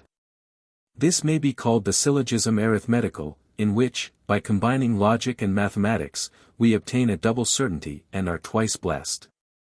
Logomachy. A war in which the weapons are words and the wounds punctures in the swimbladder of self-esteem, a kind of contest in which, the vanquished being unconscious of defeat, the victor is denied the reward of success. 'Tis said by divers of the scholar-men, that poor Salmasius died of Milton's pen. Alas! We cannot know if this is true. For reading Milton's wit we perish too. Longanimity. The disposition to endure injury with meek forbearance while maturing a plan of revenge. Longevity. Uncommon extension of the fear of death. Looking-glass. A vitreous plane upon which to display a fleeting show for man's disillusion given. The king of Manchuria had a magic looking-glass, whereon whoso looked saw, not his own image, but only that of the king. A certain courtier who had long enjoyed the king's favor and was thereby enriched beyond any other subject of the realm, said to the king, "Give me, I pray, thy wonderful mirror, so that when absent out of thine august presence I may yet do homage before thy visible shadow, prostrating myself night and morning in the glory of thy benign countenance. As which nothing has so divine splendor, O noonday sun of the universe." Pleased with the speech, the king commanded that the mirror be conveyed to the courtier's palace. But after, having gone thither without apprisal, he found it in an apartment where was naught but idle lumber. And the mirror was dimmed with dust and overlaced with cobwebs. This so angered him that he fisted it hard, shattering the glass, and was sorely hurt. Enraged all the more by this mischance, he commanded that the ungrateful courtier be thrown into prison, and that the glass be repaired and taken back to his own palace, and this was done. But when the king looked again on the mirror he saw not his image as before, but only the figure of a crowned ass, having a bloody bandage on one of its hinder hooves, as the artificers and all who had looked upon it had before discerned but feared to report. Taught wisdom and charity, the king restored his courtier to liberty, had the mirror set into the back of the throne and reigned many years with justice and humility. And one day when he fell asleep in death while on the throne, the whole court saw in the mirror the luminous figure of an angel, which remains to this day. Loquacity. A disorder which renders the sufferer unable to curb his tongue when you wish to talk. Lord. In American society, an English tourist above the state of a costermonger, as Lord Aberdasher, Lord Hartizan, and so forth. The travelling Briton of lesser degree is addressed as Sir Harry Doncaboy, or Amstead Heath. The word Lord is sometimes used, also, as a title of the Supreme Being. But this is thought to be rather flattery than true reverence. Miss Sally Ann Splurge, of her own accord, wedded a wandering English lord. Wedded and took him to dwell with her, Paul. A parent who throve by the practice of drawl. Lord Cadda I don't hesitate to declare unworthy the father in legal care of that elderly sport, notwithstanding the truth that Cadda had renounced all the follies of youth. For, sad to relate, he'd arrived at the stage of existence that's marked by the vices of age. Among them, cupidity caused him to urge repeated demands on the pocket of Splurge, till, wrecked in his fortune, that gentleman saw inadequate aid in the practice of drawl, and took, as a means of augmenting his pelf, to the business of being a lord himself. His neat-fitting garments he wilfully shed, and sacked himself strangely in checks instead. Denuded his chin, but retained at each ear a whisker that looked like a blasted career. He painted his neck an incarnadine hue each morning and varnished it all that he knew. The moony monocular set in his eye appeared to be scanning the sweet by-and-by. His head was enroofed with a billycock hat, and his low-necked shoes were adunkus and flat. In speech he eschewed his American ways, denying his nose to the use of his A's, and dulling their edge till the delicate sense of a babe at their temper could take no offense. His H's, 'twas most inexpressibly sweet, the patter they made as they fell at his feet. Re-outfitted thus, Mr. Splurge without fear began as Lord Splurge his recouping career. Alas, the divinity shaping his end entertained other views and decided to send his lordship in horror, despair and dismay from the land of the nobleman's natural prey.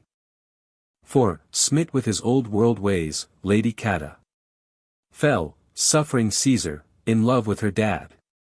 G.J. Lore. Learning, particularly that sort which is not derived from a regular course of instruction but comes of the reading of occult books, or by nature. This latter is commonly designated as folklore and embraces popularly myths and superstitions. In Baring Gould's Curious Myths of the Middle Ages the reader will find many of these traced backward, through various people on converging lines, toward a common origin in remote antiquity. Among these are the fables of Teddy the Giant Killer, the Sleeping John Sharp Williams, Little Red Riding Hood and the Sugar Trust, Beauty in the Brisbane, the Seven Aldermen of Ephesus, Rip Van Fairbanks, and so forth. The fable which Goethe so affectingly relates under the title of The Earl King was known 2,000 years ago in Greece as the Demos and the Infant Industry. One of the most general and ancient of these myths is that Arabian tale of Ali Baba and the 40 Rockefellers. Loss. Privation of that which we had, or had not.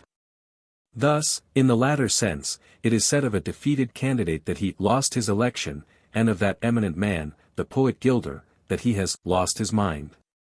It is in the former and more legitimate sense, that the word is used in the famous epitaph. Here Huntington's ashes long have lain, whose loss is our eternal gain. For while he exercised all his powers, whatever he gained, the loss was ours. Love. A temporary insanity curable by marriage or by removal of the patient from the influences under which he incurred the disorder. This disease, like caries and many other ailments, is prevalent only among civilized races living under artificial conditions. Barbarous nations breathing pure air and eating simple food enjoy immunity from its ravages. It is sometimes fatal, but more frequently to the physician than to the patient. Low bred. Raised, instead of brought up. Luminary. One who throws light upon a subject, as an editor by not writing about it. Lunarian. An inhabitant of the moon, as distinguished from lunatic, one whom the moon inhabits. The lunarians have been described by Lucian, Locke and other observers, but without much agreement. For example, Bragellos avers their anatomical identity with man, but Professor Newcomb says they are more like the hill tribes of Vermont. Lyre. An ancient instrument of torture. The word is now used in a figurative sense to denote the poetic faculty, as in the following fiery lines of our great poet, Ella Wheeler Wilcox. I sit astride Parnassus with my lyre, and pick with care the disobedient wire. That stupid shepherd lolling on his crook, with deaf attention scarcely deigns to look. I bide my time, and it shall come at length, when, with a Titan's energy and strength, I'll grab a fistful of the strings, and oh, the word shall suffer when I let them go. Farquharson Harris. M. Mace. A staff of office signifying authority. Its form, that of a heavy club, indicates its original purpose and use in dissuading from dissent. Machination. The method employed by one's opponents in baffling one's open and honorable efforts to do the right thing. So plain the advantages of machination. It constitutes a moral obligation. And honest wolves who think upon't with loathing feel bound to don the sheep's deceptive clothing. So prospers still the diplomatic art. And Satan bows, with hand upon his heart. R. S. K. Macrobian. One forgotten of the gods and living to a great age. History is abundantly supplied with examples, from Methuselah to Old Parr, but some notable instances of longevity are less well known. A Calabrian peasant named Coloni, born in 1753, lived so long that he had what he considered a glimpse of the dawn of universal peace. Scanavius relates that he knew an archbishop who was so old that he could remember a time when he did not deserve hanging. In 1566 a linen draper of Bristol, England, declared that he had lived 500 years, and that in all that time he had never told a lie. There are instances of longevity, macrobiosis, in our own country. Senator Chauncey Depew is old enough to know better.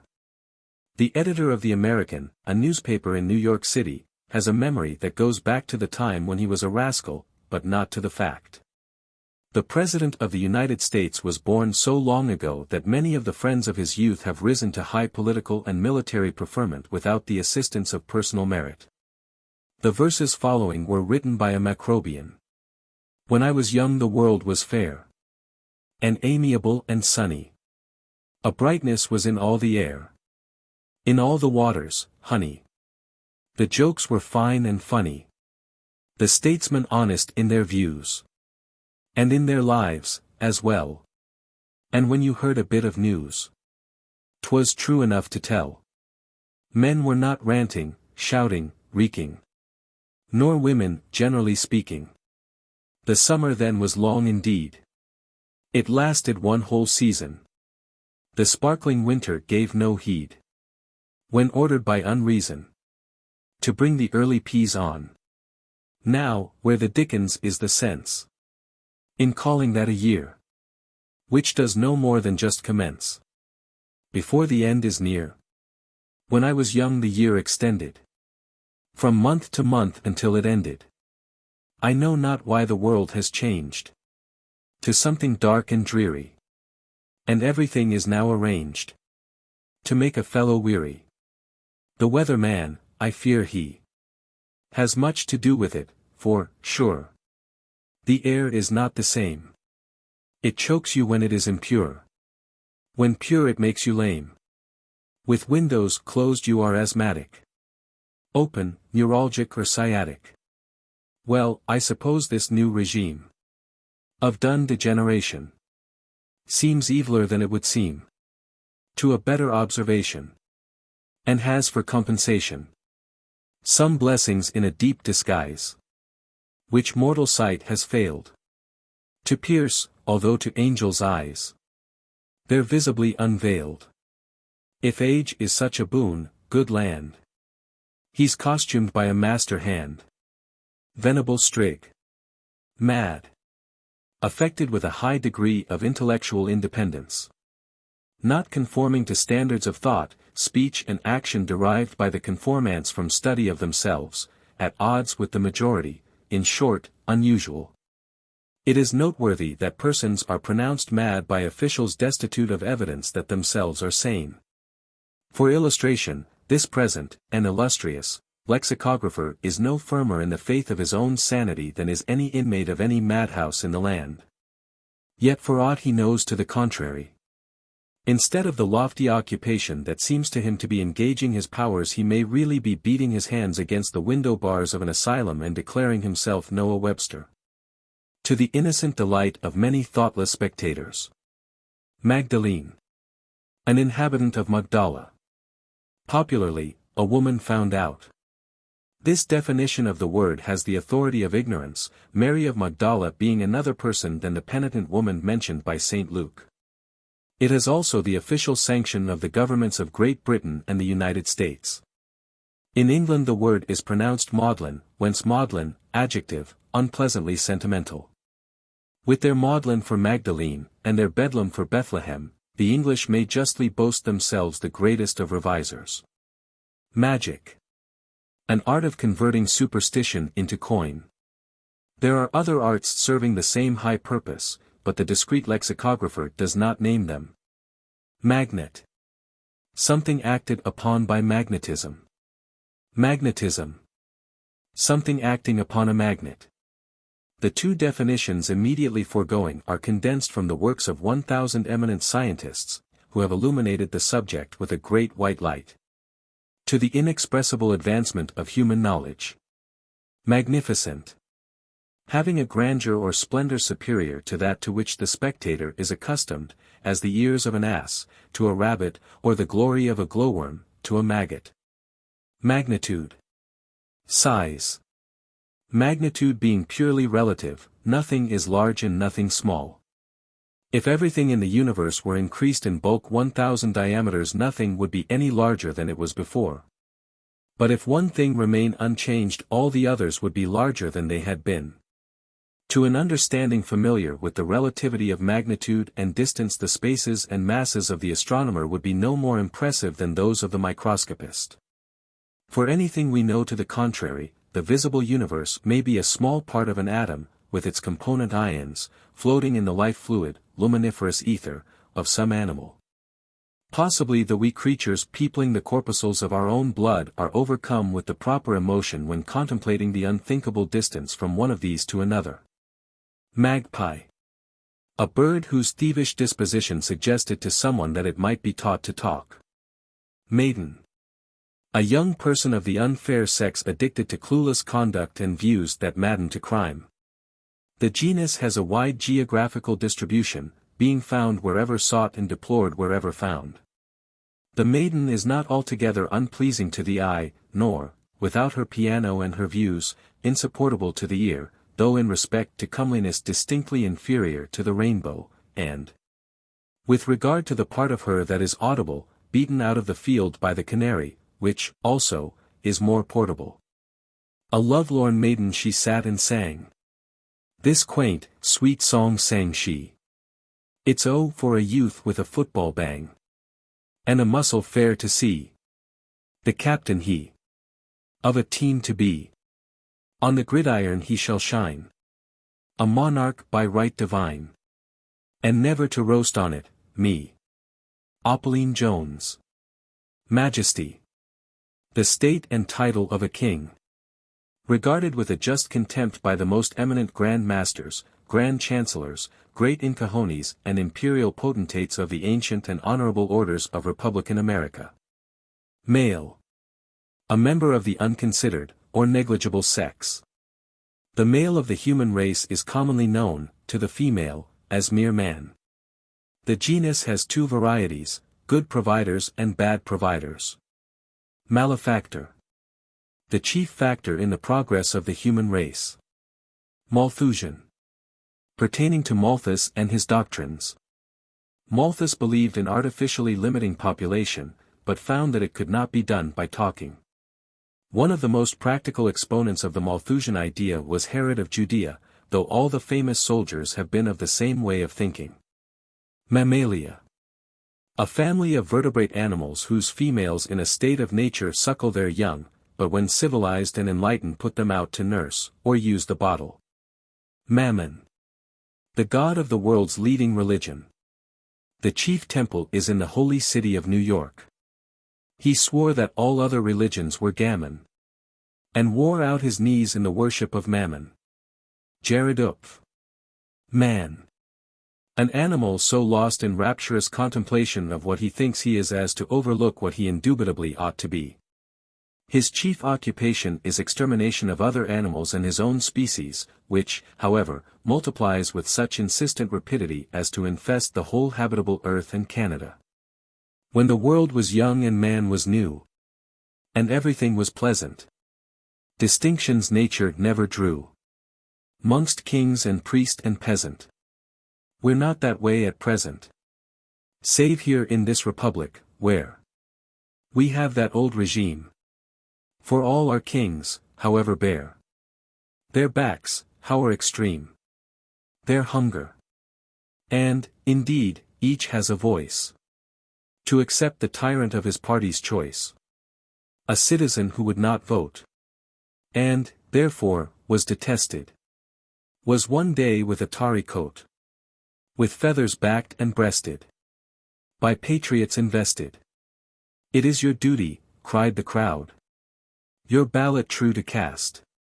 For the man, oh, your choice. He humbly bowed. And explained his wicked past. That's what I very gladly would have done. Dear patriots, but he has never run. Apperton Duke. Manes. The immortal parts of dead Greeks and Romans. They were in a state of dull discomfort until the bodies from which they had exhaled were buried and burned. And they seem not to have been particularly happy afterward. Manichaeism. The ancient Persian doctrine of an incessant warfare between good and evil. When good gave up the fight, the Persians joined the victorious opposition. Manna. A food miraculously given to the Israelites in the wilderness.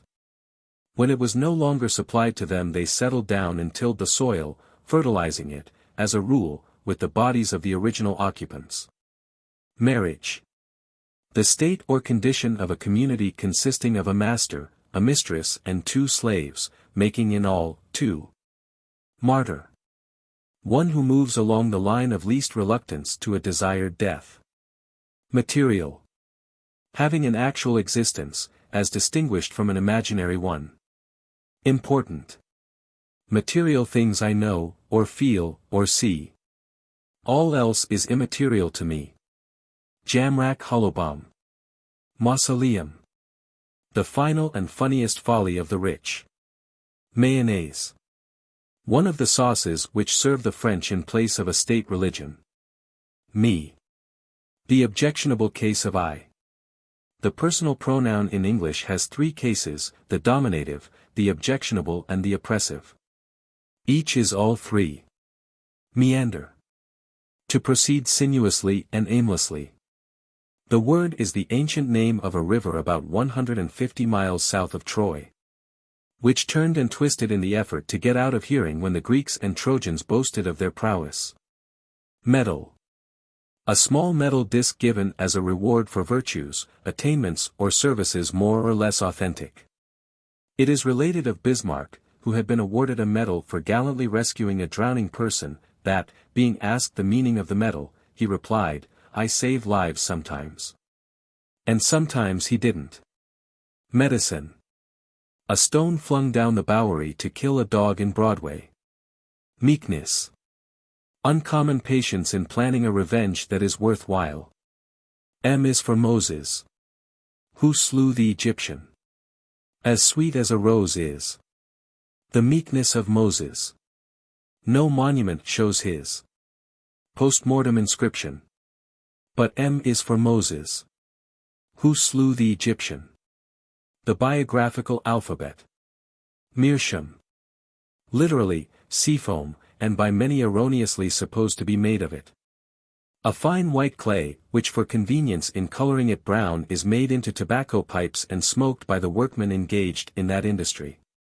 The purpose of coloring it has not been disclosed by the manufacturers. There was a youth, you've heard before this woeful tale, may be, who bought a meerschaum pipe and swore that color it would he shut himself from the world away, nor any soul he saw. He smoked by night, he smoked by day, as hard as he could draw. His dog died moaning in the wrath of winds that blew aloof. The weeds were in the gravel path. The owl was on the roof. He's gone afar, he'll come no more, the neighbors sadly say. And so they batter in the door to take his goods away. Dead, pipe in mouth, the youngster lay, nut brown in face and limb. That pipe's a lovely white, they say, but it has colored him. The moral there's small need to sing. 'Tis plain as day to you. Don't play your game on anything that is a gamester too. Martin Bulstrode. Mendacious.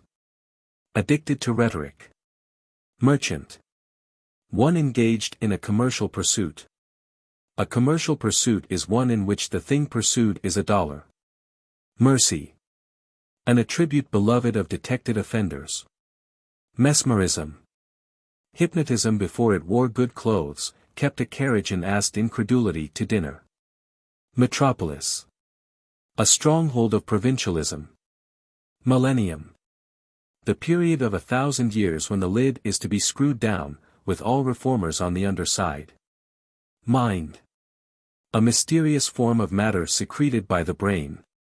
Its chief activity consists in the endeavor to ascertain its own nature, the futility of the attempt being due to the fact that it has nothing but itself to know itself with. From the Latin mens, a fact unknown to that honest shoe seller, who, observing that his learned competitor over the way had displayed the motto mens conchia recti, emblazoned his own shop front with the words men's, women's, and children's conchia recti.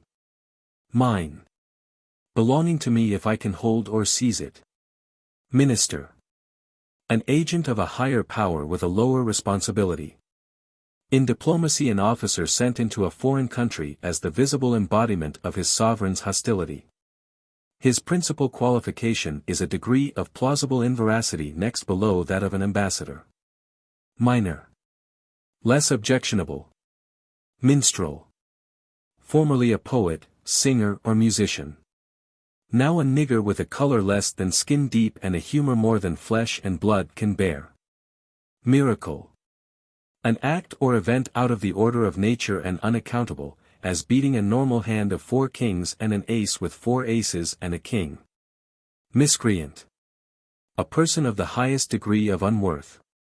Etymologically, the word means unbeliever, and its present signification may be regarded as theology's noblest contribution to the development of our language. Misdemeanor. An infraction of the law having less dignity than a felony and constituting no claim to admittance into the best criminal society. By misdemeanors he essays to climb into the aristocracy of crime. Oh, woe was him! With manner chill and grand, captains of industry refused his hand. Kings of finance denied him recognition. And railway magnates jeered his low condition. He robbed a bank to make himself respected. They still rebuffed him, for he was detected. S.V. Hanaper. Misericord. A dagger which in medieval warfare was used by the foot soldier to remind an unhorsed knight that he was mortal. Misfortune. The kind of fortune that never misses. Miss. The title with which we brand unmarried women to indicate that they are in the market. Miss, Mrs., Mrs., and Mr., Mr. are the three most distinctly disagreeable words in the language, in sound and sense. Two are corruptions of mistress, the other of master. In the general abolition of social titles in this our country they miraculously escaped to plague us. If we must have them, let us be consistent and give one to the unmarried man. I venture to suggest mush, abbreviated to MH. Molecule. The ultimate, indivisible unit of matter. It is distinguished from the corpuscle, also the ultimate, indivisible unit of matter, by a closer resemblance to the atom, also the ultimate, indivisible unit of matter. Three great scientific theories of the structure of the universe are the molecular, the corpuscular, and the atomic. A fourth affirms, with Haeckel, the condensation or precipitation of matter from ether, whose existence is proved by the condensation or precipitation. The present trend of scientific thought is toward the theory of ions. The ion differs from the molecule, the corpuscle, and the atom in that it is an ion. A fifth theory is held by idiots, but it is doubtful if they know any more about the matter than the others. Monad. The ultimate, indivisible unit of matter. See molecule.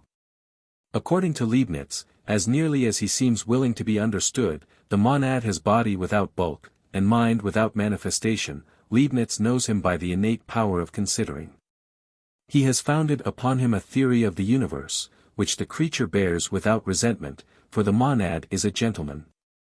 Small as he is, the monad contains all the powers and possibilities needful to his evolution into a German philosopher of the first class, altogether a very capable little fellow. He is not to be confounded with the microbe, or bacillus. By its inability to discern him, a good microscope shows him to be of an entirely distinct species. Monarch. A person engaged in reigning. Formerly the monarch ruled, as the derivation of the word attests, and as many subjects have had occasion to learn. In Russia and the Orient the monarch has still a considerable influence in public affairs and in the disposition of the human head. But in Western Europe political administration is mostly entrusted to his ministers, he being somewhat preoccupied with reflections relating to the status of his own head. Monarchical government. Government. Monday. In Christian countries, the day after the baseball game. Money. A blessing that is of no advantage to us excepting when we part with it. An evidence of culture and a passport to polite society. Supportable property. Monkey. An arboreal animal which makes itself at home in genealogical trees. Monosyllabic.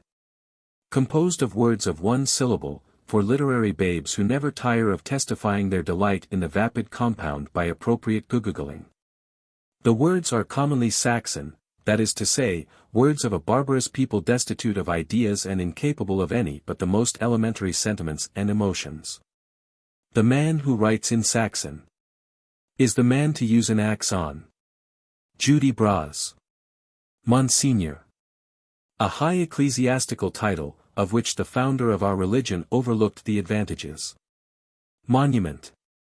A structure intended to commemorate something which either needs no commemoration or cannot be commemorated. The bones of Agamemnon are a show. And ruined is his royal monument. But Agamemnon's fame suffers no diminution in consequence. The monument custom has its reductions ad absurdum in monuments to the unknown dead, that is to say, monuments to perpetuate the memory of those who have left no memory. Moral. Conforming to a local and mutable standard of right. Having the quality of general expediency. It is said there be a wrong of mountains in the east, on one side of the which certain conducts are immoral, yet on the other side they are holden in good esteem. Whereby the mountaineer is much convenienced, for it is given to him to go down aether way and act as it shall sweet his mood, without an offence. Gooke's Meditations. More. The comparative degree of too much. Mouse.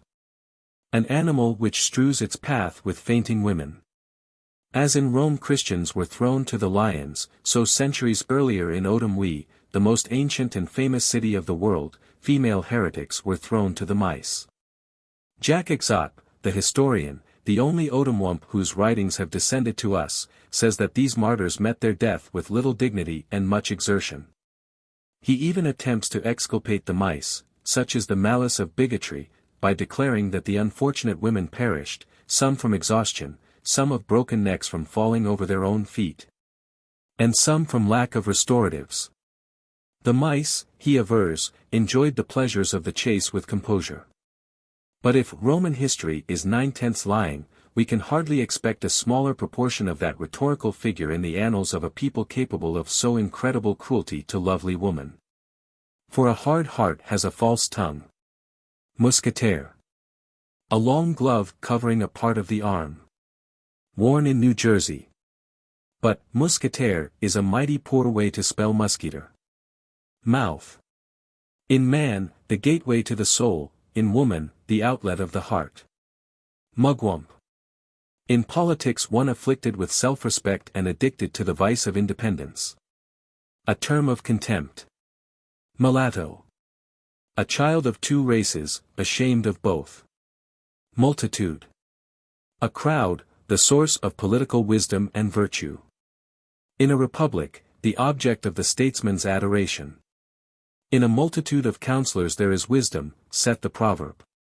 If many men of equal individual wisdom are wiser than any one of them, it must be that they acquire the excess of wisdom by the mere act of getting together. Whence comes it? Obviously from nowhere, as well say that a range of mountains is higher than the single mountains composing it. A multitude is as wise as its wisest member if it obey him. If not, it is no wiser than its most foolish. Mummy. An ancient Egyptian, formerly in universal use among modern civilized nations as medicine, and now engaged in supplying art with an excellent pigment. He is handy, too, in museums in gratifying the vulgar curiosity that serves to distinguish man from the lower animals. By means of the mummy, mankind, it is said, attests to the gods its respect for the dead. We plunder his tomb, be he sinner or saint. Distill him for physic and grind him for paint. Exhibit for money his poor, shrunken frame. And with levity flock to the scene of the shame. Oh, tell me, ye gods, for the use of my rhyme. For respecting the dead what's the limit of time? Scopa's Brune. Mustang. An indocile horse of the western plains. In English society, the American wife of an English nobleman. Myrmidon. A follower of Achilles, particularly when he didn't lead. Mythology. The body of a primitive people's beliefs concerning its origin, early history, heroes, deities and so forth, as distinguished from the true accounts which it invents later. N. Nectar. A drink served at banquets of the Olympian deities. The secret of its preparation is lost, but the modern Kentuckians believe that they come pretty near to a knowledge of its chief ingredient. Juno drank a cup of nectar. But the draught did not affect her. Juno drank a cup of rye. Then she bade herself goodbye. J. G. Negro. The piece de resistance in the American political problem. Representing him by the letter N, the Republicans begin to build their equation thus, let N equals the white man. This, however, appears to give an unsatisfactory solution. Neighbor. One whom we are commanded to love as ourselves, and who does all he knows how to make us disobedient. Nepotism. Appointing your grandmother to office for the good of the party. Newtonian. Pertaining to a philosophy of the universe invented by Newton, who discovered that an apple will fall to the ground, but was unable to say why. His successors and disciples have advanced so far as to be able to say when. Nihilist. A Russian who denies the existence of anything but Tolstoy. The leader of the school is Tolstoy. Nirvana. In the Buddhist religion, a state of pleasurable annihilation awarded to the wise, particularly to those wise enough to understand it. Nobleman. Nature's provision for wealthy American maids ambitious to incur social distinction and suffer high life. Noise. A stench in the ear. Undomesticated music. The chief product and authenticating sign of civilization. Nominate. To designate for the heaviest political assessment. To put forward a suitable person to incur the mud-gobbing and dead-catting of the opposition. Nominee. A modest gentleman shrinking from the distinction of private life and diligently seeking the honorable obscurity of public office. Noncombatant. A dead Quaker. Nonsense. The objections that are urged against this excellent dictionary. Nose. The extreme outpost of the face. From the circumstance that great conquerors have great noses, Gedius, whose writings antedate the age of humor, calls the nose the organ of quell. It has been observed that one's nose is never so happy as when thrust into the affairs of another. From which some physiologists have drawn the inference that the nose is devoid of the sense of smell. There's a man with a nose. And wherever he goes, the people run from him and shout.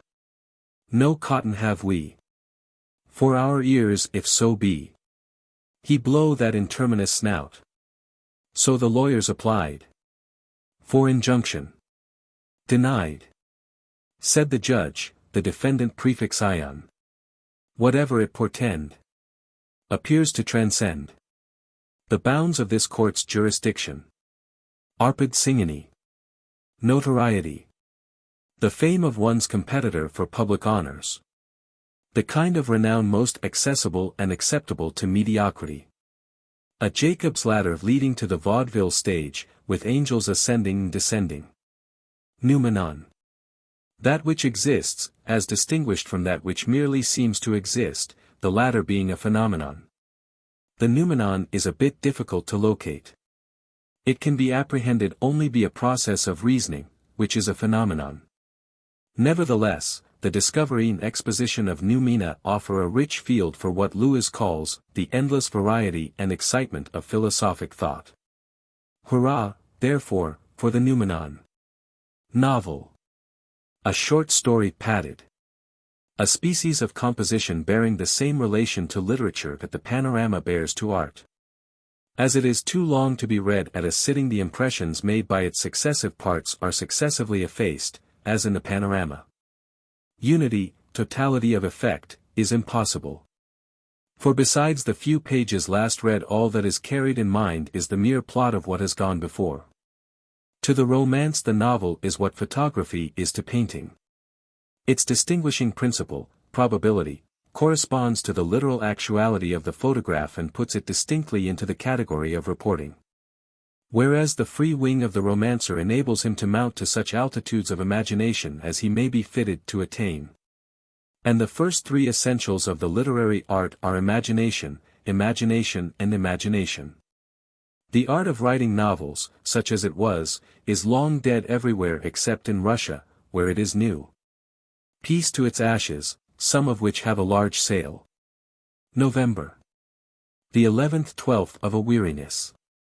Oath. In law, a solemn appeal to the deity, made binding upon the conscience by a penalty for perjury. Oblivion. The state or condition in which the wicked cease from struggling and the dreary are at rest. Fame's eternal dumping ground. Cold storage for high hopes. A place where ambitious authors meet their works without pride and their betters without envy. A dormitory without an alarm clock. Observatory. A place where astronomers conjecture away the guesses of their predecessors. Obsessed. Vexed by an evil spirit, like the Gadarene swine and other critics. Obsession was once more common than it is now. Erastus tells of a peasant who was occupied by a different devil for every day in the week, and on Sundays by two. They were frequently seen, always walking in his shadow, when he had one, but were finally driven away by the village notary, a holy man, but they took the peasant with them, for he vanished utterly. A devil thrown out of a woman by the Archbishop of Reims ran through the trees, pursued by 100 persons, until the open country was reached, where by a leap higher than a church spire he escaped into a bird. A chaplain in Cromwell's army exorcised a soldier's obsessing devil by throwing the soldier into the water, when the devil came to the surface. The soldier, unfortunately, did not. Obsolete. No longer used by the timid. Said chiefly of words.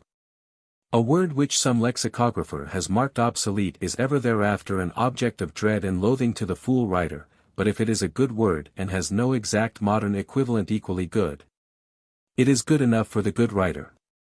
Indeed, a writer's attitude toward obsolete words is as true a measure of his literary ability as anything except the character of his work. A dictionary of obsolete and obsolescent words would not only be singularly rich in strong and sweet parts of speech. It would add large possessions to the vocabulary of every competent writer who might not happen to be a competent reader. Obstinate. Inaccessible to the truth as it is manifest in the splendor and stress of our advocacy. The popular type and exponent of obstinacy is the mule, a most intelligent animal. Occasional. Afflicting us with greater or less frequency. That, however, is not the sense in which the word is used in the phrase occasional verses, which are verses written for an occasion, such as an anniversary, a celebration or other event. True, they afflict us a little worse than other sorts of verse, but their name has no reference to irregular recurrence. Occident. The part of the world lying west, or east, of the Orient. It is largely inhabited by Christians, a powerful subtribe of the hypocrites, whose principal industries are murder and cheating, which they are pleased to call war and commerce. These, also, are the principal industries of the Orient. Ocean. A body of water occupying about 2/3 of a world made for man, who has no gills. Offensive. Generating disagreeable emotions or sensations, as the advance of an army against its enemy. Were the enemy's tactics offensive? The king asked. I should say so, replied the unsuccessful general. The blackguard wouldn't come out of his works. Old. In that stage of usefulness which is not inconsistent with general inefficiency, as an old man. Discredited by lapse of time and offensive to the popular taste, as an old book. Old books? The devil take them. Goby said. Fresh every day must be my books and bread. Nature herself approves the Goby rule. And gives us every moment a fresh fool. Harley Shum. Oleaginous. Oily, smooth, sleek. Disraeli once described the manner of Bishop Wilberforce as unctuous, oleaginous, saponaceous. And the good prelate was ever afterward known as Soapy Sam. For every man there is something in the vocabulary that would stick to him like a second skin. His enemies have only to find it. Olympian. Relating to a mountain in Thessaly, once inhabited by gods, now a repository of yellowing newspapers, beer bottles and mutilated sardine cans. Attesting the presence of the tourist and his appetite. His name the smirking tourist scrawls upon Minerva's temple walls, where thundered once Olympian Zeus, and marks his appetite's abuse. Averil Jup. Omen. A sign that something will happen if nothing happens. Once. Enough. Opera. A play representing life in another world, whose inhabitants have no speech but song, no motions but gestures and no postures but attitudes. All acting is simulation, and the word simulation is from simia, an ape, but in opera the actor takes for his model simia audibilis, or pithecanthropos stentor, the ape that howls. The actor apes a man, at least in shape. The opera performer apes an ape. Opiate. An unlocked door in the prison of identity. It leads into the jail yard. Opportunity. A favorable occasion for grasping a disappointment. Oppose. To assist with obstructions and objections. How lonely he who thinks to vex. With badinage the solemn sex. Of levity, mere man, beware. None but the grave deserve the unfair. Percy P. Or minder. Opposition. In politics, the party that prevents the government from running amok by hamstringing it. The king of Gargaro, who had been abroad to study the science of government, appointed 100 of his fattest subjects as members of a parliament to make laws for the collection of revenue. 40 of these he named the party of opposition and had his prime minister carefully instruct them in their duty of opposing every royal measure. Nevertheless, the first one that was submitted passed unanimously. Greatly displeased, the king vetoed it, informing the opposition that if they did that again they would pay for their obstinacy with their heads. The entire 40 promptly disemboweled themselves. What shall we do now? The king asked. Liberal institutions cannot be maintained without a party of opposition. Splendor of the universe, replied the prime minister, it is true these dogs of darkness have no longer their credentials, but all is not lost. Leave the matter to this worm of the dust. So the minister had the bodies of his majesty's opposition embalmed and stuffed with straw, put back into the seats of power and nailed there. 40 votes were recorded against every bill and the nation prospered. But one day a bill imposing a tax on warts was defeated, the members of the government party had not been nailed to their seats. This so enraged the king that the prime minister was put to death, the parliament was dissolved with a battery of artillery, and government of the people, by the people. For the people perished from Gargaro. Optimism. The doctrine, or belief, that everything is beautiful, including what is ugly, everything good, especially the bad, and everything right that is wrong. It is held with greatest tenacity by those most accustomed to the mischance of falling into adversity, and is most acceptably expounded with the grin that apes a smile. Being a blind faith, it is inaccessible to the light of disproof, an intellectual disorder, yielding to no treatment but death. It is hereditary, but fortunately not contagious. Optimist. A proponent of the doctrine that black is white. A pessimist applied to God for relief. Ah, you wish me to restore your hope and cheerfulness, said God. No, replied the petitioner, I wish you to create something that would justify them. The world is all created, said God, but you have overlooked something, the mortality of the optimist. Oratory. A conspiracy between speech and action to cheat the understanding. A tyranny tempered by stenography. Orphan. A living person whom death has deprived of the power of filial ingratitude, a privation appealing with a particular eloquence to all that is sympathetic in human nature. When young the orphan is commonly sent to an asylum, where by careful cultivation of its rudimentary sense of locality it is taught to know its place. It is then instructed in the arts of dependence and servitude and eventually turned loose to prey upon the world as a bootblack or scullery maid. Orthodox. An ox wearing the popular religious yoke. Orthography. The science of spelling by the eye instead of the ear. Advocated with more heat than light by the outmates of every asylum for the insane. They have had to concede a few things since the time of Chaucer, but are none the less hot in defense of those to be conceded hereafter. A spelling reformer indicted. For fudge was before the court sicted. The judge said, enough. His candle will snuff. And his sepulchre shall not be wicted. Ostrich. A large bird to which, for its sins, doubtless, nature has denied that hinder toe in which so many pious naturalists have seen a conspicuous evidence of design. The absence of a good working pair of wings is no defect, for, as has been ingeniously pointed out, the ostrich does not fly. Otherwise. No better. Outcome. A particular type of disappointment. By the kind of intelligence that sees in an exception a proof of the rule, the wisdom of an act is judged by the outcome, the result. This is immortal nonsense. The wisdom of an act is to be judged by the light that the doer had when he performed it. Outdo. To make an enemy. Out of doors. That part of one's environment upon which no government has been able to collect taxes. Chiefly useful to inspire poets. I climbed to the top of a mountain one day, to see the sun setting in glory. And I thought, as I looked at his vanishing ray, of a perfectly splendid story.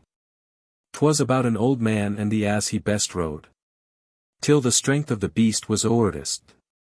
Then the man would carry him miles on the road, till Neddy was pretty well rested.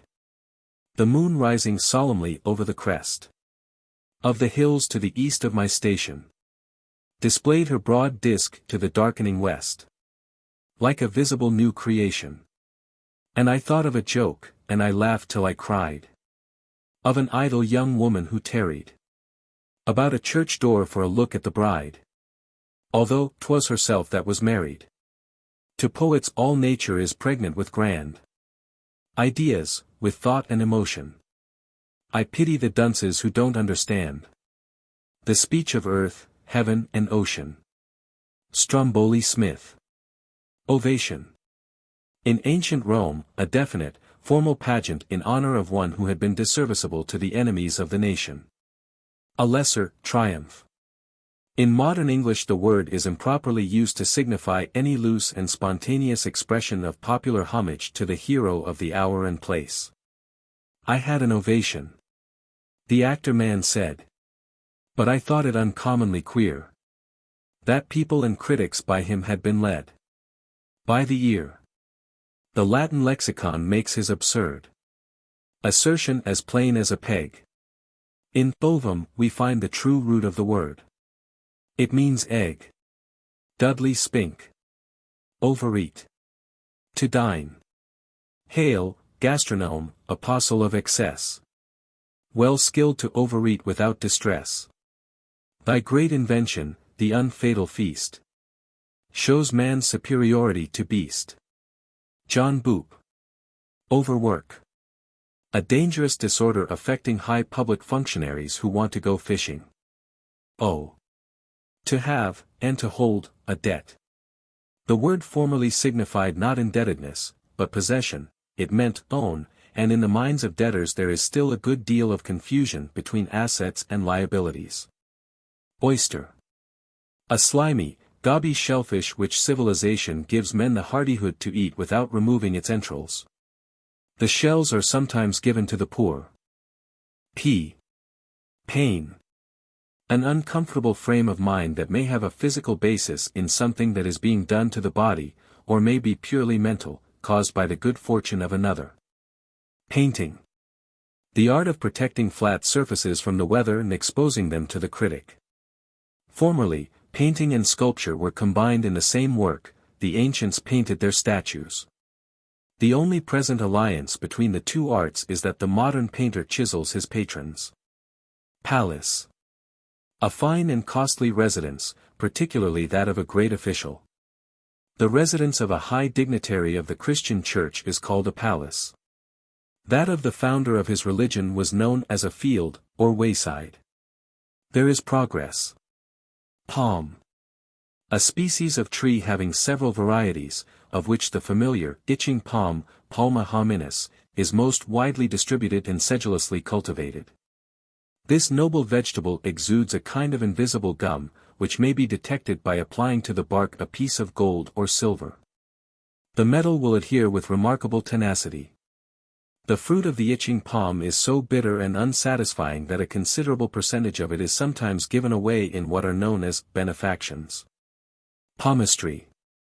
The 947th method, according to Mimbleshaw's classification, of obtaining money by false pretenses. It consists in reading character, in the wrinkles made by closing the hand. The pretense is not altogether false. Character can really be read very accurately in this way, for the wrinkles in every hand submitted plainly spell the word dupe. The imposture consists in not reading it aloud. Pandemonium. Literally, the place of all the demons. Most of them have escaped into politics and finance, and the place is now used as a lecture hall by the audible reformer. When disturbed by his voice, the ancient echoes clamor appropriate responses most gratifying to his pride of distinction. Pantaloons. A nether habiliment of the adult civilized male. The garment is tubular and unprovided with hinges at the points of flexion.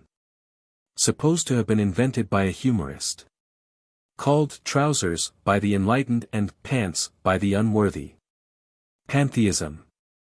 The doctrine that everything is God, in contradistinction to the doctrine that God is everything. Pantomime.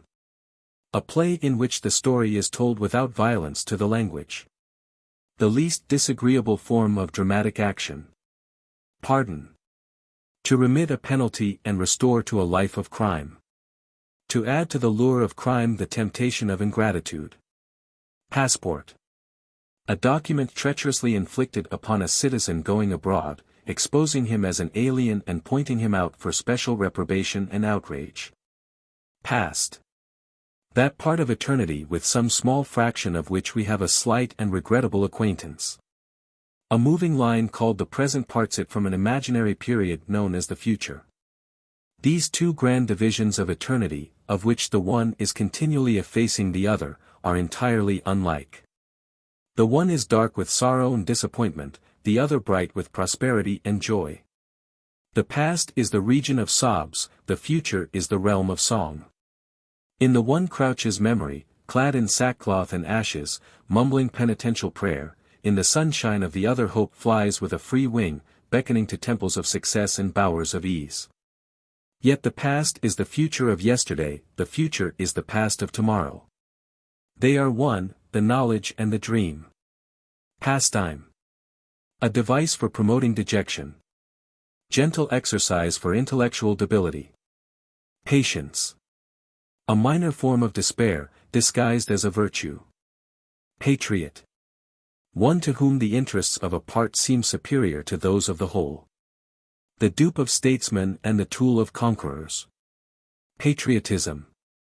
Combustible rubbish ready to the torch of anyone ambitious to illuminate his name. In Dr. Johnson's famous dictionary, patriotism is defined as the last resort of a scoundrel. With all due respect to an enlightened but inferior lexicographer, I beg to submit that it is the first. Peace.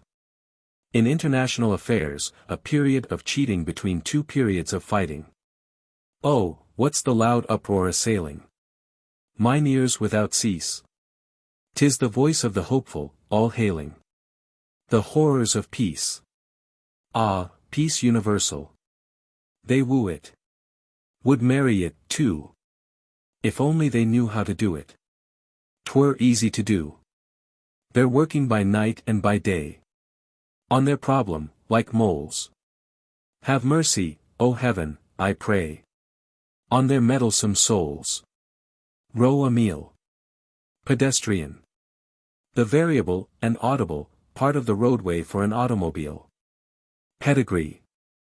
The known part of the route from an arboreal ancestor with a swim bladder to an urban descendant with a cigarette. Penitent. Undergoing or awaiting punishment. Perfection.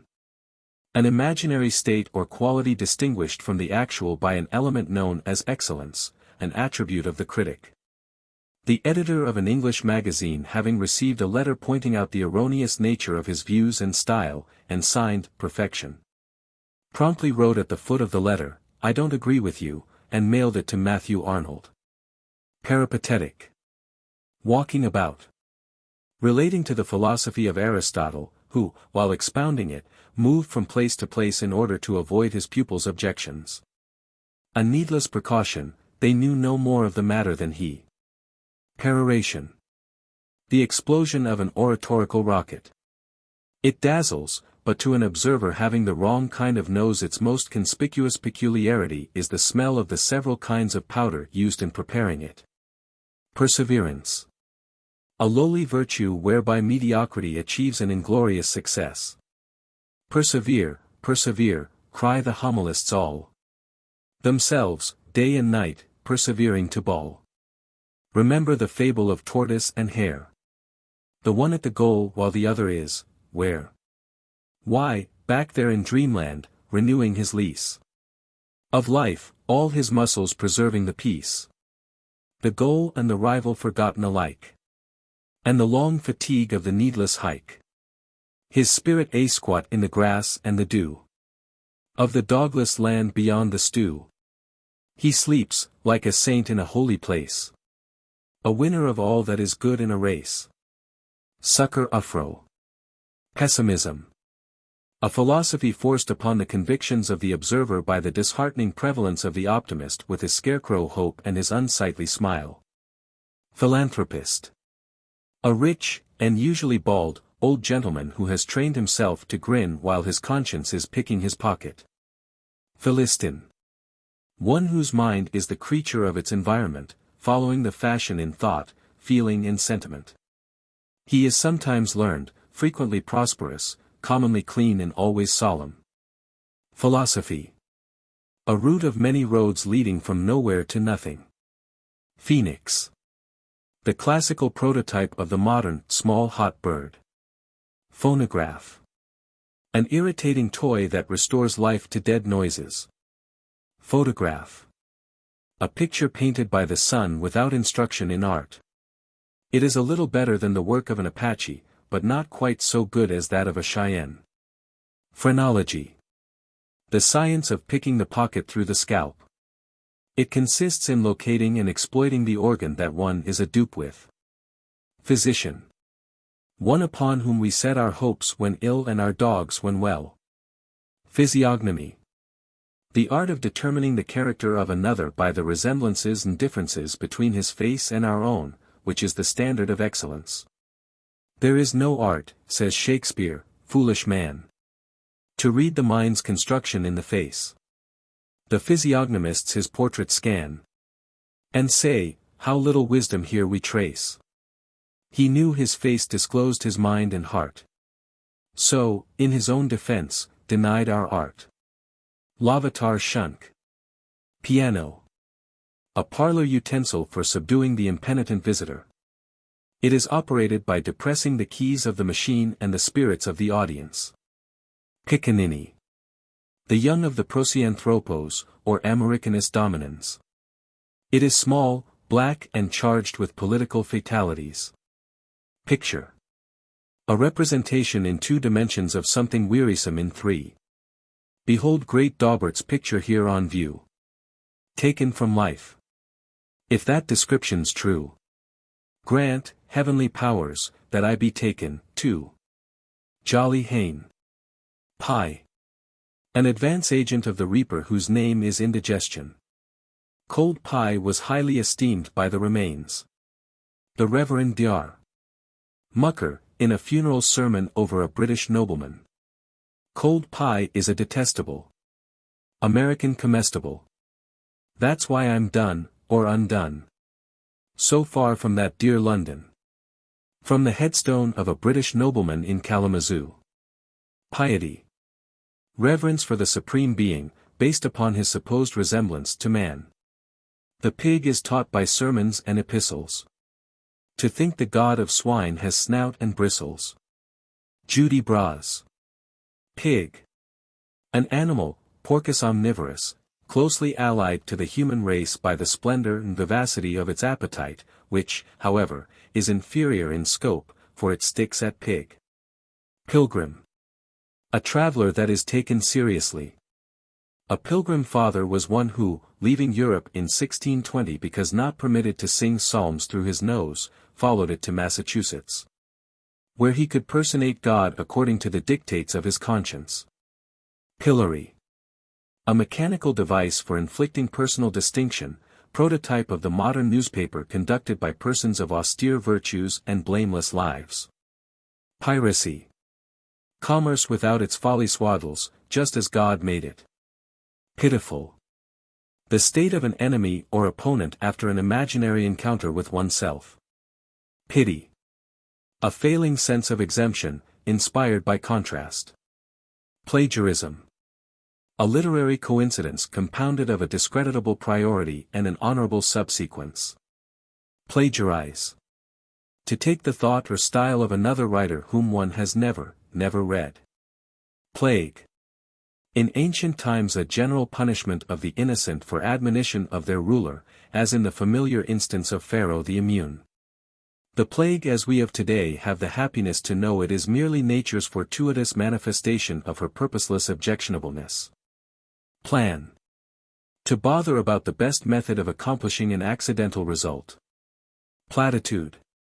The fundamental element and special glory of popular literature. A thought that snores in words that smoke.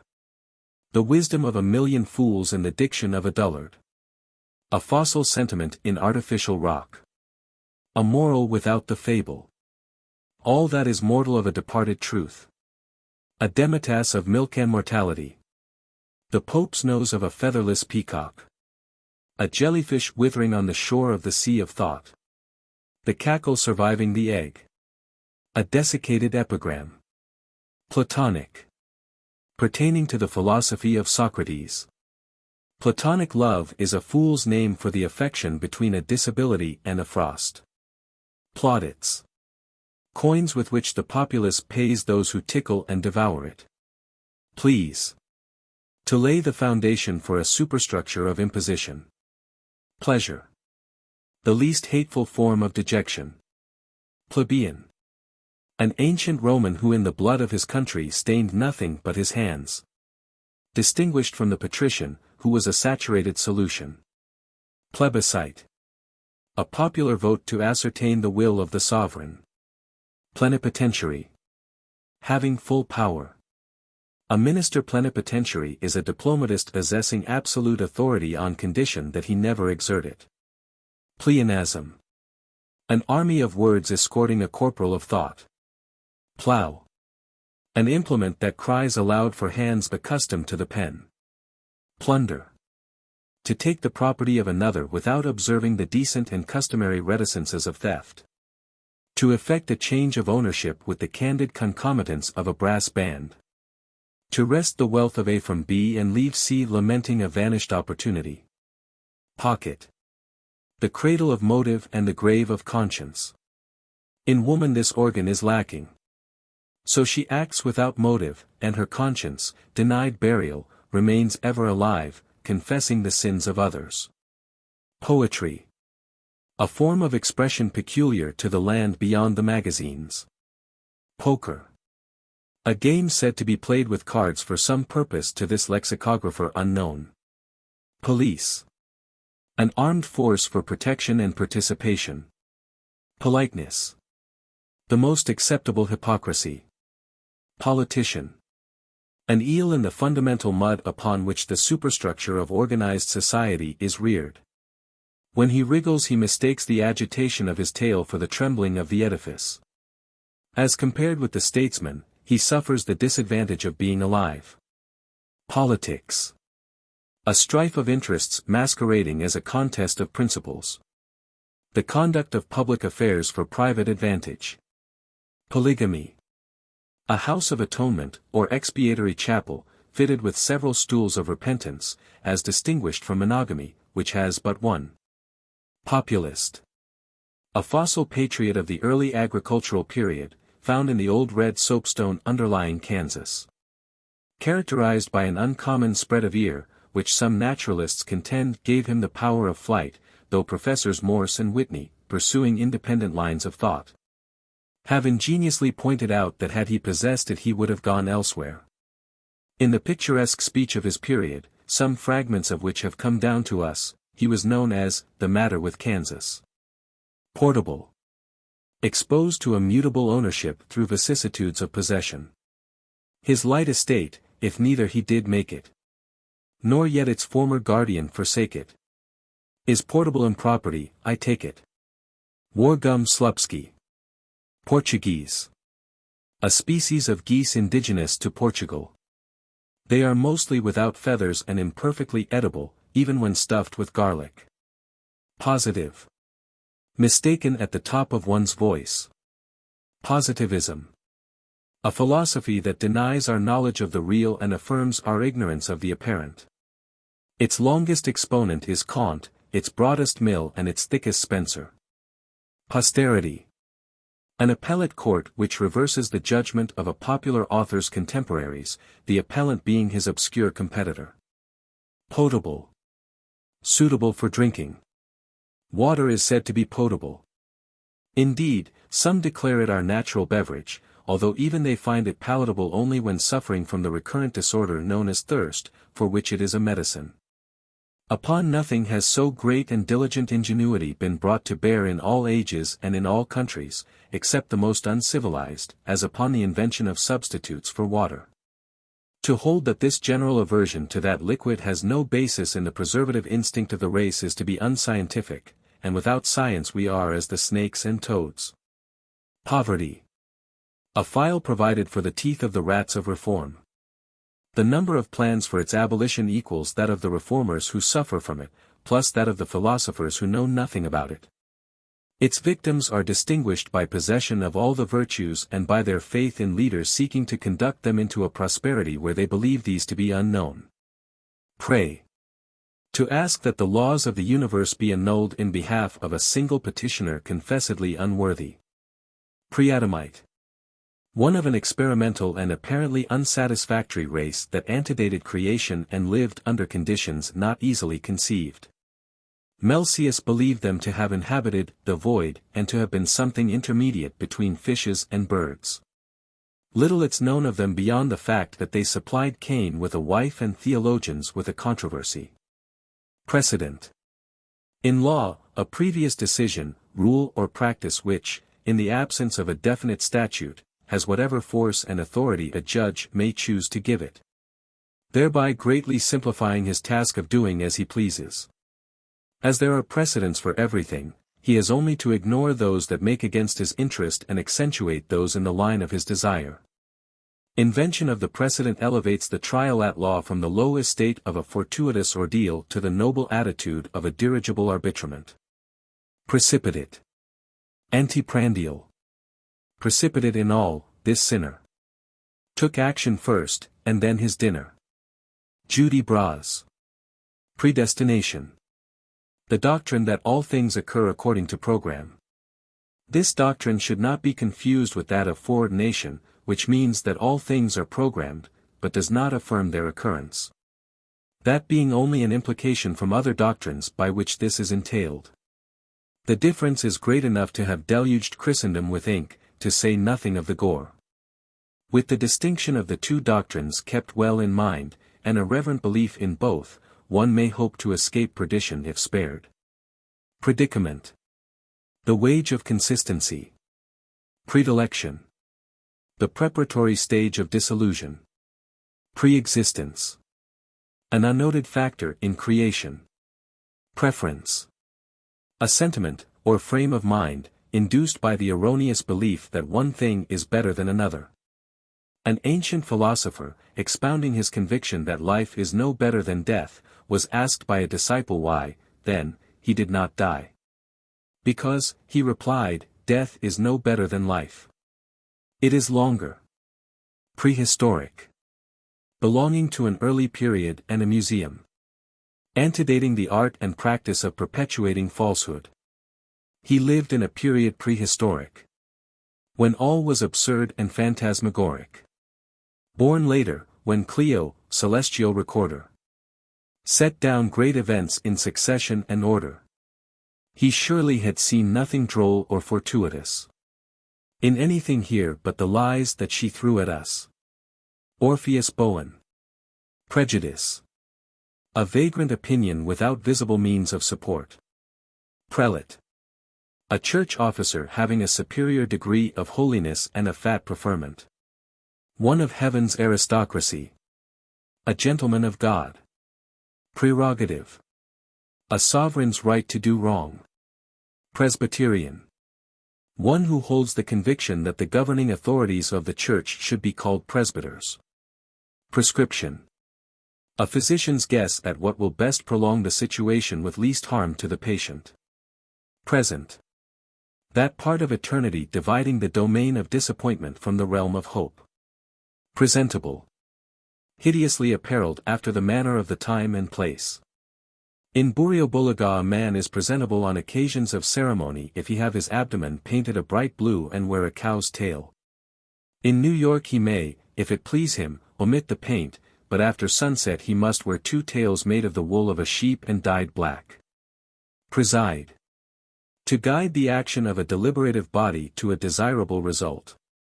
In journalese, to perform upon a musical instrument, as, he presided at the piccolo. The headliner, holding the copy in hand.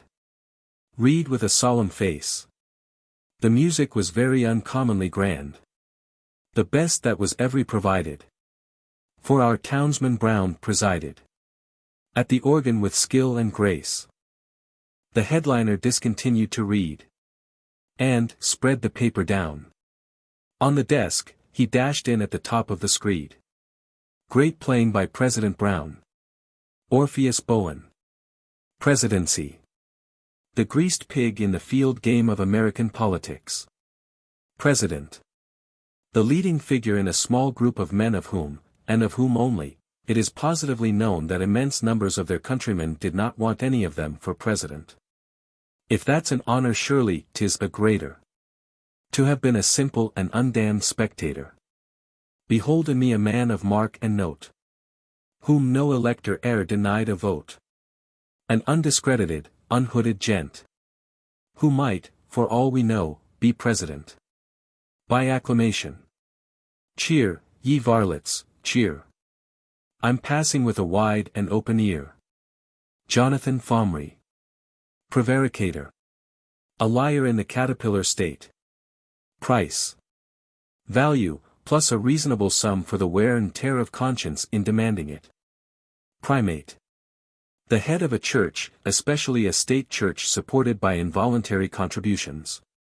The Primate of England is the Archbishop of Canterbury, an amiable old gentleman, who occupies Lambeth Palace when living and Westminster Abbey when dead.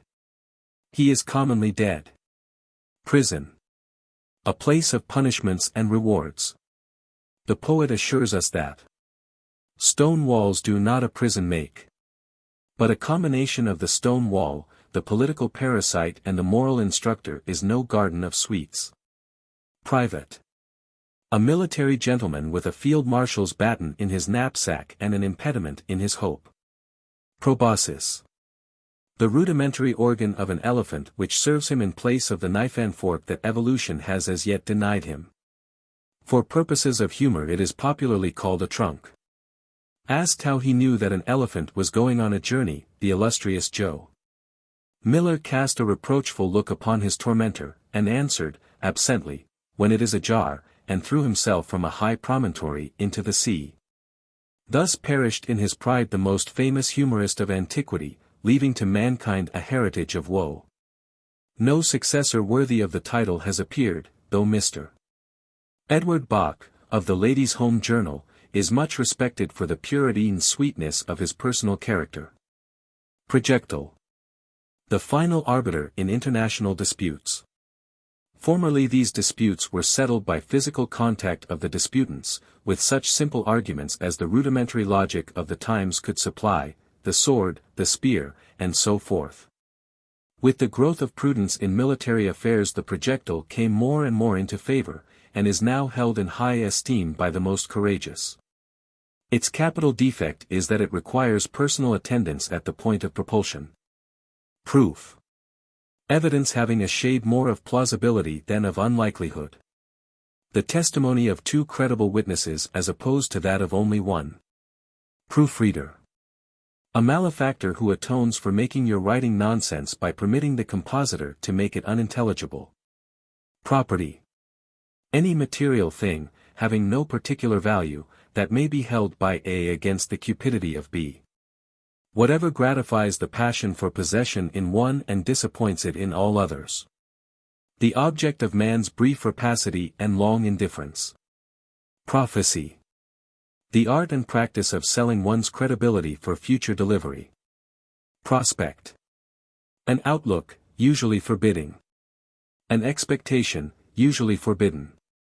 Blow, blow, ye spicy breezes. O'er Ceylon blow your breath.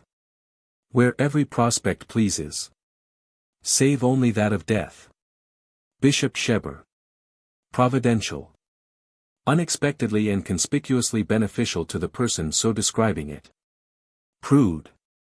A bawd hiding behind the back of her demeanor. Publish. In literary affairs, to become the fundamental element in a cone of critics. Push.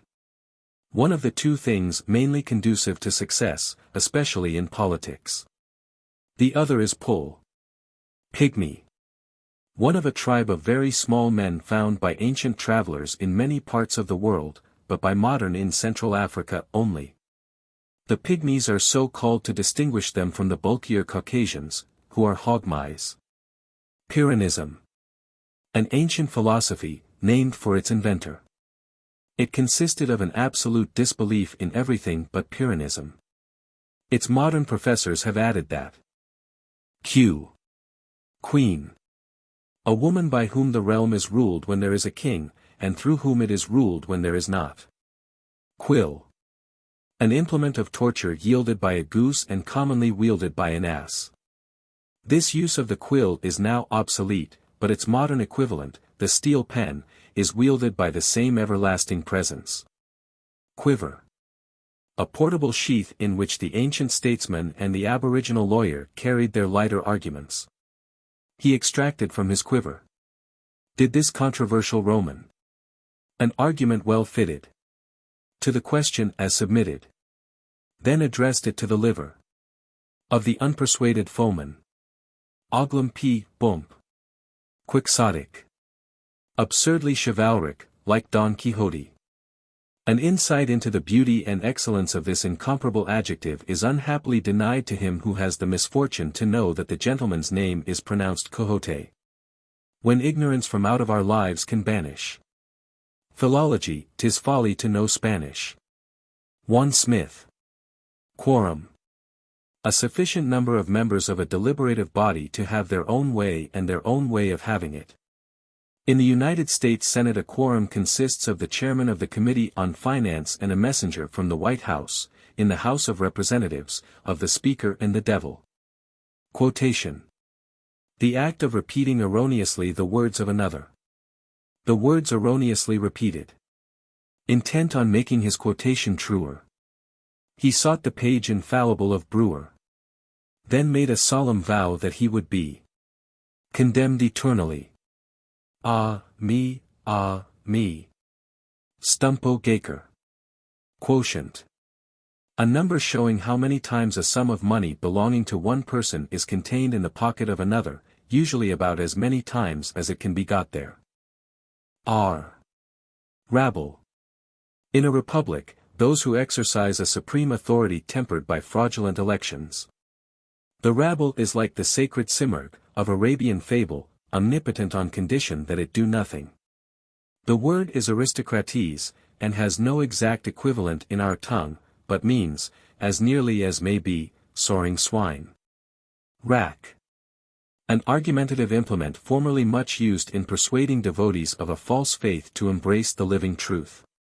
As a call to the unconverted, the rack never had any particular efficacy, and is now held in light popular esteem. Radicalism. The conservatism of tomorrow injected into the affairs of today. Radium. A mineral that gives off heat and stimulates the organ that a scientist is a fool with. Railroad. The chief of many mechanical devices enabling us to get away from where we are to where we are no better off. For this purpose the railroad is held in highest favor by the optimist, for it permits him to make the transit with great expedition. Ramshackle. Pertaining to a certain order of architecture, otherwise known as the normal American. Most of the public buildings of the United States are of the ramshackle order, though some of our earlier architects preferred the ironic. Recent additions to the White House in Washington are Theodoric, the ecclesiastic order of the Dorians. They are exceedingly fine and cost $100 a brick. Rank. Relative elevation in the scale of human worth. He held at court a rank so high. That other nobleman asked why. Because, 'twas answered, others lack his skill to scratch the royal back. Aramis Jukes. Ransom. The purchase of that which neither belongs to the seller, nor can belong to the buyer. The most unprofitable of investments. Rapacity. Providence without industry. The thrift of power. Rarebit. A Welsh rabbit, in the speech of the humorless, who point out that it is not a rabbit. To whom it may be solemnly explained that the comestible known as toad in a hole is really not a toad. And that risdeveau à la financière is not the smile of a calf prepared after the recipe of a she-banker. Rascal. A fool considered under another aspect. Rascality. Stupidity militant. The activity of a clouded intellect. Rash. Insensible to the value of our advice. Now lay your bet with mine, nor let these gamblers take your cash. Nay, this child makes no bet. Great snakes! How can you be so rash? Boodle P. Gish. Rational. Devoid of all delusions save those of observation, experience and reflection. Rattlesnake. Our prostrate brother, Homo ventrambulans. Razor. An instrument used by the Caucasian to enhance his beauty, by the Mongolian to make a guy of himself, and by the Afro-American to affirm his worth. Reach. The radius of action of the human hand. The area within which it is possible, and customary, to gratify directly the propensity to provide. This is a truth, as old as the hills. That life and experience teach. The poor man suffers that keenest of ills. An impediment in his reach. J. Reading. The general body of what one reads. In our country it consists, as a rule, of Indiana novels, short stories in dialect and humor in slang. We know by one's reading. His learning and breeding. By what draws his laughter. We know his hereafter. Read nothing, laugh never. The Sphinx was less clever. Jupiter Muyck. Realism. The art of depicting nature as it is seen by toads. The charm suffusing a landscape painted by a mole, or a story written by a measuring worm. Reality. The dream of a mad philosopher. That which would remain in the cupel if one should essay a phantom. The nucleus of a vacuum. Really. Apparently. Rear. In American military matters, that exposed part of the army that is nearest to Congress. Reason. To weigh probabilities in the scales of desire. Reason. Propensitative prejudice. Reasonable. Accessible to the infection of our own opinions. Hospitable to persuasion, dissuasion and evasion. Rebel. A proponent of a new misrule who has failed to establish it. Recollect. To recall with addition something not previously known. Reconciliation. A suspension of hostilities. An armed truce for the purpose of digging up the dead. Reconsider. To seek a justification for a decision already made. Recount. In American politics, another throw of the dice, accorded to the player against whom they are loaded. Recreation. A particular kind of dejection to relieve a general fatigue. Recruit. A person distinguishable from a civilian by his uniform and from a soldier by his gait. Fresh from the farm or factory or street. His marching, in pursuit or in retreat, were an impressive martial spectacle. Except for two impediments, his feet. Thomson Johnson. Rector. In the Church of England, the third person of the parochial trinity, the curate and the vicar being the other two. Redemption. Deliverance of sinners from the penalty of their sin, through their murder of the deity against whom they sinned. The doctrine of redemption is the fundamental mystery of our holy religion, and whoso believeth in it shall not perish, but have everlasting life in which to try to understand it. We must awake man's spirit from his sin. And take some special measure for redeeming it. Though hard indeed the task to get it in. Among the angels any way but teaming it. Or purify it otherwise than steaming it. I'm awkward at redemption, a beginner. My method is to crucify the sinner. Golgo brone. Redress. Reparation without satisfaction. Among the Anglo-Saxon, a subject conceiving himself wronged by the king was permitted, on proving his injury, to beat a brazen image of the royal offender with a switch that was afterward applied to his own naked back. The latter rite was performed by the public hangman, and it assured moderation in the plaintiff's choice of a switch. Redskin. A North American Indian, whose skin is not red, at least not on the outside. Redundant. Superfluous, needless, de trop. The Sultan said, "There's evidence abundant to prove this unbelieving dog redundant."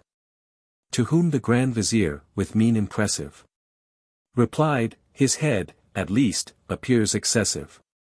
Habib Suleiman. Mr. Debs is a redundant citizen. Theodore Roosevelt. Referendum. A law for submission of proposed legislation to a popular vote to learn the nonsensus of public opinion.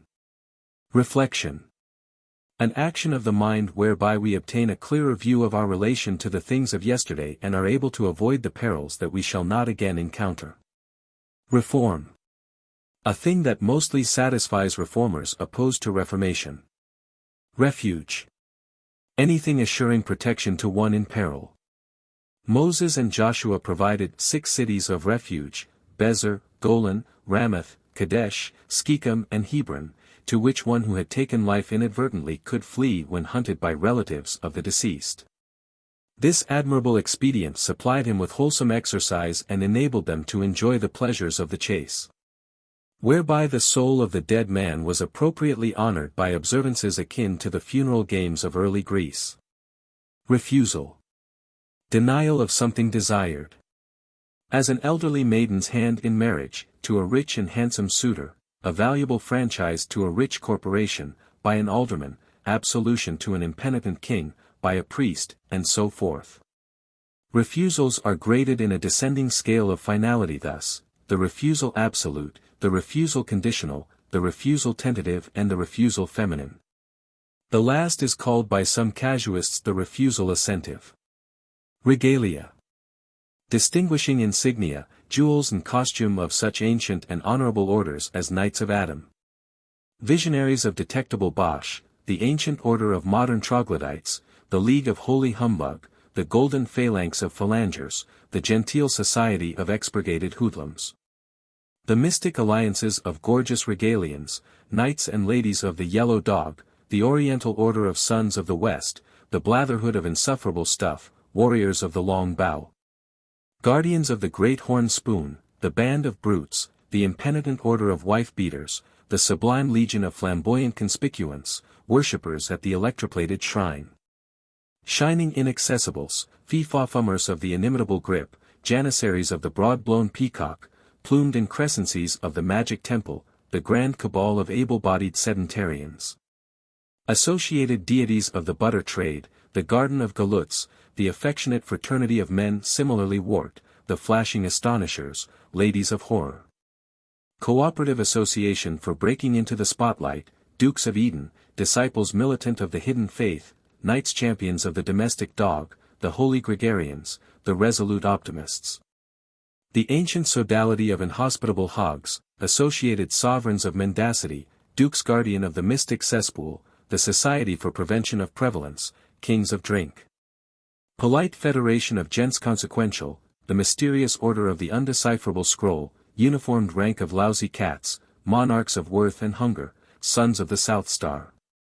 Prelates of the tub and sword. Religion. A daughter of hope and fear, explaining to ignorance the nature of the unknowable. What is your religion, my son? Inquired the Archbishop of Reims. Pardon, Monseigneur, replied Rochebriant, I am ashamed of it. Then why do you not become an atheist? Impossible. I should be ashamed of atheism. In that case, monsieur, you should join the Protestants. Reliquary. A receptacle for such sacred objects as pieces of the true cross, short ribs of the saints, the ears of Balaam's ass, the lung of the cock that called Peter to repentance and so forth. Reliquaries are commonly of metal, and provided with a lock to prevent the contents from coming out and performing miracles at unseasonable times. A feather from the wing of the angel of the Annunciation once escaped during a sermon in St. Peter's and so tickled the noses of the congregation that they woke and sneezed with great vehemence. 3 times each. It is related in the Gesta Sanctorum that a sacristan in the Canterbury Cathedral surprised the head of St. Denis in the library. Reprimanded by its stern custodian, it explained that it was seeking a body of doctrine. This unseemly levity so enraged the diocesan that the offender was publicly anathematized, thrown into the store and replaced by another head of St. Denis, brought from Rome. Renown. A degree of distinction between notoriety and fame, a little more supportable than the one and a little more intolerable than the other. Sometimes it is conferred by an unfriendly and inconsiderate hand. I touched the harp in every key, but found no heeding ear. And then Ithuriel touched me with a revealing spear. Not all my genius, great as 'tis, could urge me out of night. I felt the faint pulse of his, and leapt into the light. W. J. Candleton. Reparation. Satisfaction that is made for a wrong and deducted from the satisfaction felt in committing it. Repartee. Prudent insult in retort. Practiced by gentlemen with a constitutional aversion to violence, but a strong disposition to offend. In a war of words, the tactics of the North American Indian. Repentance. The faithful attendant and follower of punishment. It is usually manifest in a degree of reformation that is not inconsistent with continuity of sin. Desirous to avoid the pains of hell, you will repent and join the church, Parnell. How needless, Nick will keep you off the coals, and add you to the woes of other souls. Joe Matter Abamy. Replica. A reproduction of a work of art, by the artist that made the original. It is so called to distinguish it from a copy, which is made by another artist. When the two are made with equal skill, the replica is the more valuable, for it is supposed to be more beautiful than it looks. Reporter. A writer who guesses his way to the truth and dispels it with a tempest of words. More dear than all my bosom knows, O thou, whose lips are sealed and will not disavow. So sang the blithe reporter man as grew beneath his hand the leg-long interview. Barson Maith. Repose. To cease from troubling. Representative. In national politics, a member of the lower house in this world, and without discernible hope of promotion in the next. Reprobation. In theology, the state of a luckless mortal prenatally damned. The doctrine of reprobation was taught by Calvin, whose joy in it was somewhat marred by the sad sincerity of his conviction that although some are foredoomed to perdition, others are predestined to salvation. Republic. A nation in which, the thing governing and the thing governed being the same, there is only a permitted authority to enforce an optional obedience. In a republic, the foundation of public order is the ever-lessening habit of submission inherited from ancestors who, being truly governed, submitted because they had to. There are as many kinds of republics as there are graduations between the despotism whence they came and the anarchy whither they lead. Requiem. A mass for the dead which the minor poets assure us the winds sing o'er the graves of their favorites. Sometimes, by way of providing a varied entertainment, they sing a dirge. Resident. Unable to leave. Resign. To renounce an honor for an advantage. To renounce an advantage for a greater advantage. 'Twas rumored Leonard Wood had signed a true renunciation. Of title, rank and every kind. Of military station. Each honorable station. By his example fired, inclined to noble emulation. The country humbly was resigned to Leonard's resignation. His Christian resignation. Politician green. Resolute. Obstinate in a course that we approve. Respectability. The offspring of a liaison between a bald head and a bank account. Respirator. An apparatus fitted over the nose and mouth of an inhabitant of London, whereby to filter the visible universe in its passage to the lungs. Respite. A suspension of hostilities against a sentenced assassin, to enable the executive to determine whether the murder may not have been done by the prosecuting attorney. Any break in the continuity of a disagreeable expectation. Altgeld upon his incandescent bed. Lay, an attendant demon at his head. O cruel cook, pray grant me some relief. Some respite from the roast, however brief. Remember how on earth I pardoned all your friends in Illinois when held in thrall. Unhappy soul! For that alone you squirm. O'er fire unquenched, a never-dying worm. Yet, for I pity your uneasy state. Your doom I'll mollify and pains abate. Not, for a season, shall your comfort mar. Not even the memory of who you are. Throughout eternal space dread silence fell. Heaven trembled as compassion entered hell. As long, sweet demon, let my respite be. As, governing down here, I'd respite thee. As long, poor soul, as any of the pack. You thrust from jail consumed in getting back. A genial chill affected Altgeld's hide. While they were turning him on t'other side. Joel spake whoop. Resplendent. Like a simple American citizen bedooking himself in his lodge, or affirming his consequence in the scheme of things as an elemental unit of a parade. The Knights of Dominion were so resplendent in their velvet and gold that their masters would hardly have known them. Chronicles of the Classes. Respond. To make answer, or disclose otherwise a consciousness of having inspired an interest in what Herbert Spencer calls external coexistences. As Satan, squat like a toad, at the ear of Eve, responded to the touch of the angel's spear. To respond in damages is to contribute to the maintenance of the plaintiff's attorney and, incidentally, to the gratification of the plaintiff. Responsibility. A detachable burden easily shifted to the shoulders of God, fate, fortune, luck or one's neighbor. In the days of astrology it was customary to unload it upon a star. Alas, things ain't what we should see. If Eve had let that apple be. And many a feller which had ought to set with monarchs of thought. Or play some rosy little game. With battleships on fields of fame. Is down by his unlucky star. And hollers, peanuts. Here you are. The sturdy beggar. Restitution. The founding or endowing of universities and public libraries by gift or bequest. Restitutor. Benefactor, philanthropist. Retaliation. The natural rock upon which is reared the temple of law. Retribution. A rain of fire and brimstone that falls alike upon the just and such of the unjust as have not procured shelter by evicting them. In the lines following, addressed to an emperor in exile by Father Gassalasca Jape. The reverend poet appears to hint his sense of the imprudence of turning about to face retribution when it is taking exercise. What? Dom Pedro, you desire to go back to Brazil to end your days in quiet? Why, what assurance have you 'twould be so?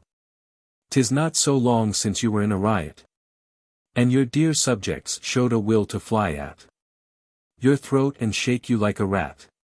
You know that empires are ungrateful. Are you certain republics are less handy to get hurt in? Reveille.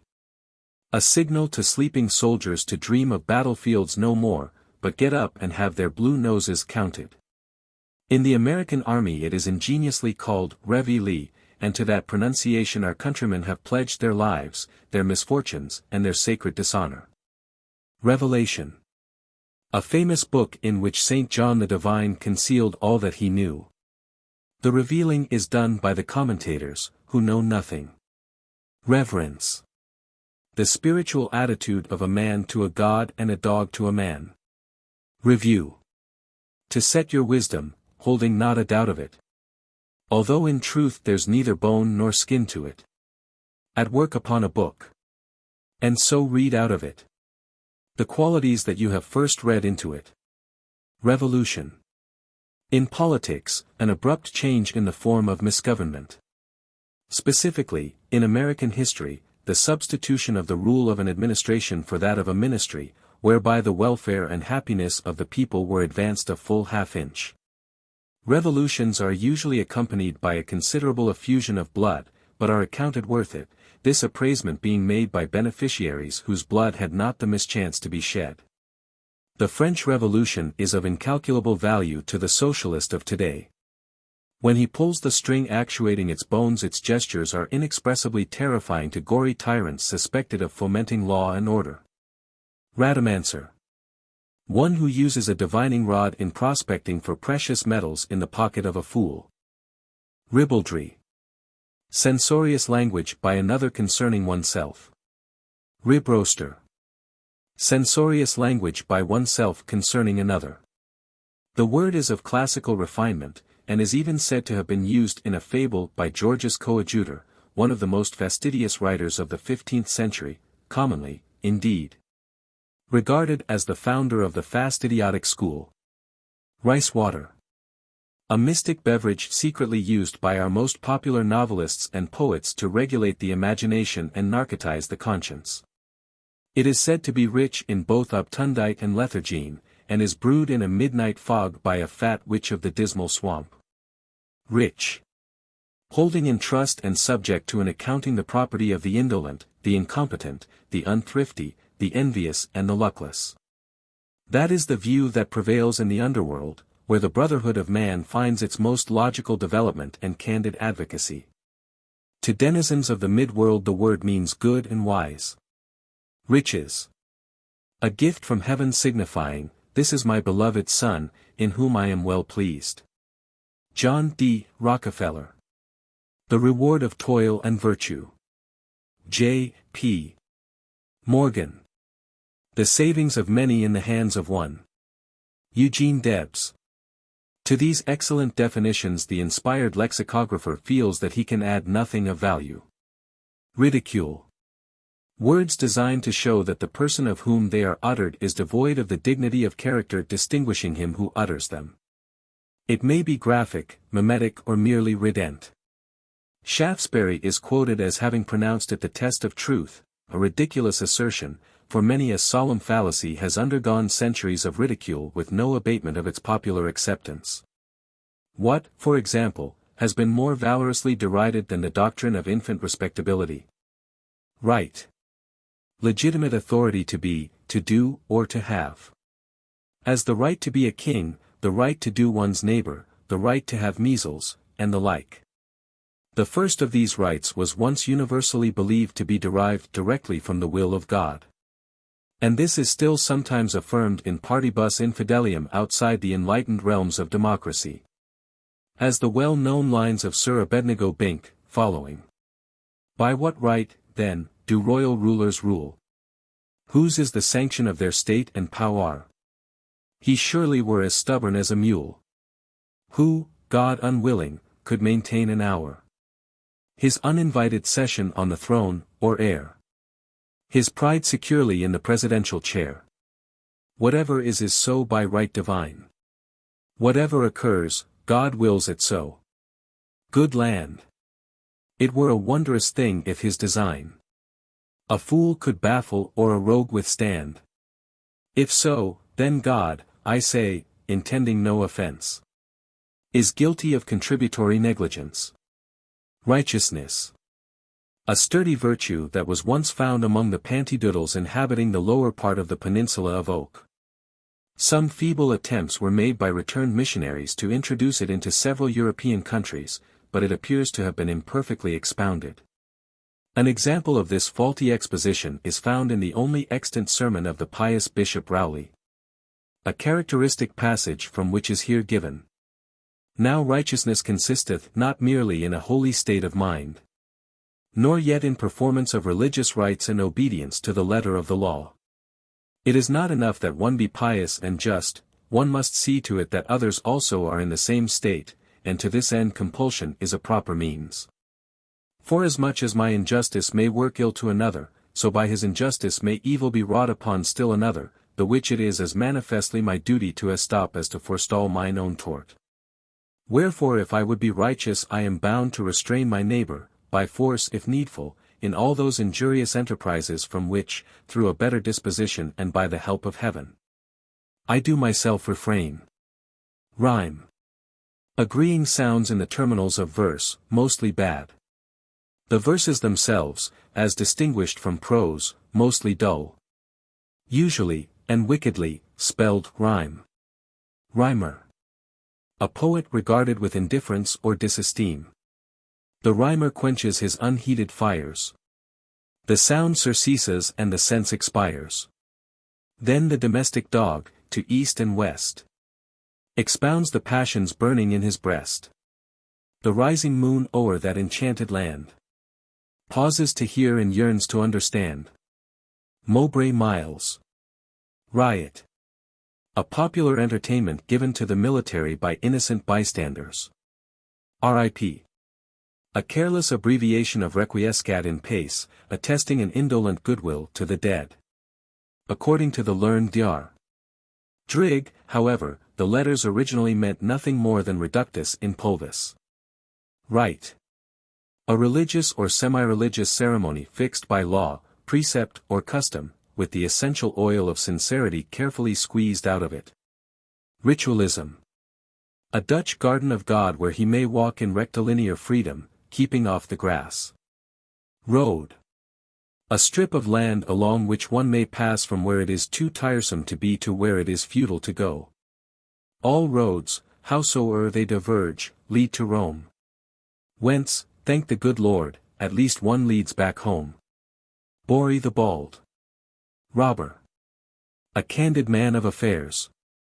It is related of Voltaire that one night he and some traveling companions lodged at a wayside inn. The surroundings were suggestive, and after supper they agreed to tell robber stories in turn. Once there was a farmer general of the revenues. Saying nothing more, he was encouraged to continue.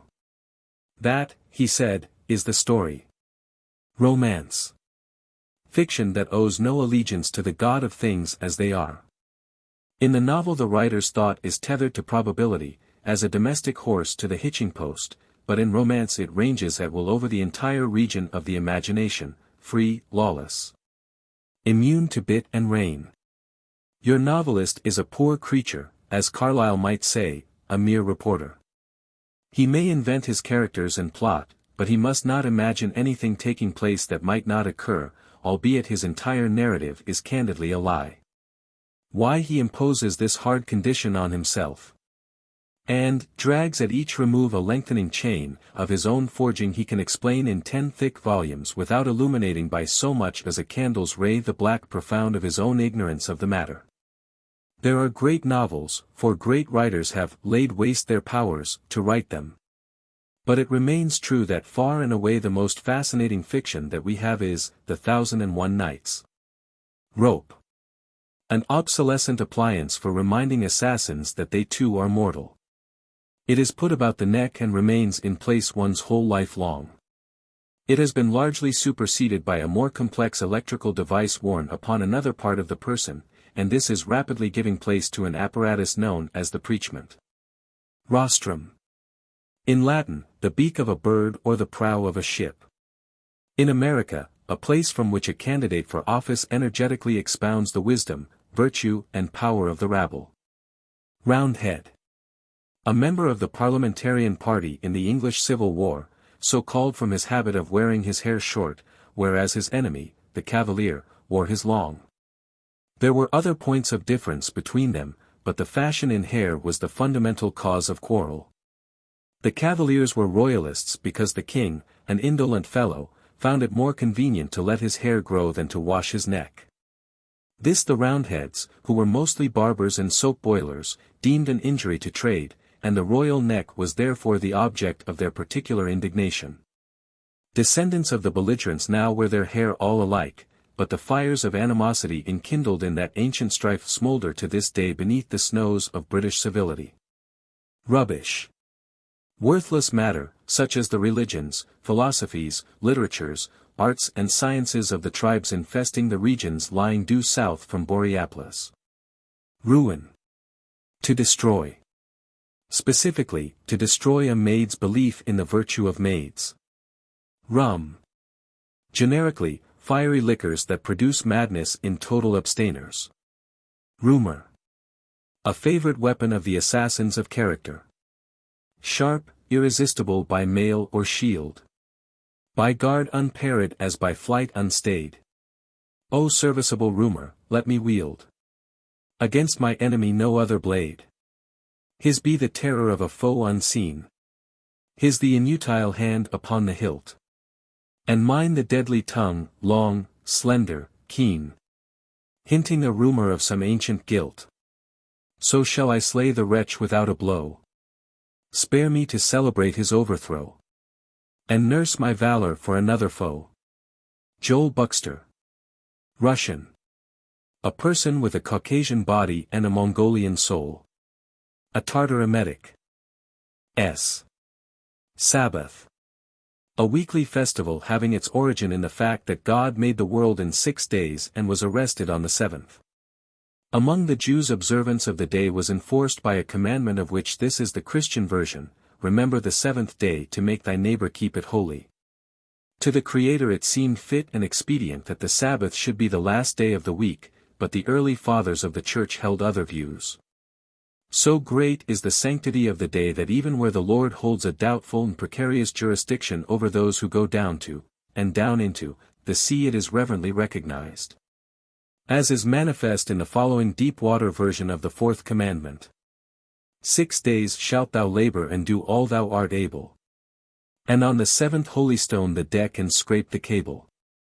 Decks are no longer holystoned, but the cable still supplies the captain with opportunity to attest a pious respect for the divine ordinance. Sacerdotalist. One who holds the belief that a clergyman is a priest. Denial of this momentous doctrine is the hardest challenge that is now flung into the teeth of the Episcopalian Church by the neo-dictionarians. Sacrament. A solemn religious ceremony to which several degrees of authority and significance are attached. Rome has 7 sacraments, but the Protestant churches, being less prosperous, feel that they can afford only 2, and these of inferior sanctity. Some of the smaller sects have no sacraments at all, for which mean economy they will indubitably be damned. Sacred. Dedicated to some religious purpose, having a divine character. Inspiring solemn thoughts or emotions, as the Dalai Lama of Tibet, the Mugum of Mwango, the Temple of Apes in Ceylon, the cow in India, the crocodile, the cat and the onion of ancient Egypt. The Mufti of Mush, the hair of the dog that bit Noah, etc. All things are either sacred or profane. The former to ecclesiasts bring gain. The latter to the devil appertain. Dumbo omohundro. Safety clutch. A mechanical device acting automatically to prevent the fall of an elevator, or cage, in case of an accident to the hoisting apparatus. Once I seen a human ruin. In an elevator well. And his members was bestrewn. All the place where he had fell. And I says, apostrophism. That uncommon woeful wreck. Your position so surprisen. That I tremble for your neck. Then that ruin, smilin' sadly. And impressive, up and spoke. Well, I wouldn't tremble badly. For it's been a fortnight broke. Then, for further comprehension of his attitude, he begs. I will focus my attention on his various arms and legs. How they all are contumacious. Where they each, respective, lie. How one trotter proves ungracious. T'other one an alibi. These particulars is mentioned. For to show his dismal state. Which I wasn't first intentioned. To specifical relate. None is worser to be dreaded. That I ever have heard tell. Than the gents who there was spreaded. In that elevator well. Now this tale is allegoric. It is figurative all. For the well is metaphoric. And the feller didn't fall. I opine it isn't moral. For a writer man to cheat. And despise to wear a laurel. As was gotten by deceit. For 'tis politics intended. By the elevator, mind. It will boost a person splendid. If his talent is the kind. Colonel Brian had the talent. For the busted man is him. And it shot him up right gallant. Till his head begun to swim. Then the rope it broke above him. And he painful come to earth. Where there's nobody to love him. For his detriment worth. Though he's livin' none would know him. Or at leastwise not as such. Moral of this woeful poem. Frequent oil your safety clutch. Pour for pug. Saint. A dead sinner revised and edited. The Duchess of Orleans relates that the irreverent old calumniator, Marshal Villeroy, who in his youth had known as T. Francis de Sales, said, on hearing him called saint, I am delighted to hear that Monsieur de Sales is a saint. He was fond of saying indelicate things, and used to cheat at cards. In other respects he was a perfect gentleman, though a fool. Salacity. A certain literary quality frequently observed in popular novels, especially in those written by women and young girls, who give it another name and think that in introducing it they are occupying a neglected field of letters and reaping an overlooked harvest. If they have the misfortune to live long enough they are tormented with a desire to burn their sheaves. Salamander. Originally a reptile inhabiting fire. Later, an anthropomorphous immortal, but still a pyrophile. Salamanders are now believed to be extinct, the last one of which we have an account having been seen in Carcassonne by the Abbé Belloc, who exorcised it with a bucket of holy water. Sandlotter. A vertebrate mammal holding the political views of Dennis Kearney, a notorious demagogue of San Francisco, whose audiences gathered in the open spaces, sandlots, of the town.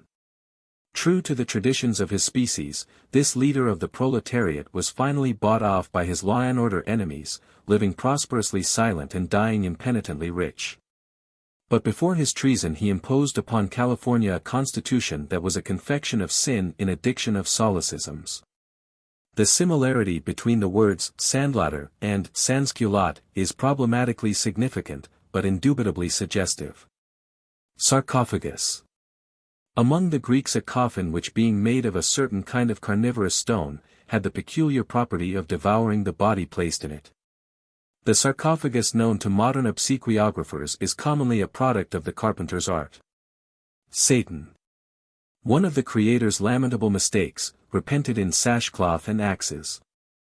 Being instated as an archangel, Satan made himself multifariously objectionable and was finally expelled from heaven. Halfway in his descent he paused, bent his head in thought a moment and at last went back. There is one favor that I should like to ask, said he. Name it. Man, I understand, is about to be created. He will need laws. What, wretch? You his appointed adversary, charged from the dawn of eternity with hatred of his soul, you ask for the right to make his laws? Pardon. What I have to ask is that he be permitted to make them himself. It was so ordered. Satiety. The feeling that one has for the plate after he has eaten its contents, madam. Satire. An obsolete kind of literary composition in which the vices and follies of the author's enemies were expounded with imperfect tenderness. In this country satire never had more than a sickly and uncertain existence, for the soul of it is wit, wherein we are dolefully deficient, the humor that we mistake for it, like all humor, being tolerant and sympathetic. Moreover, although Americans are endowed by their Creator with abundant vice and folly, it is not generally known that these are reprehensible qualities. Wherefore the satirist is popularly regarded as a sour-spirited knave, and his every victim's outcry for co-defendants evokes a national assent. Hail satire! Be thy praises ever sung in the dead language of a mummy's tongue. For thou thyself art dead, and damned as well. Thy spirit, usefully employed, in hell. Had it been such as consecrates the Bible, thou hadst not perished by the law of libel. Barney Stims. Satyr. One of the few characters of the Grecian mythology accorded recognition in the Hebrew Leviticus 17 verse 7. The satyr was at first a member of the dissolute community acknowledging a loose allegiance with Dionysius, but underwent many transformations and improvements. Not infrequently he is confounded with the faun, a later and decenter creation of the Romans, who was less like a man more like a goat. Sauce. The one infallible sign of civilization and enlightenment. A people with no sauces has 1,000 vices, a people with one sauce has only 999. For every sauce invented and accepted a vice is renounced and forgiven. Saw. A trite popular saying, or proverb. Figurative and colloquial. So called because it makes its way into a wooden head. Following are examples of old saws fitted with new teeth. A penny saved is a penny to squander. A man is known by the company that he organizes. A bad workman quarrels with the man who calls him that. A bird in the hand is worth what it will bring. Better late than before anybody has invited you. Example is better than following it. Half a loaf is better than a whole one if there is much else. Think twice before you speak to a friend in need. What is worth doing is worth the trouble of asking somebody to do it. Least said is soonest disavowed. He laughs best who laughs least. Speak of the devil and he will hear about it. Of two evils choose to be the least. Strike while your employer has a big contract. Where there's a will there's a won't. Scarabaeus. The sacred beetle of the ancient Egyptians, allied to our familiar tumblebug. It was supposed to symbolize immortality, the fact that God knew why giving it its peculiar sanctity. Its habit of incubating its eggs in a ball of ordure may also have commended it to the favor of the priesthood, and may someday assure it an equal reverence among ourselves. True, the American beetle is an inferior beetle, but the American priest is an inferior priest. Scarabee. The same as Scarabaeus. He fell by his own hand. Beneath the great oak tree. He traveled in a foreign land. He tried to make her understand. The dance that's called the saraband. But he called it Scarabee. He had called it so through an afternoon. And she, the light of his harem if so might be, had smiled and said naught.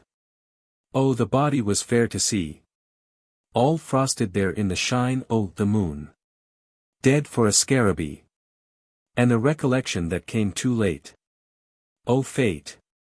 They buried him where he lay. He sleeps awaiting the day. In state. And two possible puns, moon-eyed and wan. Gloom over the grave and then move on. Dead for a Scarabee. Fernando Tapple. Scarification. A form of penance practiced by the medieval pious. The rite was performed, sometimes with a knife, sometimes with a hot iron, but always, says Arsenius Asceticus, acceptably if the penitent spared himself no pain nor harmless disfigurement. Scarification, with other crude penances, has now been superseded by benefaction. The founding of a library or endowment of a university is said to yield to the penitent a sharper and more lasting pain than is conferred by the knife or iron. And is therefore a surer means of grace. There are, however, two grave objections to it as a penitential method, the good that it does and the taint of justice. Scepter. A king's staff of office, the sign and symbol of his authority. It was originally a mace with which the sovereign admonished his jester and vetoed ministerial measures by breaking the bones of their proponents. Scimitar. A curved sword of exceeding keenness, in the conduct of which certain Orientals attain a surprising proficiency, as the incident here related will serve to show. The account is translated from the Japanese of Shusi Itama, a famous writer of the 13th century. When the great Gishi Kuktai was Mikado, he condemned to decapitation Jijiji-ri, a high officer of the court.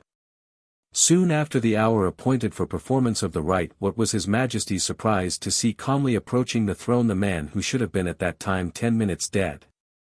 1,700 impossible dragons, shouted the enraged monarch.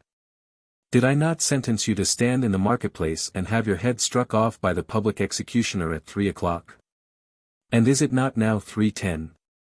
"Son of 1,000 illustrious deities," answered the condemned minister, "all that you say is so true that the truth is a lie in comparison. But your heavenly majesty's sunny and vitalizing wishes have been pestilently disregarded. With joy I ran and placed my unworthy body in the marketplace.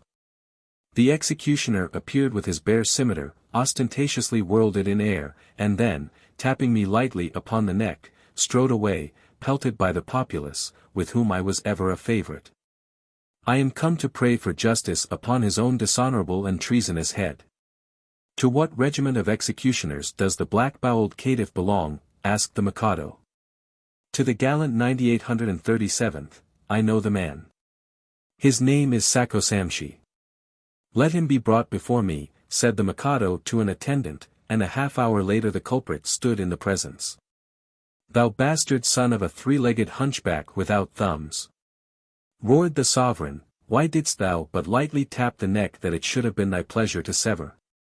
"Lord of cranes and cherry blooms," replied the executioner, unmoved, "command him to blow his nose with his fingers."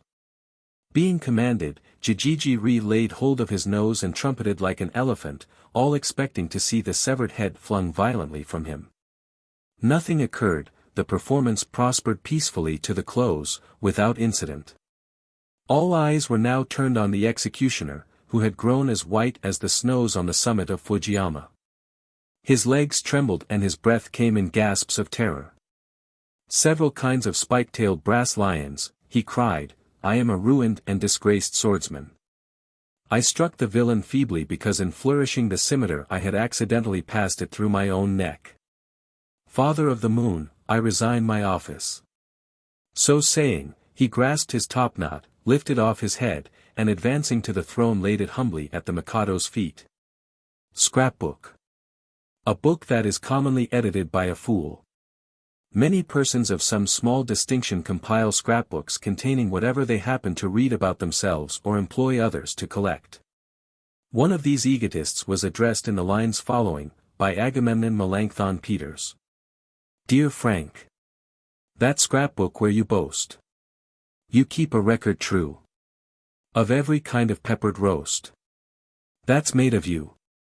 Wherein you paste the printed jibes. That revel round your name. Thinking the laughter of the scribes. Attests your fame. Where all the pictures you arrange. That comic pencils trace. Your funny figure and your strange Semitic face. Pray lend it me.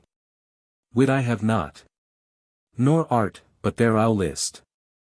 The daily drubbings you'd have got. Had God a fist. Scribbler. A professional writer whose views are antagonistic to one's own. Scriptures.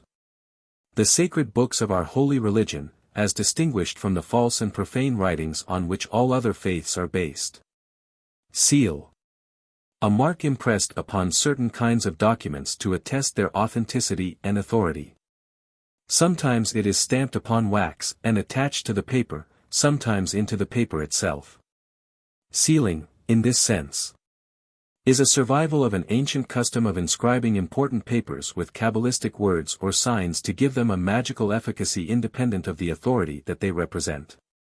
In the British Museum are preserved many ancient papers, mostly of a sacerdotal character, validated by necromantic pentagrams and other devices, frequently initial letters of words to conjure with. And in many instances these are attached in the same way that seals are appended now. As nearly every reasonless and apparently meaningless custom, rite or observance of modern times had origin in some remote utility. It is pleasing to note an example of ancient nonsense evolving in the process of ages into something really useful. Our word sincere is derived from sine cero, without wax, but the learned are not in agreement as to whether this refers to the absence of the cabalistic signs, or to that of the wax with which letters were formerly closed from public scrutiny. Either view of the matter will serve one in immediate need of an hypothesis. The initials LS, commonly appended to signatures of legal documents, mean locum sigillis, the place of the seal. Although the seal is no longer used, an admirable example of conservatism distinguishing man from the beasts that perish. The words locum sigillis are humbly suggested as a suitable motto for the Pribilof Islands whenever they shall take their place as a sovereign state of the American Union. Sane. A kind of net for effecting an involuntary change of environment. For fish it is made strong and coarse, but women are more easily taken with a singularly delicate fabric weighted with small, cut stones. The devil casting a seine of lace.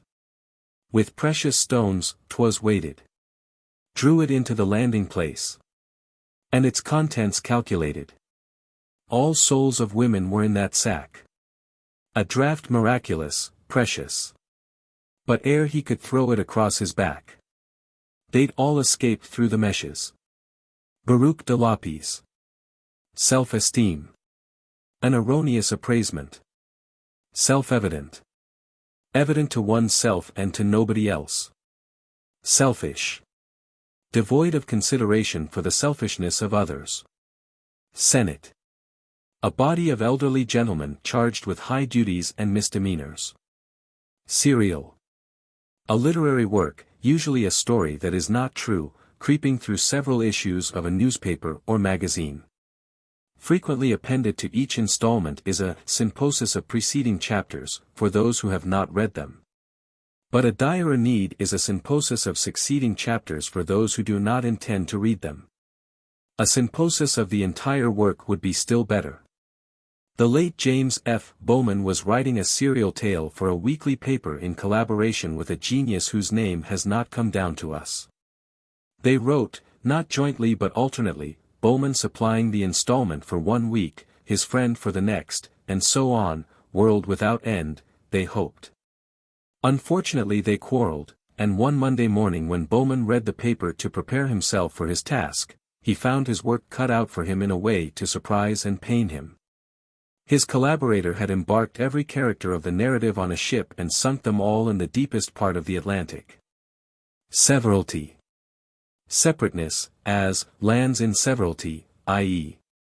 lands held individually, not in joint ownership. Certain tribes of Indians are believed now to be sufficiently civilized to have in severalty the lands that they have hitherto held as tribal organizations. And could not sell to the whites for waxen beads and potato whiskey. Lo! The poor Indian whose unsuited mind saw death before, hell and the grave behind. Whom thrifty settler ne'er besought to stay. His small belongings their appointed prey. Whom dispossession, with alluring wile, persuaded elsewhere every little while. His fire unquenched and his undying worm. By land in severalty, charming term.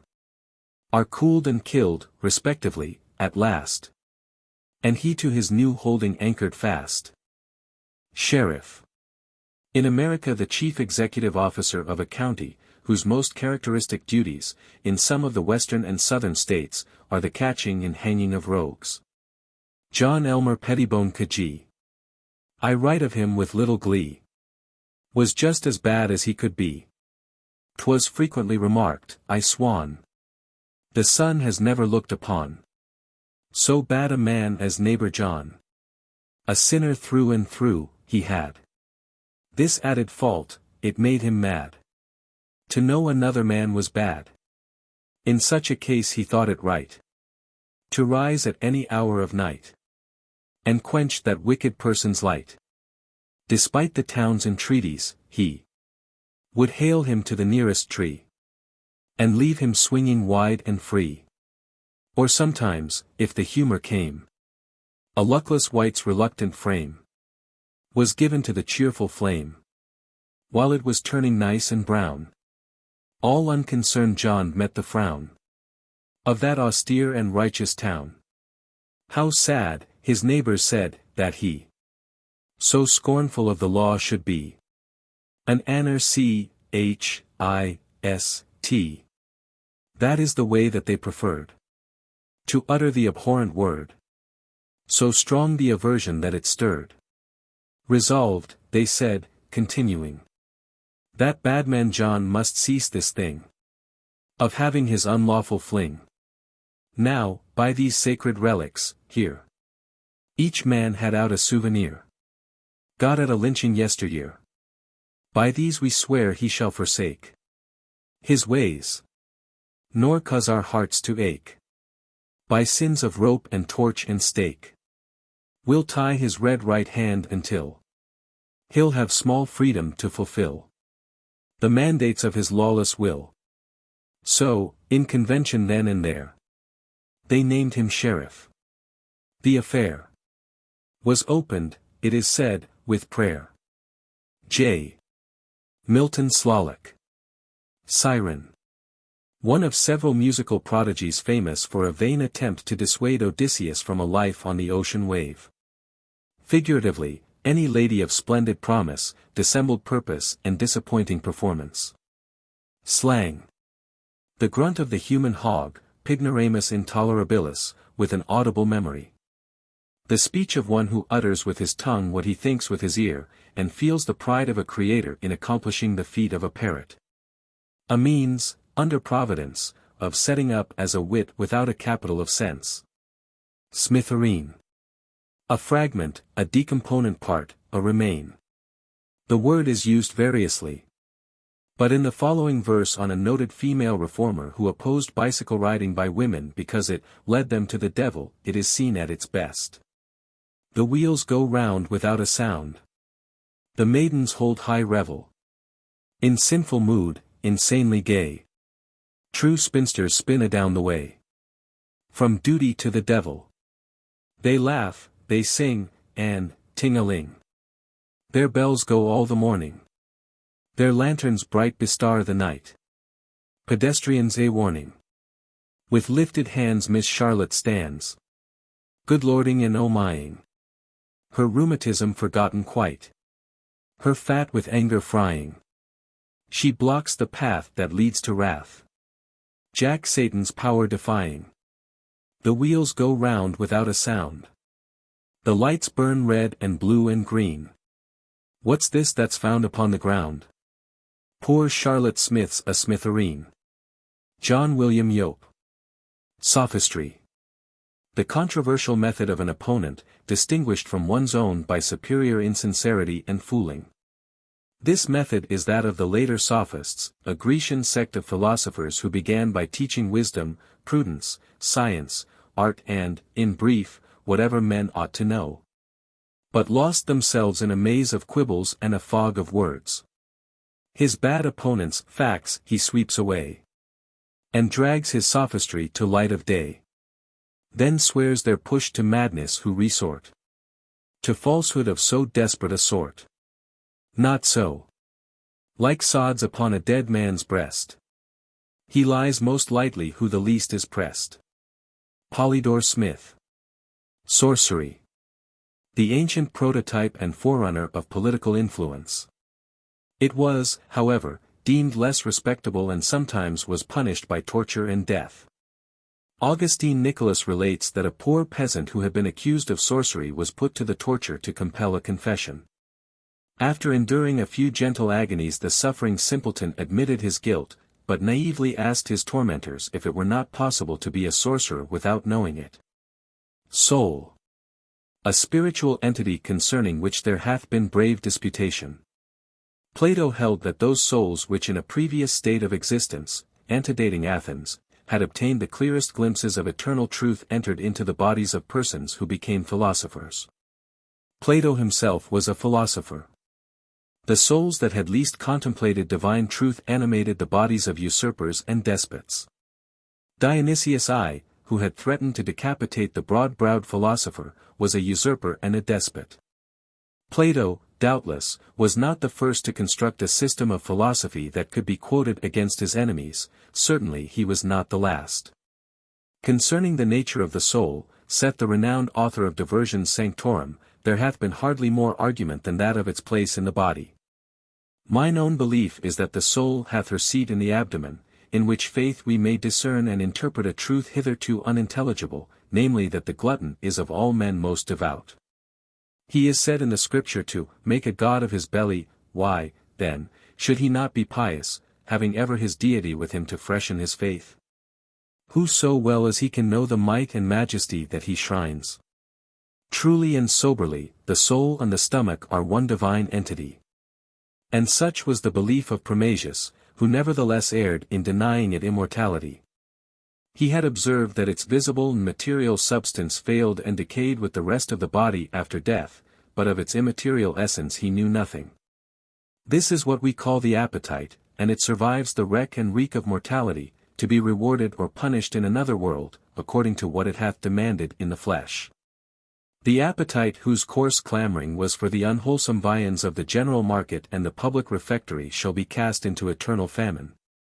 Whilst that which firmly though civilly insisted on ortolans, caviar, terrapin, anchovies, pâtés de foie gras and all such Christian comestibles shall flesh its spiritual tooth in the souls of them forever and ever, and wreak its divine thirst upon the immortal parts of the rarest and richest wines ever quaffed here below.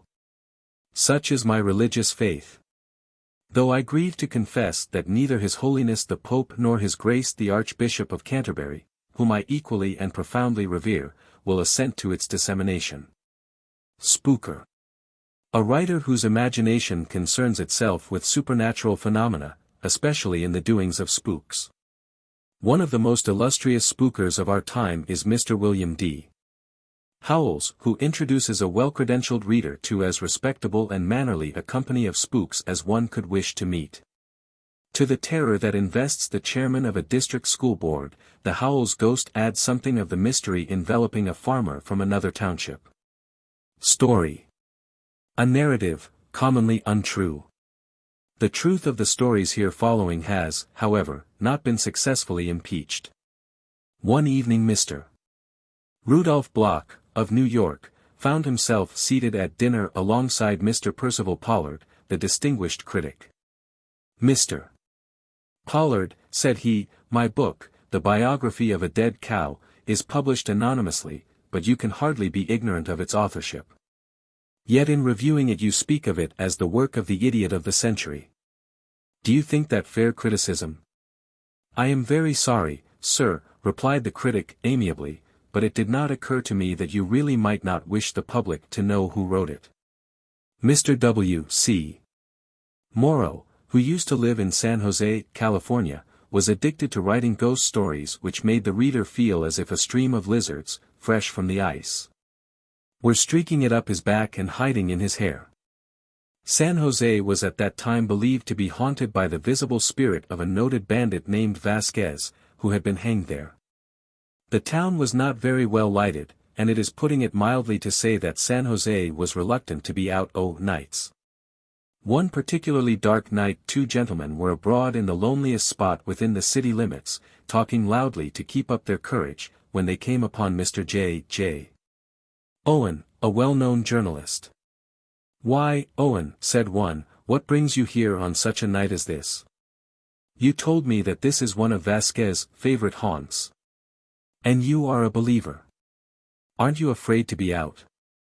My dear fellow, the journalist replied with a drear autumnal cadence in his speech, like the moan of a leaf-laden wind, I am afraid to be in. I have one of Wilmoro's stories in my pocket and I don't dare to go where there is light enough to read it. Rear Admiral Schley and Representative Charles F. Joy were standing near the Peace Monument, in Washington, discussing the question, is success a failure? Mr. Joy suddenly broke off in the middle of an eloquent sentence, exclaiming, hello. I've heard that band before. Santilman's, I think. I don't hear any band, said Schley. Come to think, I don't either, said Joy. But I see General Miles coming down the avenue, and that pageant always affects me in the same way as a brass band. One has to scrutinize one's impressions pretty closely, or one will mistake their origin. While the Admiral was digesting this hasty meal of philosophy, General Miles passed in review, a spectacle of impressive dignity. When the tail of the seeming procession had passed and the two observers had recovered from the transient blindness caused by its effulgence. He seems to be enjoying himself, said the Admiral. There is nothing, assented Joy, thoughtfully, that he enjoys one half so well. The illustrious statesman, Champ Clark, once lived about a mile from the village of Jabeague, in Missouri.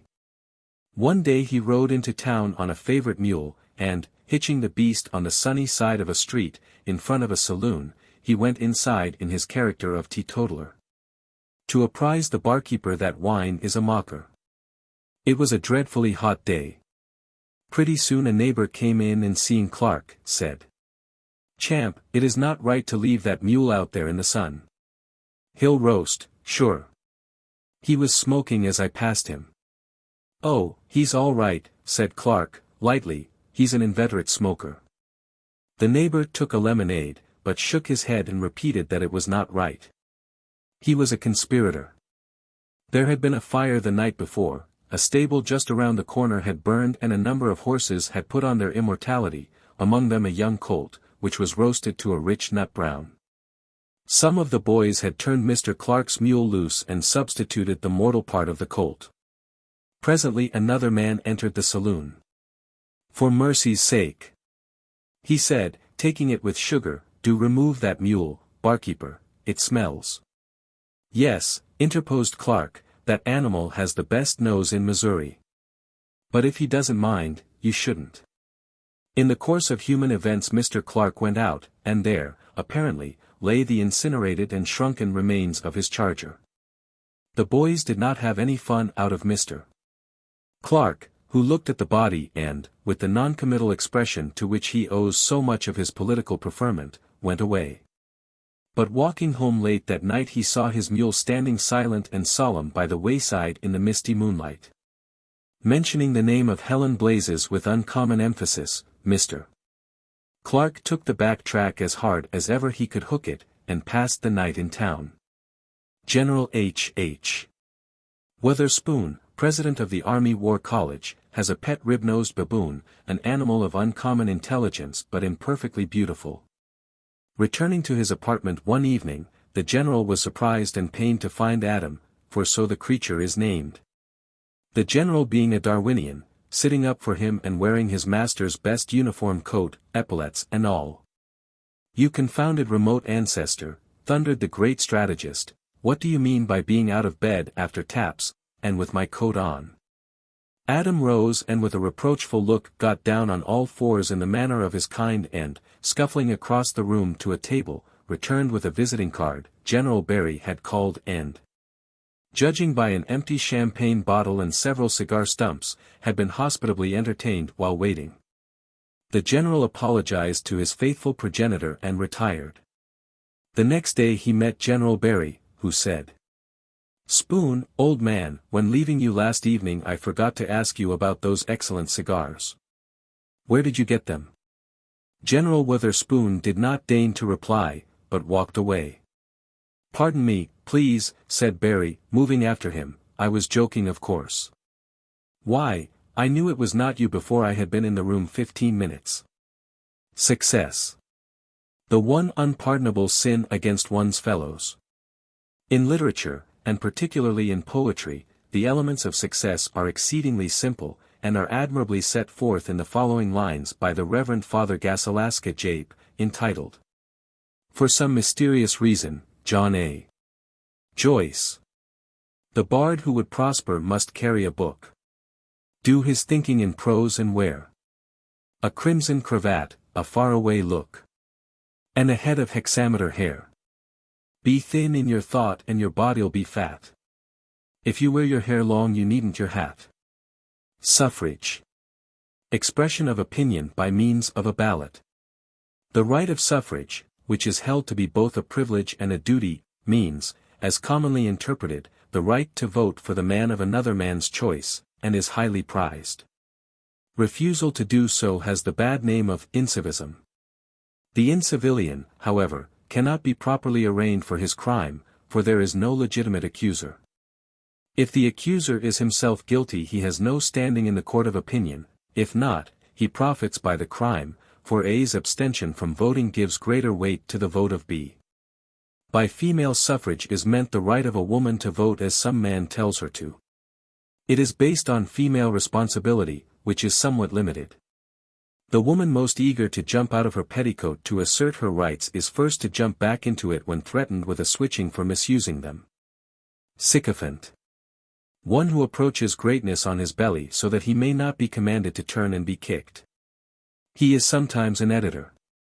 As the lean leech, its victim found, is pleased to fix itself upon a part diseased, till, its black hide distended with bad blood, it drops to die of surfeit in the mud.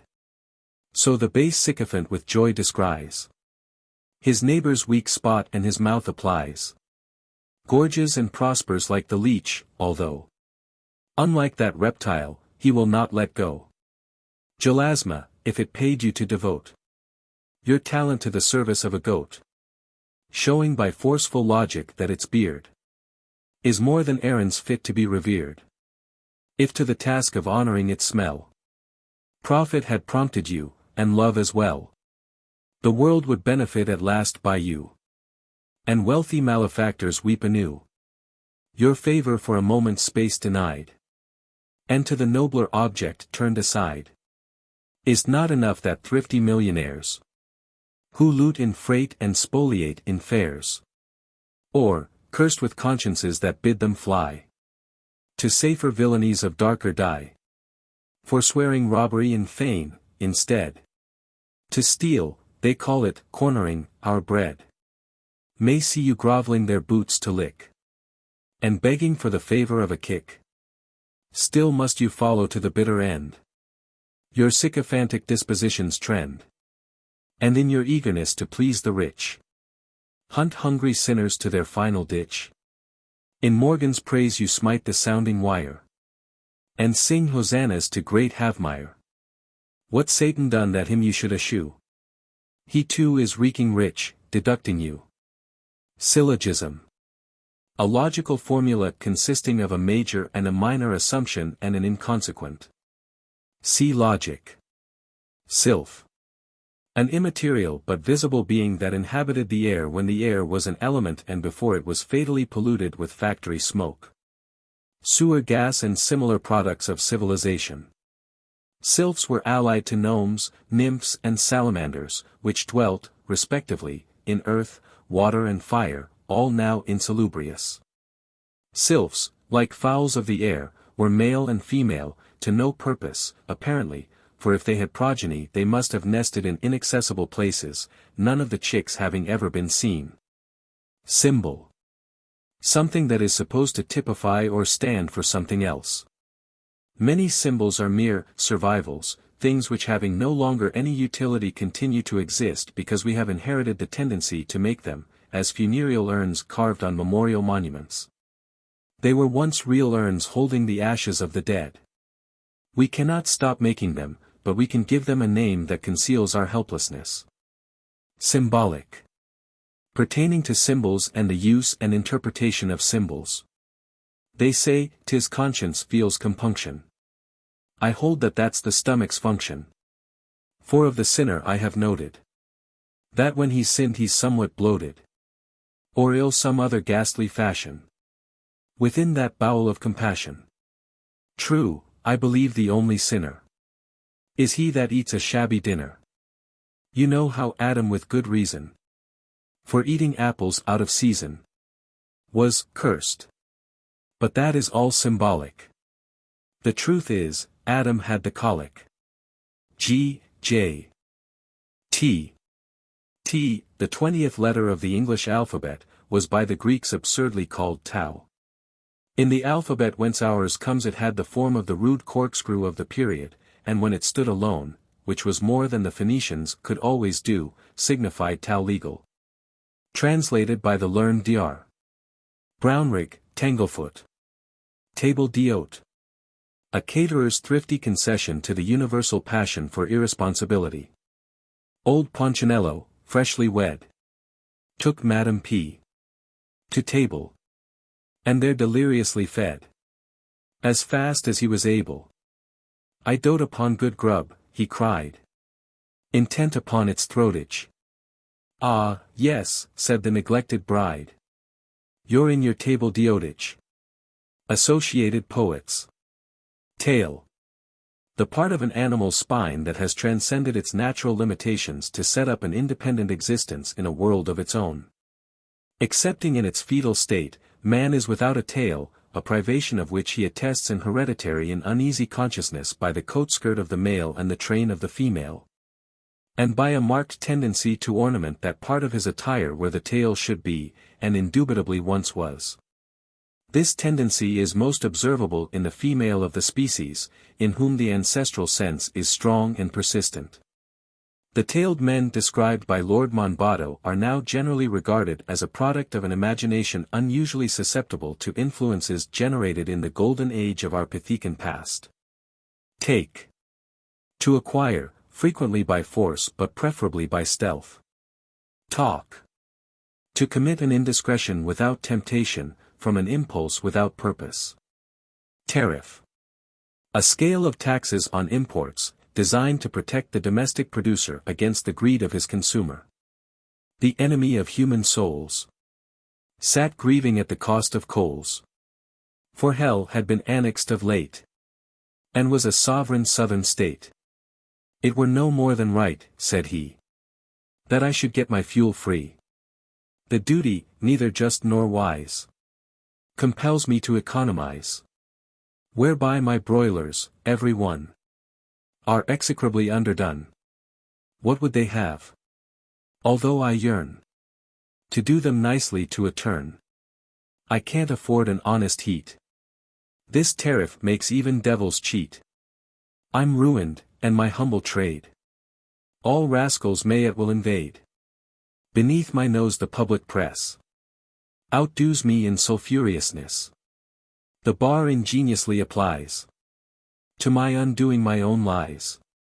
My medicine's the doctor's use, albeit vainly, to refuse to me my fair and rightful prey, and keep their own in shape to pay.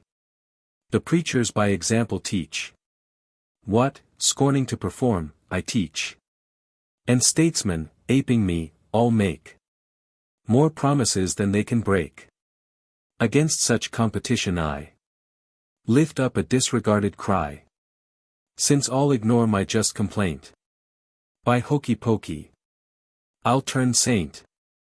Now, the Republicans, who all are saints, began at once to bawl against his competition, so there was a devil of a go. They locked horns with him, tête-à-tête, in acrimonious debate, till Democrats, forlorn and lone, had hopes of coming by their own that evil to avert, in haste. The two belligerents embraced. But since 'twere wicked to relax a tittle of the sacred tax, 'twas finally agreed to grant the bold insurgent Protestant a bounty on each soul that fell into his ineffectual hell. Edom Smith. Technicality. In an English court a man named Home was tried for slander in having accused his neighbor of murder. His exact words were, Sir Thomas Holt hath taken a cleaver and stricken his cook upon the head, so that one side of the head fell upon one shoulder and the other side upon the other shoulder. The defendant was acquitted by instruction of the court, the learned judges holding that the words did not charge murder, for they did not affirm the death of the cook, that being only an inference. Tedium. Ennui, the state or condition of one that is bored. Many fanciful derivations of the word have been affirmed. But so high an authority as Father Jape says that it comes from a very obvious source, the first words of the ancient Latin hymn Te Deum Laudamus. In this apparently natural derivation there is something that saddens. Teetotaler. One who abstains from strong drink, sometimes totally, sometimes tolerably totally. Telephone. An invention of the devil which abrogates some of the advantages of making a disagreeable person keep his distance. Telescope. A device having a relation to the eye similar to that of the telephone to the ear, enabling distant objects to plague us with a multitude of needless details. Luckily it is unprovided with a bell summoning us to the sacrifice. Tenacity. A certain quality of the human hand in its relation to the coin of the realm. It attains its highest development in the hand of authority and is considered a serviceable equipment for a career in politics. The following illustrative lines were written of a Californian gentleman in high political preferment, who has passed to his accounting. Of such tenacity his grip, that nothing from his hand can slip. Well-buttered eels you may o'erwhelm, In tubs of liquid slippery elm. In vain, from his detaining pinch. They cannot struggle half an inch. 'Tis lucky that he so is planned. That breath he draws not with his hand. For if he did, so great his greed, he'd draw his last with eager speed.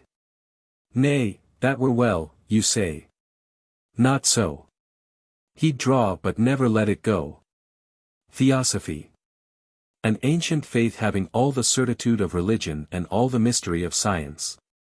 The modern theosophist holds, with the Buddhists, that we live an incalculable number of times on this earth, in as many several bodies.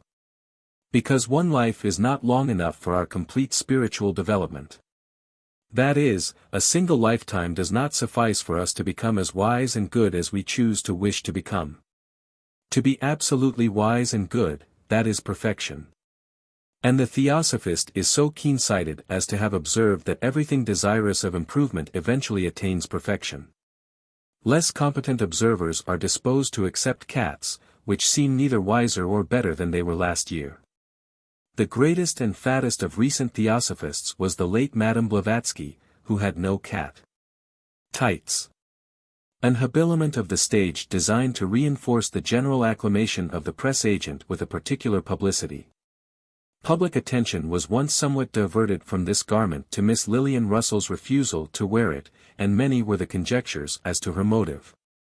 The guess of Miss Pauline Hall showing a high order of ingenuity and sustained reflection. It was Miss Hall's belief that nature had not endowed Miss Russell with beautiful legs. This theory was impossible of acceptance by the male understanding. But the conception of a faulty female leg was of so prodigious originality as to rank among the most brilliant feats of philosophical speculation. It is strange that in all the controversy regarding Miss Russell's aversion to tights no one seems to have thought to ascribe it to what was known among the ancients as modesty. The nature of that sentiment is now imperfectly understood, and possibly incapable of exposition with the vocabulary that remains to us. The study of lost arts has, however, been recently revived and some of the arts themselves recovered. This is an epoch of renaissances, and there is ground for hope that the primitive blush may be dragged from its hiding place amongst the tombs of antiquity and hissed on to the stage. Tomb. The house of indifference. Tombs are now by common consent invested with a certain sanctity, but when they have been long tenanted it is considered no sin to break them open and rifle them. The famous Egyptologist, Dr. Huggins, explaining that a tomb may be innocently glenned, as soon as its occupant is done smellinge, the soul being then all exhaled. This reasonable view is now generally accepted by archaeologists, whereby the noble science of curiosity has been greatly dignified. Tope. To tipple, booze, swill, soak, guzzle, lush, bib, or swig. In the individual, toping is regarded with disesteem, but toping nations are in the forefront of civilization and power.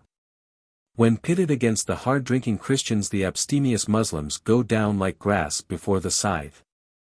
In India 100,000 beef-eating and brandy and soda guzzling Britons hold in subjection 250 million vegetarian abstainers of the same Aryan race. With what an easy grace the whiskey-loving American pushed the temperate Spaniard out of his possessions. From the time when the berserkers ravaged all the coasts of Western Europe and lay drunk in every conquered port it has been the same way, everywhere the nations that drink too much are observed to fight rather well and not too righteously. Wherefore the estimable old ladies who abolished the canteen from the American army may justly boast of having materially augmented the nation's military power. Tortoise. A creature thoughtfully created to supply occasion for the following lines by the illustrious Ambat de Laso. To my pet tortoise. My friend. You are not graceful, not at all. Your gait's between a stagger and a sprawl. Nor are you beautiful, your head's a snake's. To look at, and I do not doubt it aches. As to your feet, they'd make an angel weep. 'Tis true you take them in weena you sleep. No, you're not pretty, but you have, I own, a certain firmness, mostly your backbone. Firmness and strength, you have a giant's thews. Are virtues that the great know how to use. I wish that they did not, yet, on the whole, you lack, excuse my mentioning it, soul. So, to be candid, unreserved and true, I'd rather you were I than I were you. Perhaps, however, in a time to be, when man's extinct, a better world may see your progeny in power and control, due to the genesis and growth of soul. So I salute you as a reptile grand, predestined to regenerate the land. Father of possibilities, O deign to accept the homage of a dying reign. In the far region of the unforeknown, I dream a tortoise upon every throne. I see an emperor his head withdraw into his carapace for fear of law. A king who carries something else than fat. However acceptably he carries that. A president not strenuously bent on punishment of audible dissent. Who never shot, it were a vain attack. An armed or unarmed tortoise in the back. Subject and citizens that feel no need to make the march of mind a wild stampede. All progress slow, contemplative, sedate. And, take your time, the word, in church and state. O tortoise, 'tis a happy, happy dream. My glorious testudinous regime. I wish in Eden you'd brought this about. By slouching in and chasing Adam out. Tree. A tall vegetable intended by nature to serve as a penal apparatus, though through a miscarriage of justice most trees bear only a negligible fruit, or none at all. When naturally fruited, the tree is a beneficent agency of civilization and an important factor in public morals. In the stern West and the sensitive South its fruit, white and black respectively, though not eaten, is agreeable to the public taste and, though not exported, profitable to the general welfare. That the legitimate relation of the tree to justice was no discovery of Judge Lynch, who, indeed, conceded it no primacy over the lamppost and the bridge girder, is made plain by the following passage from Morrister, who antedated him by 2 centuries.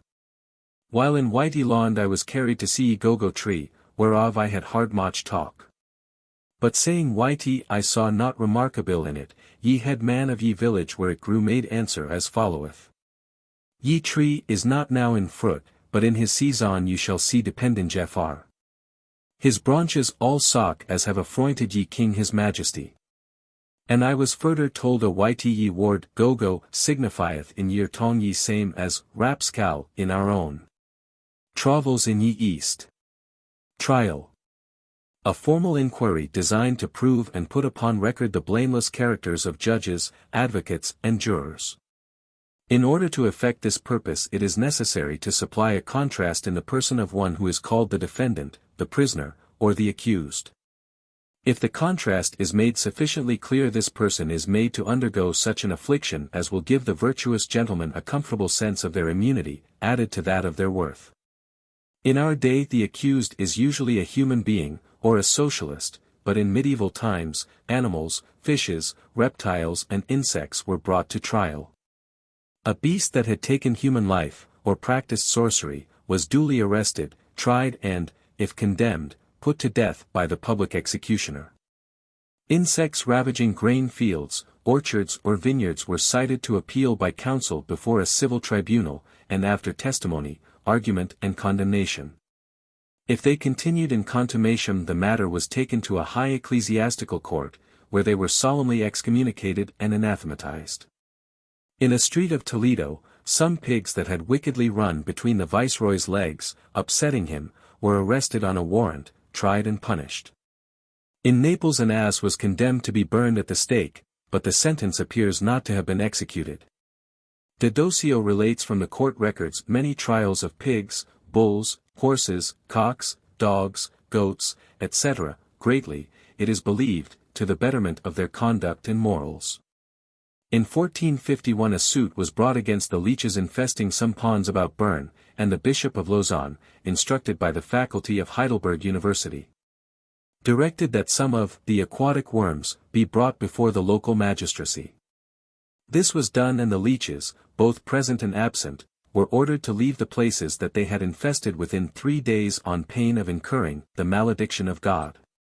In the voluminous records of this cause célèbre nothing is found to show whether the offenders braved the punishment, or departed forthwith out of that inhospitable jurisdiction. Trichinosis. The pig's reply to proponents of porcophagy.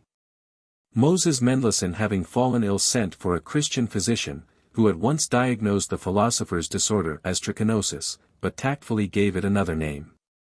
"You need an immediate change of diet," he said. "You must eat 6 ounces of pork every other day." "Pork," shrieked the patient, "pork. Nothing shall induce me to touch it." "Do you mean that?" the doctor gravely asked. "I swear it." "Good, then I will undertake to cure you." Trinity. In the multiplex theism of certain Christian churches, 3 entirely distinct deities consistent with only one.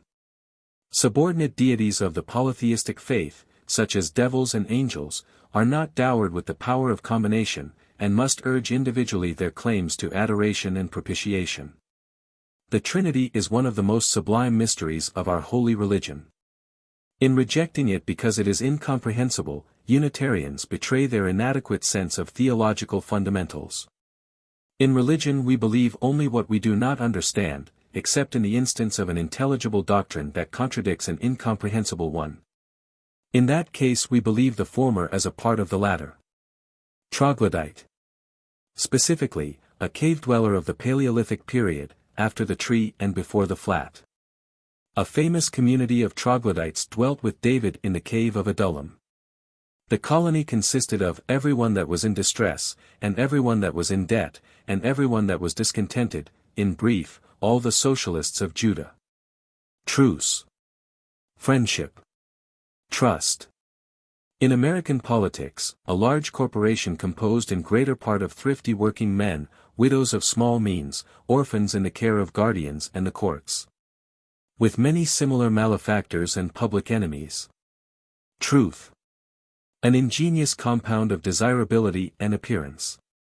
Discovery of truth is the sole purpose of philosophy, which is the most ancient occupation of the human mind and has a fair prospect of existing with increasing activity to the end of time. Truthful. Dumb and illiterate. Tsetse fly. An African insect, Glossina morsitans, whose bite is commonly regarded as nature's most efficacious remedy for insomnia. Though some patients prefer that of the American novelist, Mendax interminabilis. Turkey. A large bird whose flesh when eaten on certain religious anniversaries has the peculiar property of attesting piety and gratitude. Incidentally, it is pretty good eating.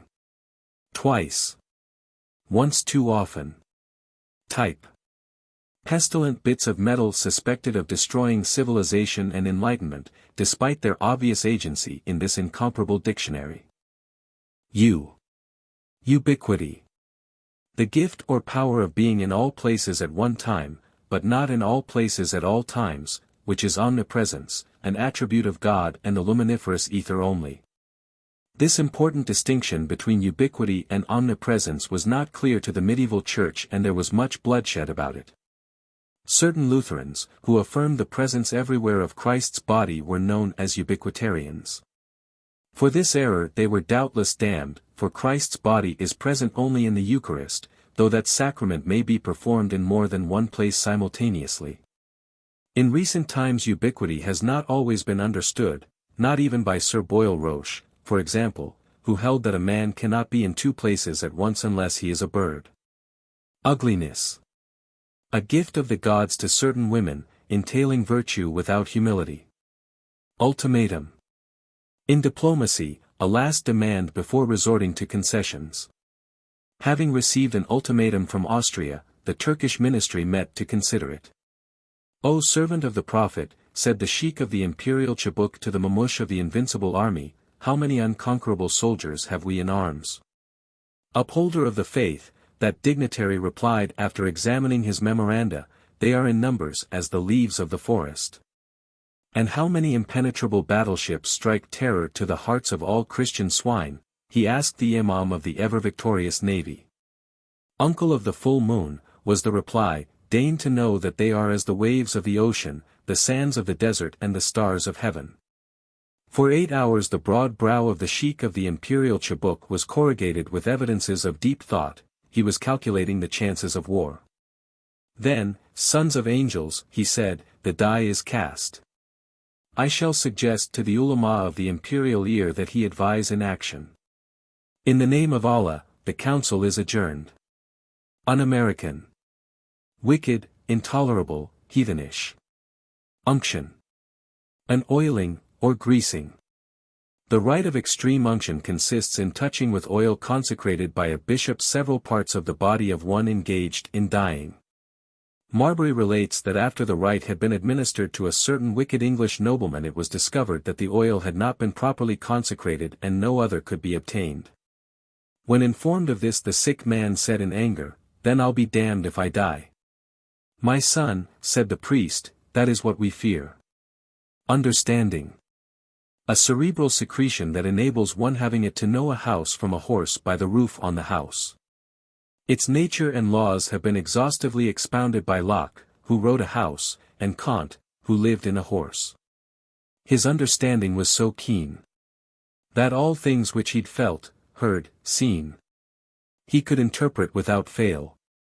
If he was in or out of jail, he wrote at inspiration's call. Deep disquisitions on them all. Then, pent at last in an asylum, performed the service to compile M. So great a writer, all men swore they never had not read before. Jorrocke Wormley. Unitarian. One who denies the divinity of a Trinitarian. Universalist. One who forgoes the advantage of a hell for persons of another faith. Urbanity. The kind of civility that urban observers ascribe to dwellers in all cities but New York. Its commonest expression is heard in the words, "I beg your pardon," and it is not inconsistent with disregard of the rights of others. The owner of a powder mill was musing on a distant hill. Something his mind foreboded, when from the cloudless sky there fell a deviled human kidney. Well, the man's mill had exploded. His hat he lifted from his head. "I beg your pardon, sir," he said. "I didn't know 'twas loaded." Swatkin. Usage. The first person of the literary trinity, the second and third being custom and conventionality. Imbued with a decent reverence for this holy triad, an industrious writer may hope to produce books that will live as long as the fashion. Uxoriousness. A perverted affection that has strayed to one's own wife. Chapter 5. Valor. A soldierly compound of vanity, duty, and the gambler's hope. "Why have you halted?" roared the commander of a division in Chickamauga, who had ordered a charge. "Move forward, sir, at once."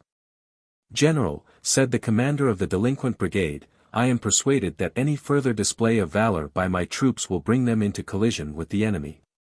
Vanity. The tribute of a fool to the worth of the nearest ass. They say that hens do cackle loudest when there's nothing vital in the eggs they've laid. And there are hens, professing to have made a study of mankind, who say that men, whose business 'tis to drive the tongue or pen, make the most clamorous fanfaronade o'er their most worthless work.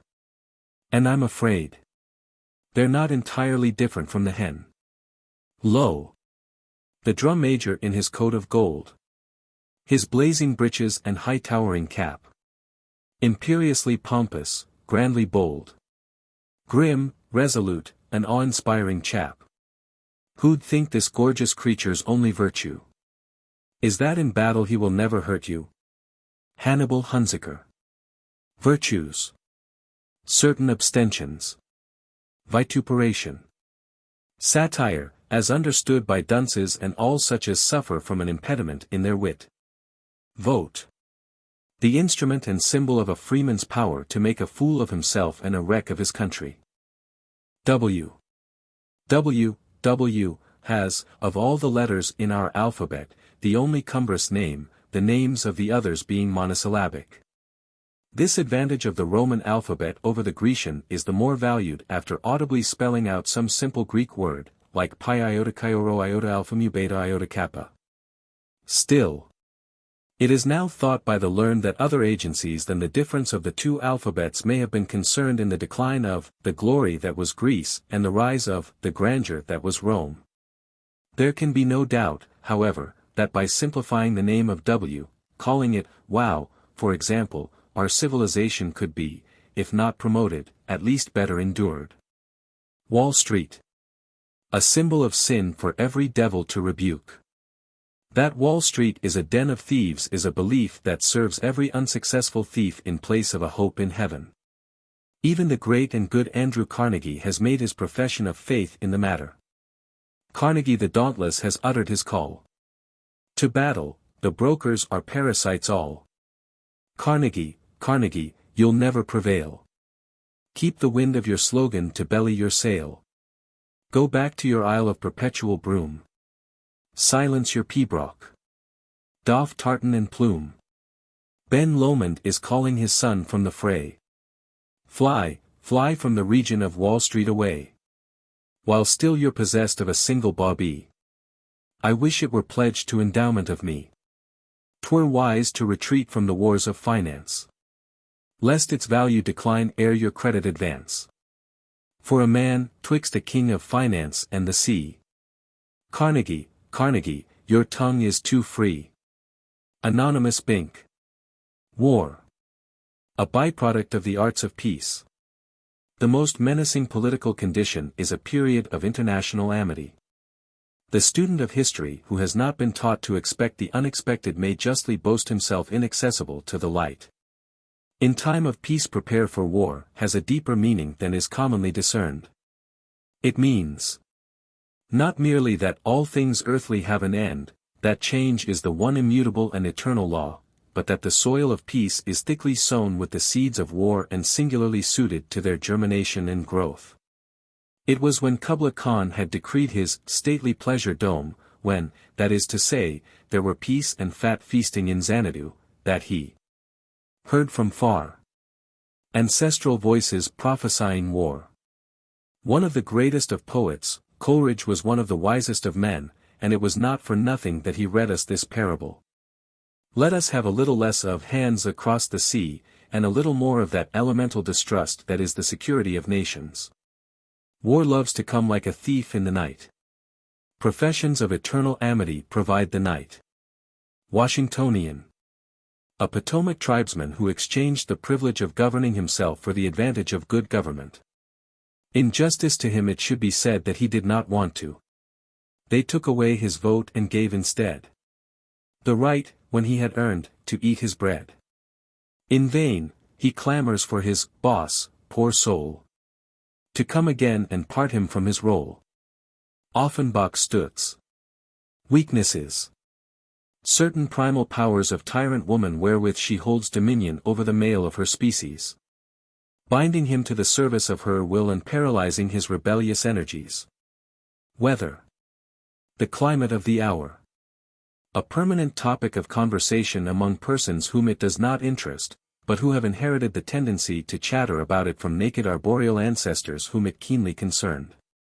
The setting up official weather bureaus and their maintenance in mendacity prove that even governments are accessible to suasion by the rude forefathers of the jungle. Once I dipped into the future far as human eye could see.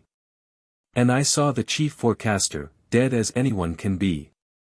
Dead and damned and shut in Hades as a liar from his birth. With a record of unreason seldom paralleled on earth. While I looked he reared him solemnly, that incandescent youth. From the coals that he preferred to the advantages of truth. He cast his eyes about him and above him. Then he wrote on a slab of thin asbestos what I venture here to quote.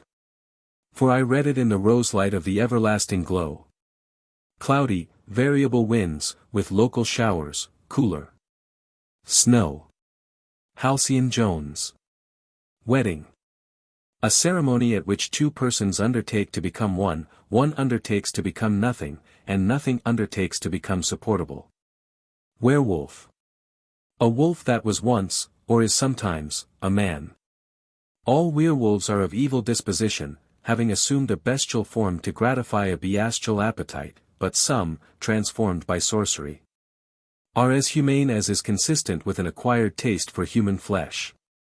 Some Bavarian peasants having caught a wolf one evening, tied it to a post by the tail and went to bed. The next morning nothing was there. Greatly perplexed, they consulted the local priest, who told them that their captive was undoubtedly a werewolf and had resumed its human form during the night. The next time that you take a wolf, the good man said, see that you chain it by the leg, and in the morning you will find a Lutheran. Wang de Putanoa. In the Ojibwe tongue, disaster. An unexpected affliction that strikes hard. Should you ask me whence this laughter? Whence this audible big smiling? With its labial extension. With its maxillar distortion. And its diaphragmic rhythmus. Like the billowing of an ocean. Like the shaking of a carpet.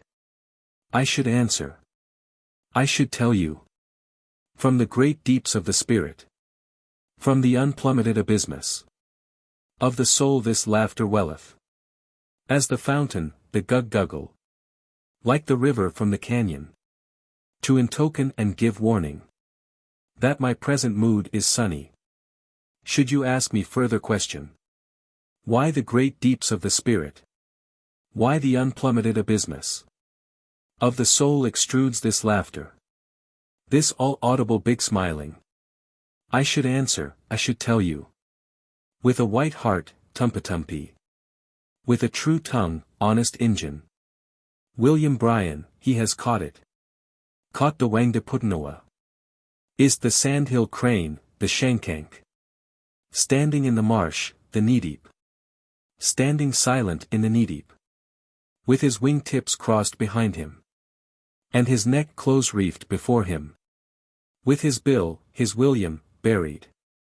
In the down upon his bosom. With his head retracted inly. While his shoulders overlook it. Does the sandhill crane, the shankank. Shiver greyly in the north wind. Wishing he had died when little. As the sparrow, the chip-chip, does? No, 'tis not the shankank standing. Standing in the grey and dismal marsh, the grey and dismal kneedeep. No, 'tis peerless William Bryan. Realizing that he's caught it. Caught the Wang de Putanoa. Wheat. A cereal from which a tolerably good whiskey can with some difficulty be made, and which is used also for bread.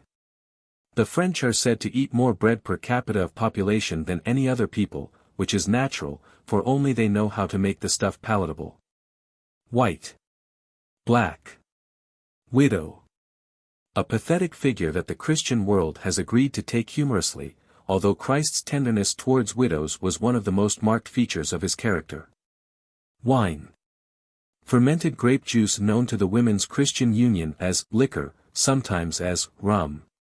Wine, madam, is God's next best gift to man. Wit. The salt with which the American humorist spoils his intellectual cookery by leaving it out. Witch. An ugly and repulsive old woman, in a wicked league with the devil. A beautiful and attractive young woman, in wickedness a league beyond the devil. Witticism. A sharp and clever remark, usually quoted, and seldom noted. What the Philistine is pleased to call a joke. Woman.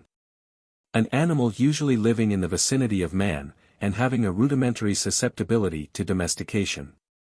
It is credited by many of the elder zoologists with a certain vestigial docility acquired in a former state of seclusion, but naturalists of the post-Susan Anthony period, having no knowledge of the seclusion, deny the virtue and declare that such as creation's dawn beheld, it roareth now. The species is the most widely distributed of all beasts of prey, infesting all habitable parts of the globe, from Greenland's spicy mountains to India's moral strand. The popular name, wolfman, is incorrect, for the creature is of the cat kind. The woman is lithe and graceful in its movements, especially the American variety, Felis pugnans, is omnivorous and can be taught not to talk. Balthasar Pauber. Worm's meat. The finished product of which we are the raw material. The contents of the Taj Mahal, the Tombeau Napoleon and the Grantarium. Worm's meat is usually outlasted by the structure that houses it, but this too must pass away. Probably the silliest work in which a human being can engage is construction of a tomb for himself. The solemn purpose cannot dignify, but only accentuates by contrast the foreknown futility. Ambitious fool! So mad to be a show! How profitless the labor you bestow upon a dwelling whose magnificence the tenant neither can admire nor know. Build deep, build high, build massive as you can. The wanton grassroots will defeat the plan. By shouldering asunder all the stones. In what to you would be a moment's span. Time to the dead so all unreckoned flies. That when your marble is all dust, arise. If wakened, stretch your limbs and yawn. You'll think you scarcely can have closed your eyes. What though of all man's works your tomb alone should stand till time himself be overthrown? Would it advantage you to dwell therein forever as a stain upon a stone? Joel Huck. Worship. Homo Creator's testimony to the sound construction and fine finish of Deus Creatus. A popular form of abjection, having an element of pride. Wrath. Anger of a superior quality and degree, appropriate to exalted characters and momentous occasions, as, the wrath of God, the day of wrath, etc. Amongst the ancients the wrath of kings was deemed sacred, for it could usually command the agency of some god for its fit manifestation, as could also that of a priest. The Greeks before Troy were so harried by Apollo that they jumped out of the frying pan of the wrath of Chryses into the fire of the wrath of Achilles, though Agamemnon, the sole offender, was neither fried nor roasted. A similar noted immunity was that of David when he incurred the wrath of Yahweh by numbering his people, 70,000 of whom paid the penalty with their lives. God is now love, and the director of the census performs his work without apprehension of disaster. Chapter 10. X in our alphabet being a needless letter has an added invincibility to the attacks of the spelling reformers, and like them, will doubtless last as long as the language. X is the sacred symbol of $10, and in such words as Christmas, XN, etc. stands for Christ, not, as is popular supposed, because it represents a cross, but because the corresponding letter in the Greek alphabet is the initial of his name, Chi Rho Iota Sigma Tau. If it represented a cross it would stand for Saint Andrew, who testified upon one of that shape. In the algebra of psychology X stands for woman's mind. Words beginning with X are Grecian and will not be defined in this standard English dictionary. Y. Yankee. In Europe, an American. In the northern states of our Union, a New Englander. In the southern states the word is unknown. See damn Yank. Year. A period of 365 disappointments. Yesterday. The infancy of youth, the youth of manhood, the entire past of age. But yesterday I should have thought me blessed to stand high-pinnacled upon the peak of middle life and look adown the bleak and unfamiliar foreslope to the west, where solemn shadows all the land invest, and stilly voices, half-remembered, speak unfinished prophecy, and witch-fires freak the haunted twilight of the dark of rest. Yesterday my soul was all aflame to stay the shadow on the dial's face at manhood's noon mark. Now, in God his name, I chide aloud the little interspace, disparting me from certitude, and fain would know the dream and vision ne'er again. Baruch Arnegriff. It is said that in his last illness the poet Arnegriff was attended at different times by 7 doctors. Yoke. An implement, madam, to whose Latin name, jugum, we owe one of the most illuminating words in our language, a word that defines the matrimonial situation with precision, point and poignancy. 1,000 apologies for withholding it. Youth. The period of possibility, when Archimedes finds a fulcrum, Cassandra has a following and 7 cities compete for the honor of endowing a living Homer. Youth is the true Saturnian reign, the golden age on earth again, when figs are grown on thistles, and pigs betailed with whistles and, wearing silken bristles, live ever in clover. And cows fly over, delivering milk at every door, and justice never is heard to snore, and every assassin is made a ghost and, howling, is cast into Baltimost. Polydore Smith. Zany. A popular character in old Italian plays, who imitated with ludicrous incompetence the buffoni, or clown, and was therefore the ape of an ape.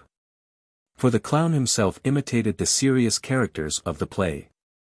The zany was progenitor to the specialist in humor, as we today have the unhappiness to know him. In the zany we see an example of creation, in the humorist, of transmission. Another excellent specimen of the modern zany is the curate, who apes the rector, who apes the bishop, who apes the archbishop, who apes the devil. Zanzibari. An inhabitant of the Sultanate of Zanzibar, off the eastern coast of Africa. The Zanzibaris, a warlike people, are best known in this country through a threatening diplomatic incident that occurred a few years ago. The American consul at the capital occupied a dwelling that faced the sea, with a sandy beach between. Greatly to the scandal of this official's family, and against repeated remonstrances of the official himself, the people of the city persisted in using the beach for bathing. One day a woman came down to the edge of the water and was stooping to remove her attire, a pair of sandals, when the consul, incensed beyond restraint, fired a charge of birdshot into the most conspicuous part of her person. Unfortunately for the existing entente cordiale between two great nations, she was the sultana. Zeal. A certain nervous disorder afflicting the young and inexperienced. A passion that goeth before a sprawl.